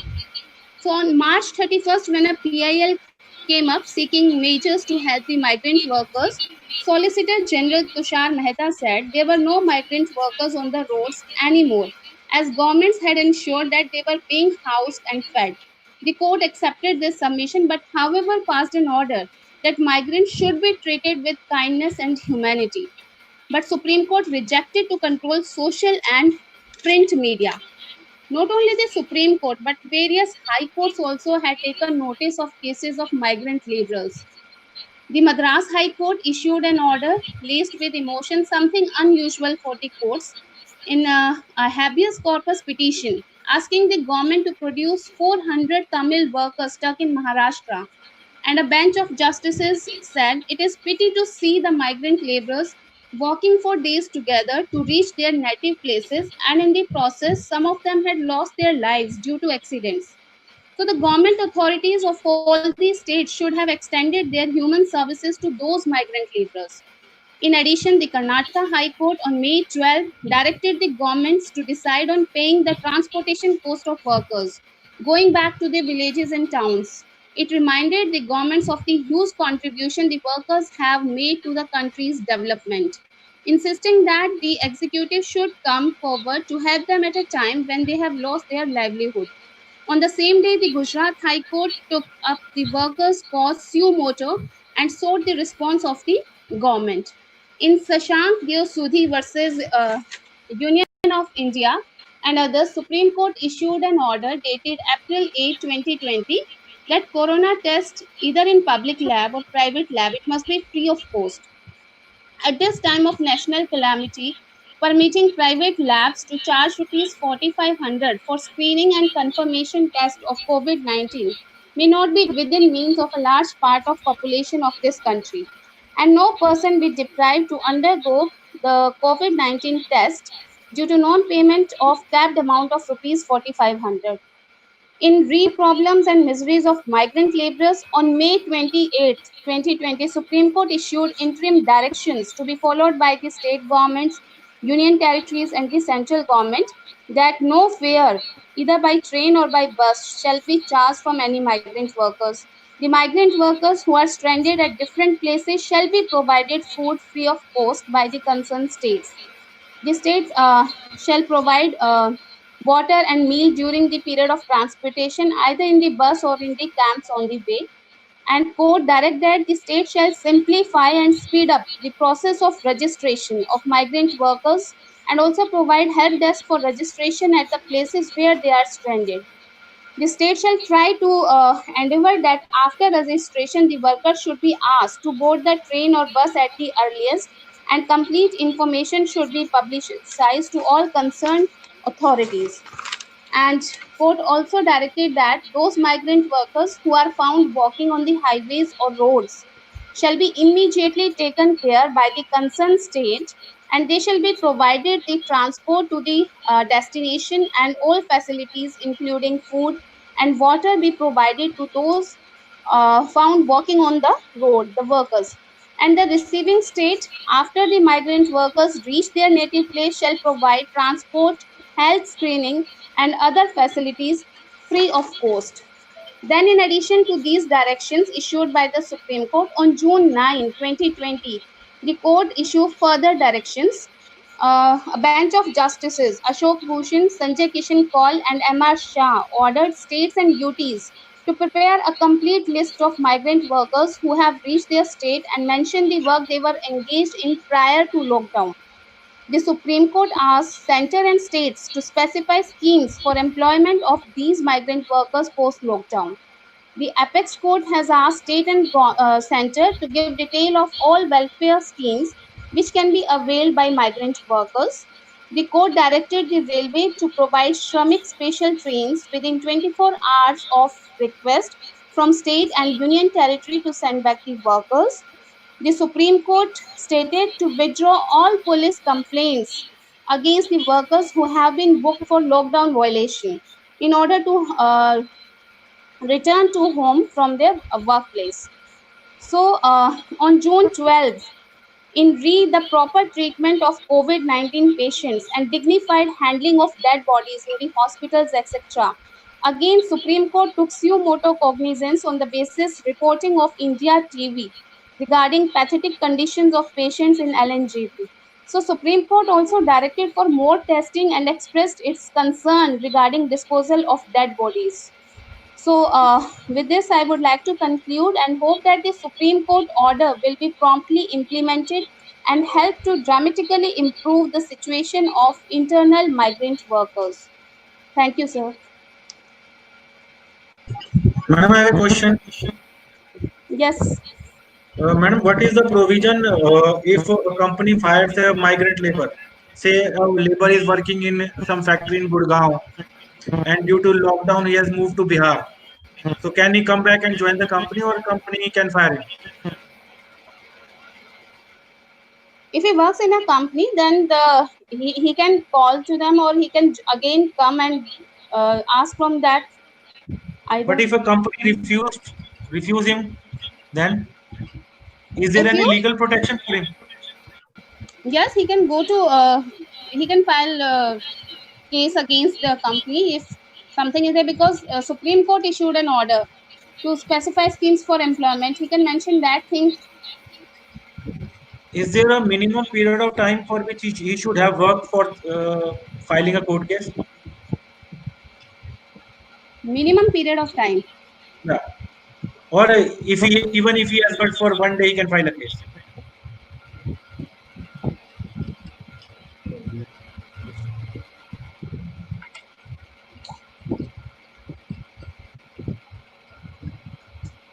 Have you got my question, ma'am, or not?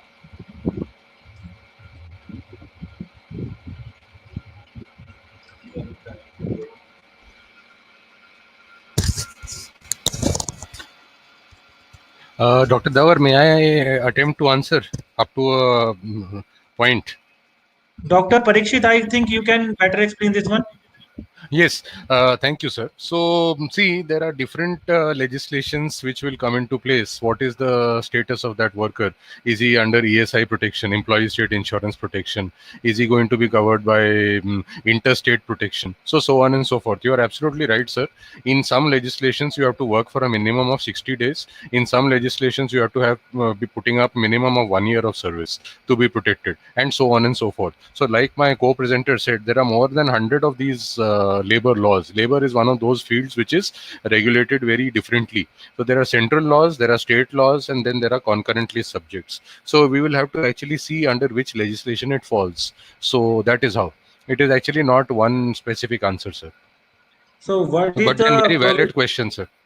So what is the provision in case of our college extension lecturers?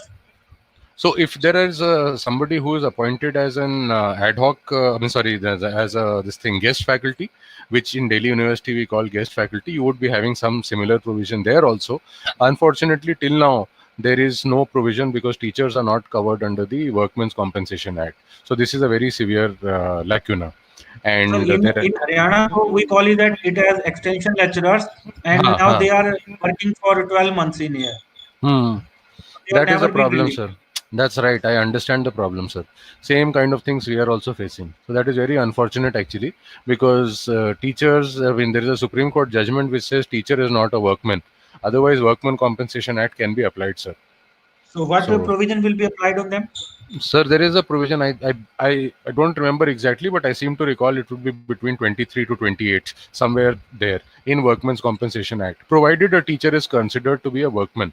But sir, Supreme Court has said that they are not considered to be workmen. So that is why these kind of, if I may, exploitative rules are made. So, thank you, sir. Thank you. So can they be thrown out of the service by the government? Sir, actually, see, the contract is only for 6 months at a time. They are not contractual anymore. They are working for 365 days a year. But then are they in the regular government service? Are they gazetted officers? No, they are not gazetted officers. So that is they why are working without any break. Yeah, so then they're working without any break. Not even 1 day's break is given. So when the first contract is ending and the next one is ending after 1 year, if not even 1 day's break is given, then obviously claim to service is there. But if 1 day's break is given, so governments are all very smart. So they will relieve you on, let's say, 30th of December, and they will make you join on 1st of January. So in so that Haryana, 1 day they are break not is given. given any break anymore. हाँ, तो एक दिन का भी break नहीं है तो फिर वो सर्विस काउंट हो जाएगी सर. बिल्कुल. Okay, sir. Yes, sir. Thank you, sir.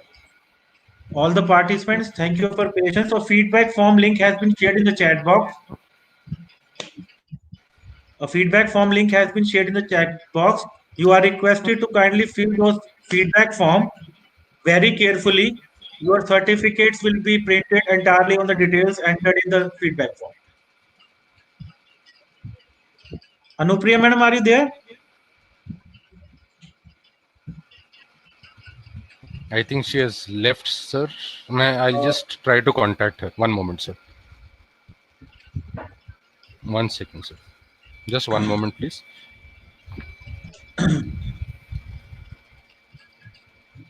So in the meantime, all participants are requested to kindly fill the feedback form, the link of which has been provided in the chat box.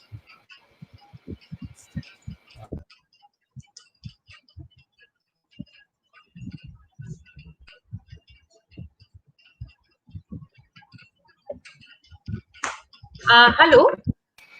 Ma'am. Yes. Am I audible? Yes, ma'am. Yes, ma'am, you are audible. Dr. Davar, Dr. Sirohi, am I audible? Yes, Yes, ma'am, ma'am. you are audible. Loud and clear. Loud and clear, ma'am. Loud and clear. Dr. Punya, can you hear us? You are absolutely audible. Dr. Sirohi, am I audible? Yes, ma'am. Please look at the chat box. You are All audible. right. Okay. I think we have no more presenters on this session now. And before Dr. Davar concludes the session, I would like to take the time to apologize on behalf of Professor Srini Masalu. He was to be the speaker on this platform, but he has been trying constantly to log in. Due to certain technical issues, he is not able to log in, and he has called us to duly, apologize. But he would have loved to be here, and we would have loved to hear him. Lekin technology is, like Dr. Sirohi said, very treacherous. So a couple of things before we finally wind up. एक तो feedback form को लेके बहुत सारे issues आ रहे हैं. See feedback form is mandatory for all of you, लेकिन कुछ लोग हैं जिन्होंने जो पेपर बनाया है वो कई दो पेपर्स, मतलब या तो as a first author and as a co author, दो अलग अलग पेपर्स उन्होंने दे रखे हैं. सो इन दैट केस आप लोग वो लिंक को दोबारा क्लिक करके दोबारा भी सबमिशन कर सकते हैं. हमने वो प्रोविजन कर दिया है. आप लोगों को ये लिंक जो है ये अगले आधे घंटे तक एक्टिव रहेगा. And please be very careful while filling up all the details, क्योंकि जो भी डिटेल्स आप इसमें देंगे, whatever details you will provide us, they will directly be picked up from the Excel sheet for your certificates. And आप लोगों को वो जैसे ही आप फीडबैक फॉर्म भरते हैं उसमें भी लिखा हुआ है विद इन 15 डेज आपको इस सेमिनार के सर्टिफिकेट्स जो मेल आईडी आप भरेंगे अपने फीडबैक फॉर्म में उसके ऊपर मेल कर दी जाएगी. एंड क्योंकि रेक्टिफिकेशन के फिर बाद में बहुत इशू हो जाता है, तो I request all of you कि थोड़ा ध्यान से वो फीडबैक फॉर्म भरिएगा, क्योंकि हम लोगों को जब आप लोगों को लिंक्स भेज रहे थे तब यही इश्यूज आए थे. Because sometimes what happens is Gmail में जैसे ए मेंशन करना हम भूल गए, राइट? तो वो फिर जो मेल उस आईडी पे जाता है तो that kind of gets reverted back to us. तो please be very careful while filling the feedback form. And now I'll hand over to Dr. Davar and Dr. Sandeep Daya, जो कि इस technical session के coordinators थे. And for the vote of thanks, Dr. Davar, please. Thank you, ma'am. Right. Now I, on behalf of the principal GCW Murthal organizing committee, would like to thank all the participants who was so patient and was quite adaptable in adopting new technology. And at times I knew there were some problems initially, but all the presentations made by the participants were excellent. And I again, on my behalf, on the behalf of principal and organizing committee members, would like to thank all the members who are present in this technical session 4. Thank you, everybody. So before leaving, I would again request all of you to kindly fill the feedback form very carefully. Thank you. Hello Yes. Sir, एक sir हैं, उनकी जगह पे मैं कर सकती हूँ presentation? वो अगर अभी अवेलेबल नहीं है तो उनका टॉपिक मुझे पता है. आप क्या ऑथर है मैडम? नहीं सर, मैं तो ऑथर मतलब दूसरे सेशन में थी तो मैंने अपना प्रेजेंट कर दिया. नहीं, आप वो पेपर प्रेजेंट करना चाह रहे हैं, whether you are the co-author of that or not? No sir, I'm not co-author. No, you are not supposed to present paper of somebody else. Okay sir. ये आप अभिषेक की बात कर रहे हैं मैम? हाँ जी मैम, वो दे नहीं पा रहे. अभिषेक जब अपनी इस बारे में डिस्कशन हुई थी, I asked Abhishek to log in to this session, and since paper उनका है, Raju sir is very right in his place. अगर पेपर उनका है मैम, चाहे आपको कितना भी नॉलेज हो, अनलेस आप को ऑथर है उस पेपर की, आप नहीं प्रेजेंट कर सकती. बट आई अंडरस्टैंड कि अभिषेक के टेक्निकल इश्यूज से ही was trying to present and log in to the session 2. So there is no problem. You can mail his PPT to me email पे, and we will then take care of it. लेकिन अगर presentation करनी है, then Abhishek himself has to do it. या फिर अगर उसके paper का कोई co-author है. Okay ma'am. मैम वो जैसे अभी कहीं से बाहर है तो वो फीडबैक फॉर्म तो फिल कर सकते हैं, मतलब वहाँ पे जैसे प्रेजेंट नहीं कर सकते पेपर, तो फीडबैक फॉर्म में वो क्या? Feedback form can be filled from anywhere. आप फीडबैक फॉर्म फिल करवाइए और अभिषेक जी को कहिए कि पीपीटी हमें मेल कर दें, सिंस उन्होंने प्रेजेंटेशन बनाया होगा. अच्छा, वो मेल करना चाह रहे थे. हाँ जी. ठीक है. So that will be the kind of, because जो उनका technical session 2 का issue है वो हमें मालूम है. Okay, ma'am. So he will fill the feedback form. That is not a problem. Yes, ma'am. He will mail the PPT. Anybody? All right. Okay, ma'am. किसी को Thank you, और dear किसी तरीके participant. का शंका कोई